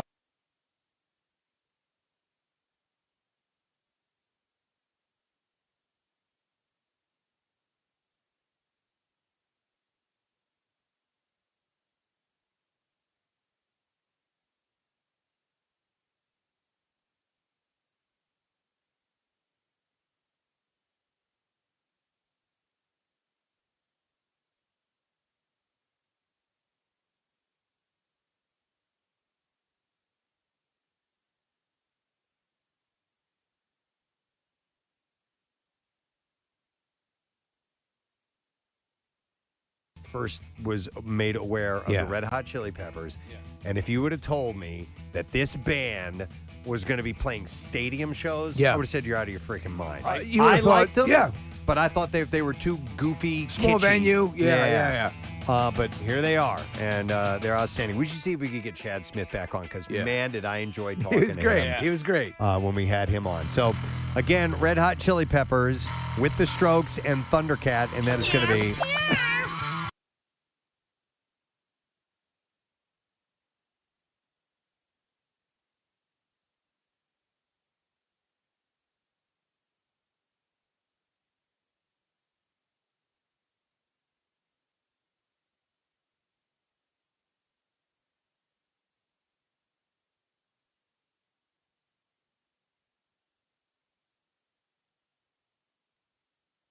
We will take a break and come back in a second, and we will get to the lesson question, trash, and music news. Stay with us. The shoulders, that's it. Okay, so the one that looks like mushrooms growing here, if we can get that one, I think it looks kind of really like Casey. You don't like things that look like openings and circles and indentations in a body. Wouldn't it be awesome for like the socially elite for it to become fashionable to wear like a horn out of your forehead? But Preston, wouldn't it? Like the you're Hunger not Games? far. Yeah. Preston, the bagel thing. Yeah. The implant. the Japanese were doing the bagel implants on the forehead. But I'd like to see like a rhino horn coming out of their forehead. Oh my God. Charge. Rhino. That's so rhino. All right, anyhow, the full exhibit of futuristic clothing-like objects inserted under the skin opens in New York City next week. The entrance fee to even see this stuff is $40 if you want to go check it out. $40 to see these incredible expressions of self. Ewan McGregor is in talks to reprise his role as Obi-Wan Kenobi in a series that centers around his Star Wars character for Disney Plus, according to the Hollywood Reporter. It is Obi-Wan Kenobi, attorney at law. It's a departure. That would be. Yeah. I think you should let him off with time served. I'm giving you time served. He's using the Jedi mind trick to sway the judge. I think you should find him innocent. I'm finding you innocent. I object! There's no way that's legal! It's totally legal. Oh, my God. I think you need to go to sleep. I got to go to sleep now. That would be... That would be brilliant. I would totally attorney at law. This isn't the evidence you're looking for. Yeah. Even if you're stone cold guilty, give me a call. Yeah, exactly. Those are the commercials. Yeah. Demand Kenobi. Yeah. And he's licensed in Missouri. I am. Yeah. And even if I'm not, I'll convince them I am. Yes, that's right. I'm licensed in Missouri. He's licensed in Missouri. Better call Obi. Would he wear would he be a cowboy hat? Space cowboy. Lawyer? Yeah. Type? Oh, my God. Obi-Wan Kenobi, attorney at law. Anytime, day or night, even on New Year's Day. Coming soon to Disney Plus. Or Life Day on the Wookiee home planet. No, this could be good. I loved him as Obi-Wan Kenobi. I didn't care for the series of movies, but I thought he pulled it off I agree. wonderfully. He was the thing that kept me watching, and he provided, I believe, the emotional core to those. The second and third movies I really do like. I think they're good. In just tone and in some way, the distinction between the Abrams movies, the artificiality of the first trilogy was almost too much. It was so CGI'd that it was hard to connect to. Yeah, But everything on the screen was fake. Yeah. Except for the people, and even in that case, a lot of like Jar Jar obviously was fake. But there's a big stretch of time where we don't know what happens with Obi-Wan, and maybe they'll fill in that time. Yeah. With his law career, law school, With this, yeah. passing the bar. Mr. Kenobi, do you have anything to say? John Houseman. So anyhow, we'll see when that eventually He gets his own surfaces. judge show. Obi-Wan Kenobi. This bitch still got my TV. Give the TV back. He's settling these small claims cases. It's like Sam This people. bitch still got my TV.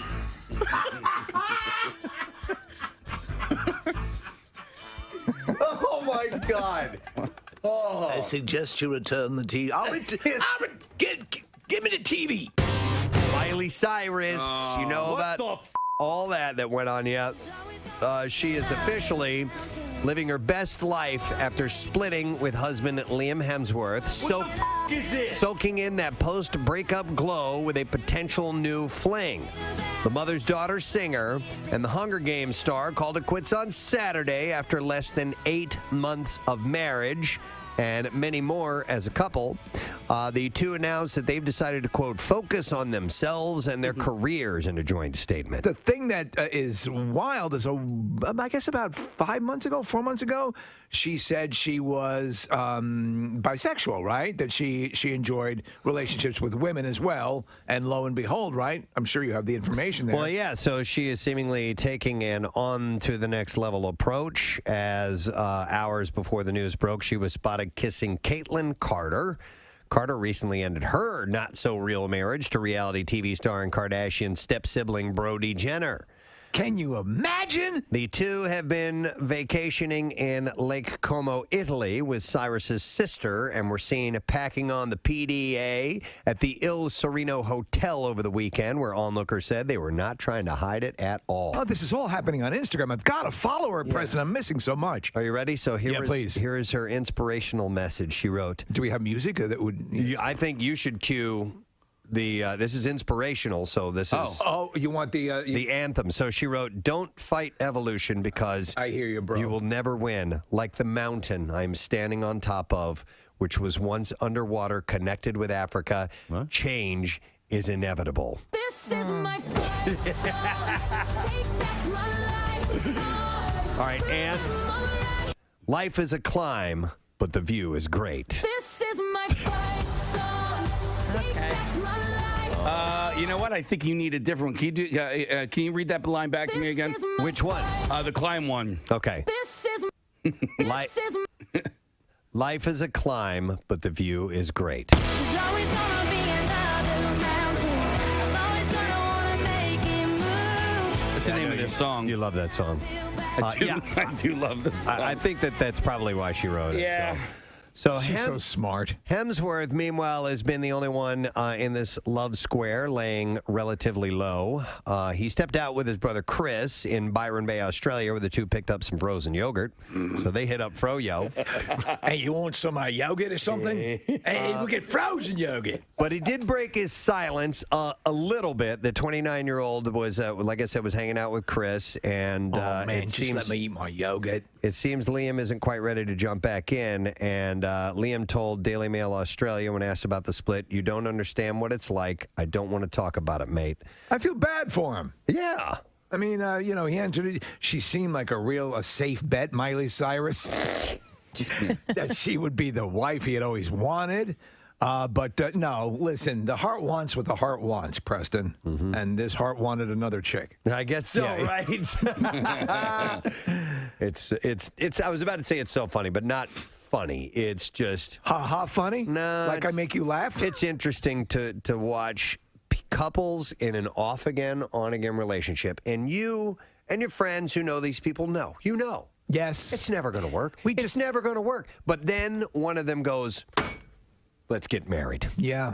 Yeah. And now I'm going to be serious about it. This is it. I'm diving in.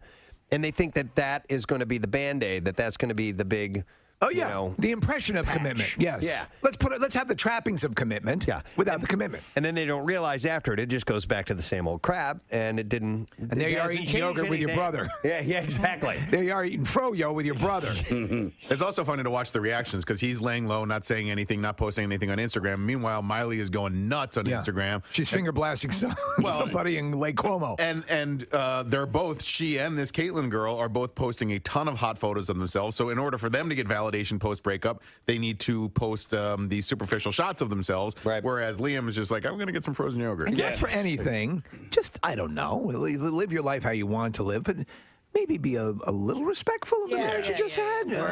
Right? I mean, just take a little bit of a breather before you're squatting on each other's faces and pictures on Instagram. So they were married for roughly 8 months, but they'd been together on and off for more than a decade. Yeah, a long time. Anyhow, some question whether their elaborate ceremony in Nihi on Sumba.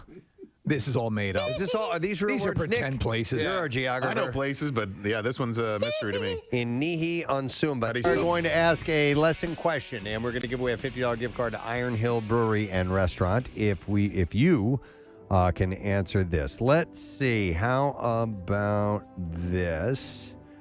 Let's go with a man in Taiwan was reimbursed for a centipede bite on his groin. What sound did he make when it happened? 215-263 WMMR. Call now.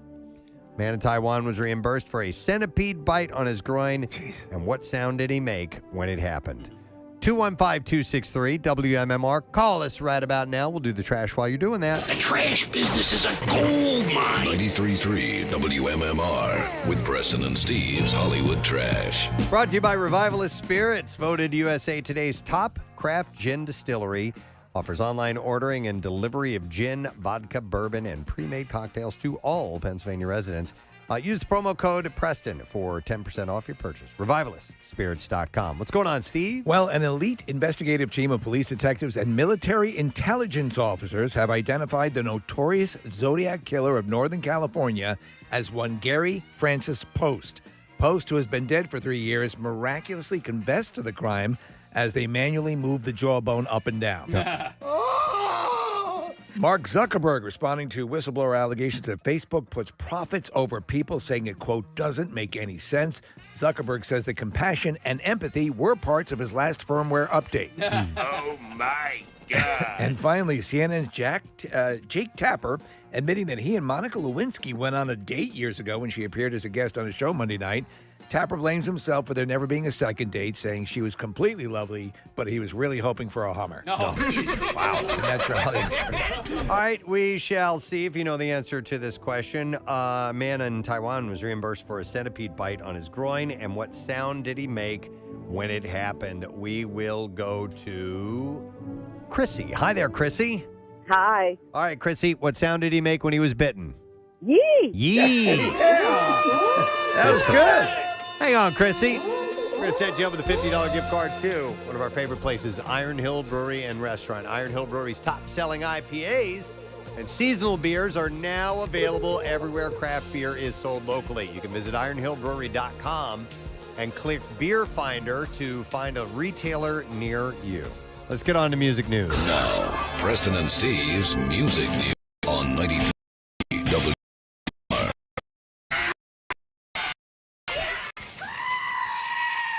And it's brought to you by Iron Hill Brewery. Top-selling IPAs and seasonal beers are now available everywhere. Craft beer is sold locally, like I just said a second ago. And you can visit ironhillbrewery.com and click Beer Finder, and you can find a retailer near you. Dave Grohl is out promoting some stuff, his book and everything, and he thrilled fans with a mini concert on the 5th, so just 2 days ago at Manhattan's Town Hall. Ultimate Class Rock reported Dave, who was promoting his new memoir, The Storyteller, Tales of Life and Music, actually played drums along to Nevermind tracks, Smells Like Teen Spirit, or at least that track, and also some acoustic, as well as acoustic readings of his Foo Fighters Gems, My Hero, and Everlong. Acoustic readings? I don't. He is reading from. I know. Hell with it. But reading is acoustic when you're speaking it aloud. Anyway, not unless you read through a kazoo. I guess so. But it sounds like performances maybe is what they were going for of My Hero and Everlong. Foo Fighters will next perform October 22nd in Atlanta. They're playing the Shaky Knees Festival. You don't think he read the lyrics to the song without playing along, right? I don't think so. All right. Hell. Oh, hell. Buck Cherry lead singer Josh Todd said that he noticed a real difference in crowds attending their shows post-COVID. He said, I feel a lot of energy. There's all kinds of things going on. I think people are struggling, honestly. They're tired of being corralled. When we finally hit the stage and it's on, people, their enthusiasm is a different level. He said, I just read about the biggest pandemic in the world, that it's the biggest pandemic in world history now. It surpassed the 1918 flu pandemic. It's brutal, and we're still going to have to be very careful and stay on top of this for some time to come. And I know that's just a drag for people to hear. By the way, COVID-19 did force Buck Cherry to postpone a few weeks of tour dates when 2 band members had tested positive. Their latest album, Hellbound, was released in June. Paul Stanley believes that Kiss's ongoing and oft-delayed end-of-the-road tour will be done a little over a year from now. Prior to the delays caused by the pandemic, Kiss had set a July 17, 2021 end date for the band's final tour. But they've been forced to push the final show back. He said, I believe strongly by the beginning of 2023, we will be finished. It's a different time than we had pondered farewell tours in the past. The fact is that physically, it's incredibly demanding to do what we do. It's very taxing. He went on to say, there's really no thought about changing our minds. He said it has nothing to do with personalities in the band or tensions or difference of opinion or musicality. It's purely practical. Not at all. He said you can't beat the clock, but ultimately the clock wins. And he's turning 70 in January, and he's recently battled back against COVID. He explained saying, look, we played recently in Austin, an outdoor show, 100% humidity. We're running around for 2+ hours, not only with guitars, but I've got 30+ pounds of gear on. Yeah. He said, and there's a point where you go, you know what? This is more challenge than I want, and I only want to do this for as long as I can do it smiling. And I get that. No, absolutely. They put on the big show. They bring it. Regarding the final date of the tour, he said it seems only natural to be in New York. That is where the band started, and that was really the background for the band getting together and writing these songs, and played loft parties and played clubs, starting with an audience probably of 10 people. It seems we should go full circle. How old is Gene Simmons? It's a good question. So he's 70. I want to Paul say Stanley. he's older, but I don't know. I might be incorrect about that. You don't know. Well, No, I don't. At some point, Yeah. you may forget. I forgot. He's 72. All right. Yeah. So he's got a couple of years. I'm on also 6'2", and my full name is Chaim Weitz. Yeah. Yeah. So they're gonna hang. We up. are Kiss, and I am Chaim Weitz. It's time to give it up. In the Kiss documentary, the Kisstory, he speaks directly to that. His name. He's like, "There's no way this can be my name." Yeah. And he changes it. And I forgot where he got the idea from it, but they explain it all in that special, which is really good. One last story. John Mellencamp revealed to the Indianapolis Monthly that in addition to recently recording, he and Bruce Springsteen actually painted together. He said, Bruce and I have done 2 paintings together. This is my house, and this is the smoke coming out of the chimney, and this is me and my family holding hands, and that's a daisy.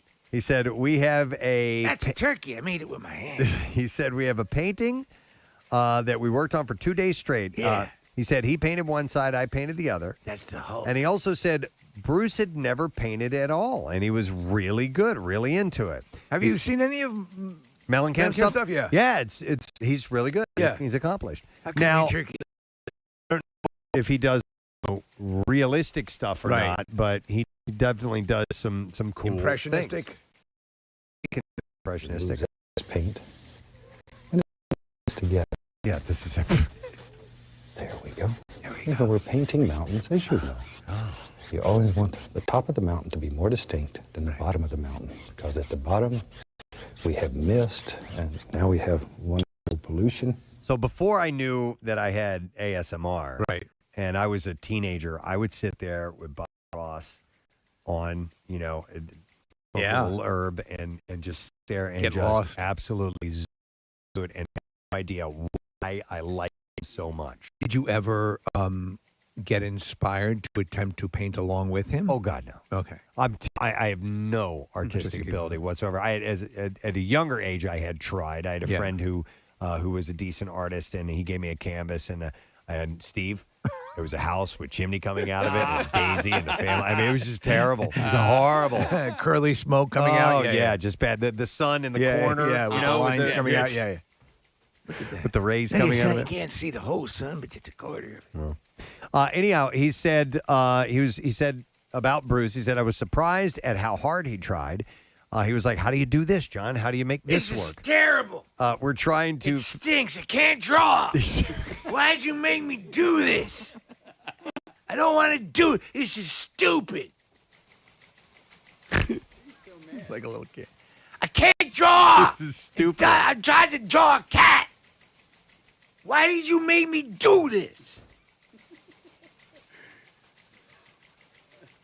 God damn it. He just starts stamping in Don't want that. in one spot. Let's play with the ball. Stupid paint. He would say, Told you I don't want to do this. He would say, "Hey, John, how do you do this? How do I make this work?" Stupid. He said, "We're It trying." doesn't look like anything. I'm not good. No, you are. No, you are. I don't like this. Trust me. It looks good. It's not that bad. He's throwing a tantrum. He'd rather go outside and play. Yeah. You've never done this before. Cut yourself some slack. I can't. I'm stupid. You're not stupid. You're stupid. You just need to work a little harder.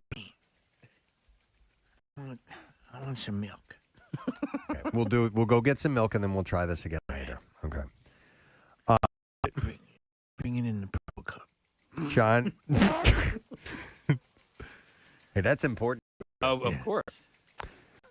He said, "We're trying to figure out how to sell it and give the charity." He said, "But I'm of him."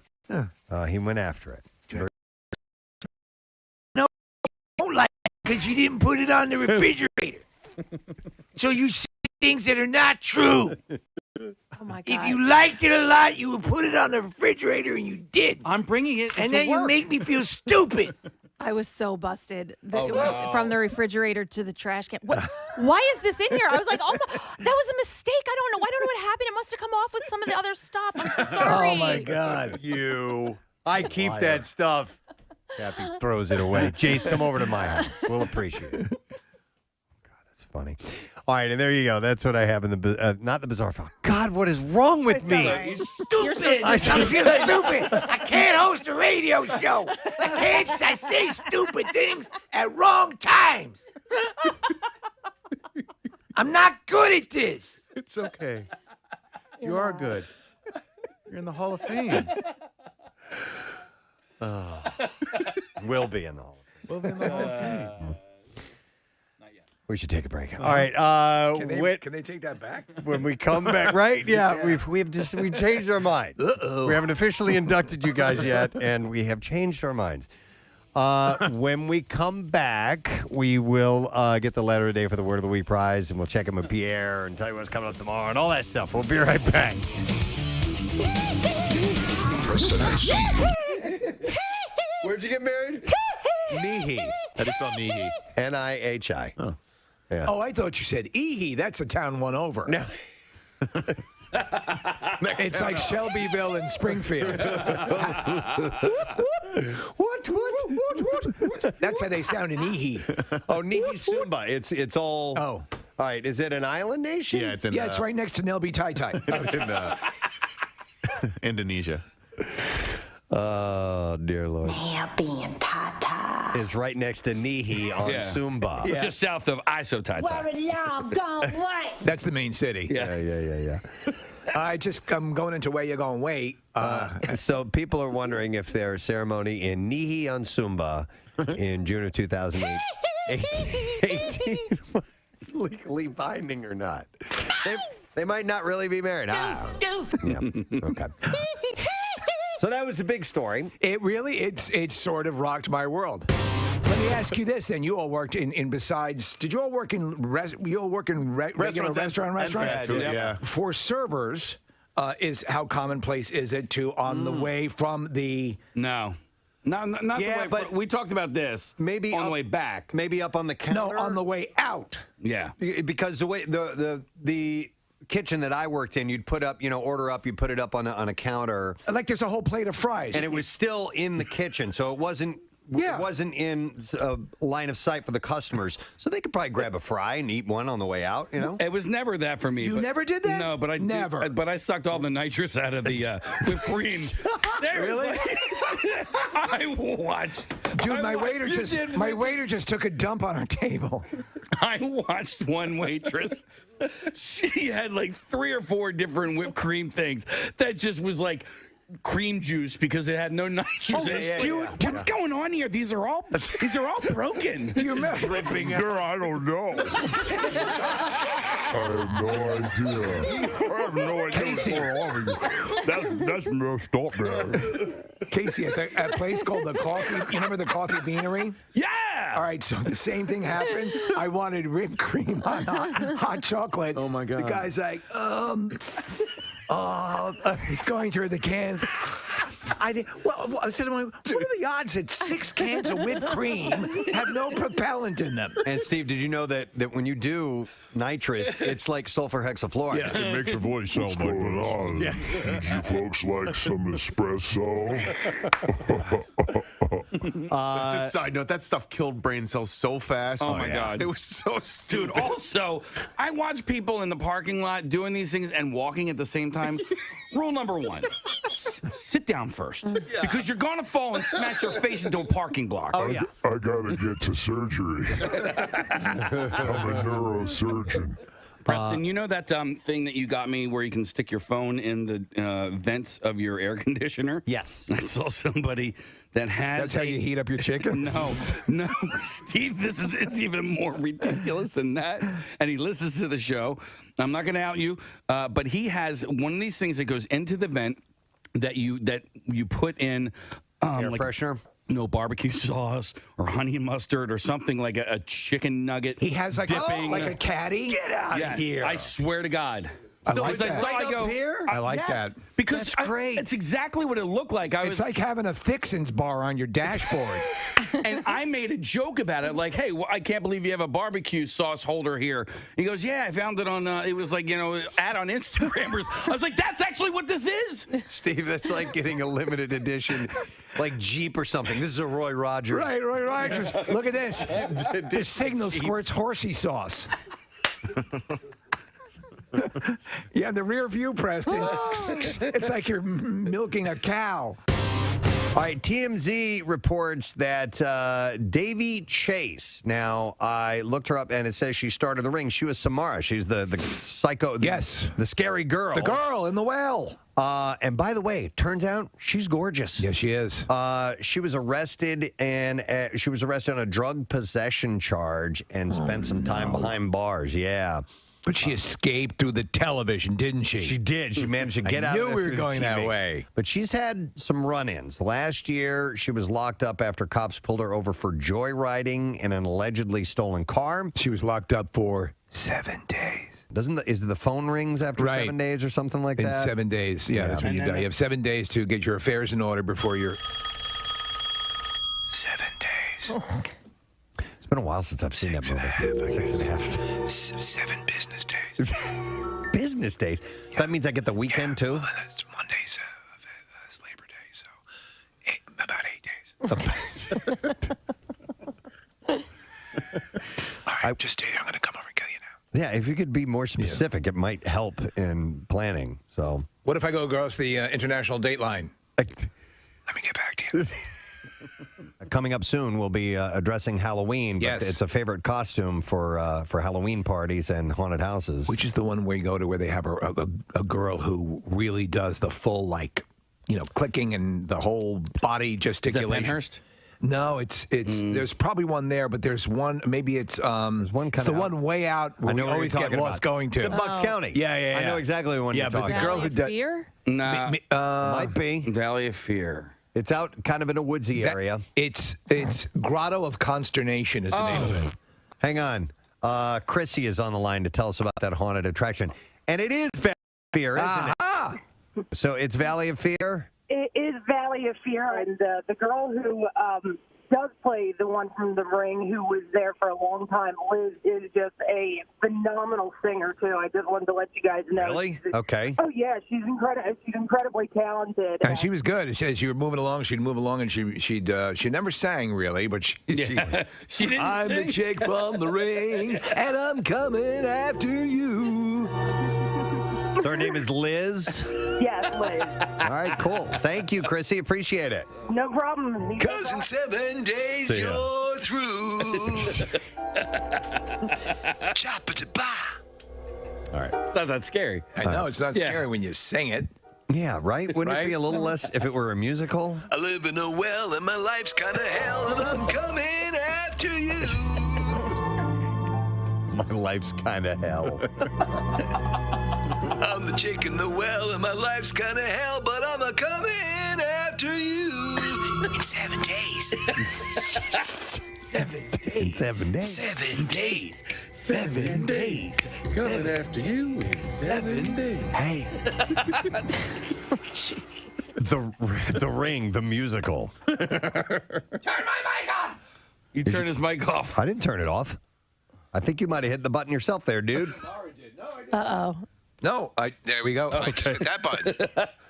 All right. Wait a second. What's going on? Wait a What second. just happened here? Your mic will turn off in 7 seconds. Your mic will turn off in 7 seconds. What? I don't have a mic.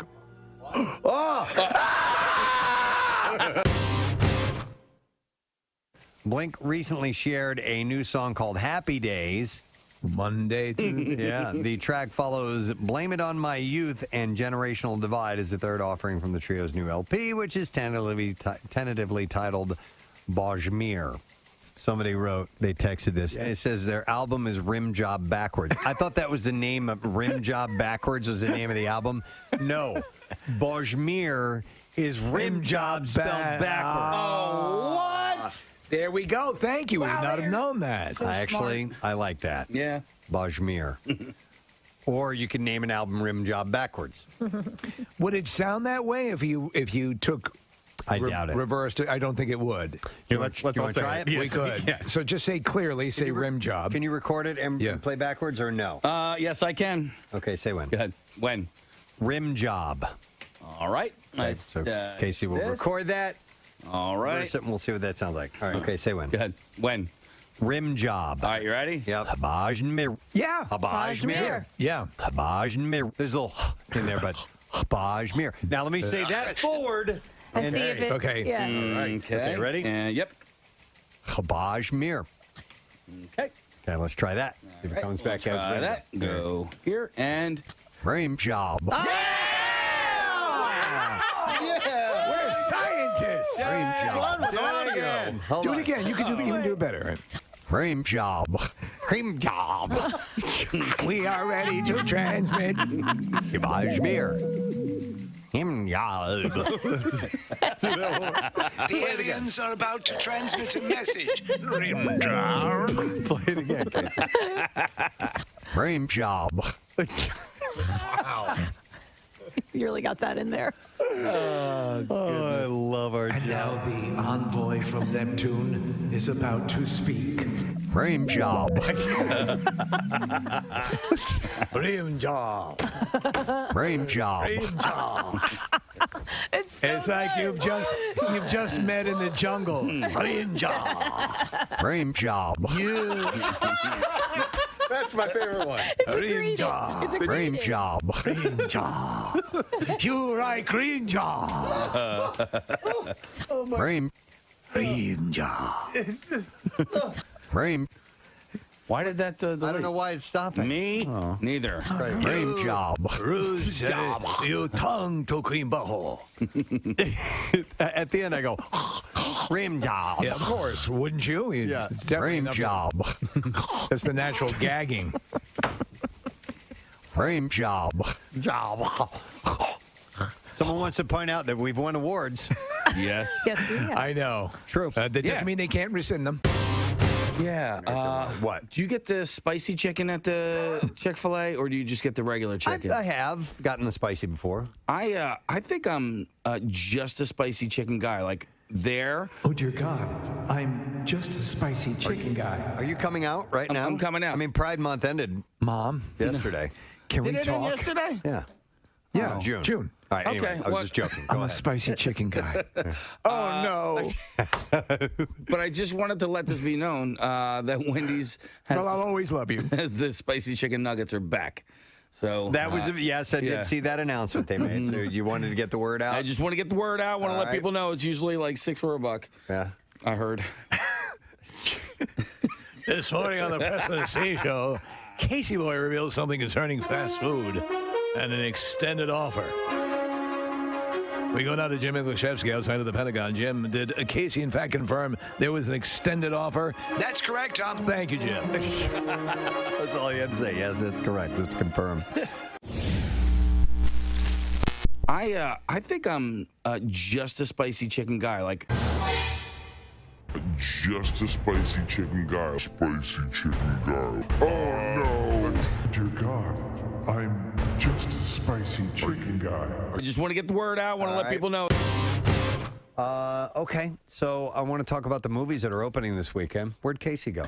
Do you think he had to make a boom boom? I'm not really sure. There's a lot of things that are off about him today, so... Is it even Casey? It might not be Casey. Did we check? Maybe it's No, the hair. we usually take a urine specimen every morning. So we usually have a little song that we play. Marissa, I don't know if you can find that or not. It's the 20th Century Fox with the recorder. Yeah. Maybe it's under... I don't know what it's even labeled under. I'll admit this. I'm a little scared. We have kazoos. Don't You could do that, Kath. You're a master of it, Kathy. Play it. Play it for us. I got mine, Kath. All right, I have my egg. You know how it goes? Yeah. All right. I'll give you the... Okay, ready? Wait, hum it for me. Yeah. Okay. Ray, 2, 3, 4.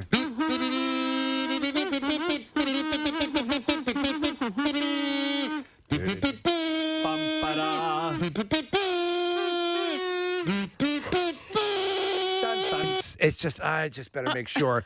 And then you get lazy if you've had it in front of you all the time. I'm not going to remember this because this is always going to be here, you know? Steve, I don't know how to get to my brother's house. No, come on. I put it in my GPS. Yeah. He's lived there for about 2 years. Yeah. And every time, I mean, listen, if I didn't have my phone, I could probably, but every Yeah. time I go, for whatever reason, I put it in the damn GPS. Yeah. If it's got more than 3 turns, I'm not going to remember how to get there. But it is my brother. Come on.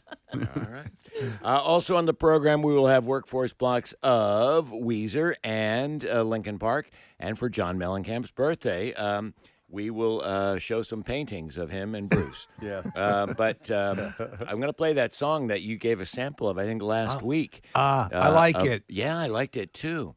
Of him and Bruce, yeah. John uses that, that sounds very Lonesome Jubilee to me, which is an album I adore. Yes. And that I don't know what the horns or whatever it is that gets that sort of sound or that accordion or whatever he's using, Right. but it's beautiful. Yeah, that touch of, again, it's Americana, you Yeah. could say, that he's added about that time in his career is a wonderful touch and really helps to, signal his songs as incredibly different and special. That song, check it out. Great song. Oh, my God. Beautiful Check song. it out. I love that, too. I love Check It Out. Well, we'll put that in for you, Steve. Oh, thank you. Cool. Excellent. All right, there you have it. Thank you, Pierre. And I want to thank our sponsors. Preston and Steve Show is brought to you today by Dunkin', the official coffee of the Preston and Steve Show. Also, Acme. Download the Acme app to see your all-new deals, rewards, and perks today. Visit acmemarkets.com for details. And Six Flags, a Fright Fest presented by Snickers. Snickers. And tickets as low as $34.99 at sixflags.com. Tomorrow is a Friday. That means no sad, bro. Yeah. It also means David Boreanaz will be on the program. And comedian Margaret Cho will be joining us. That's awesome. Yeah, it should be great. So we'll wrap it up in fine fashion. That's it. We're done. Rage on and have a great day, and we'll see you tomorrow, my friend.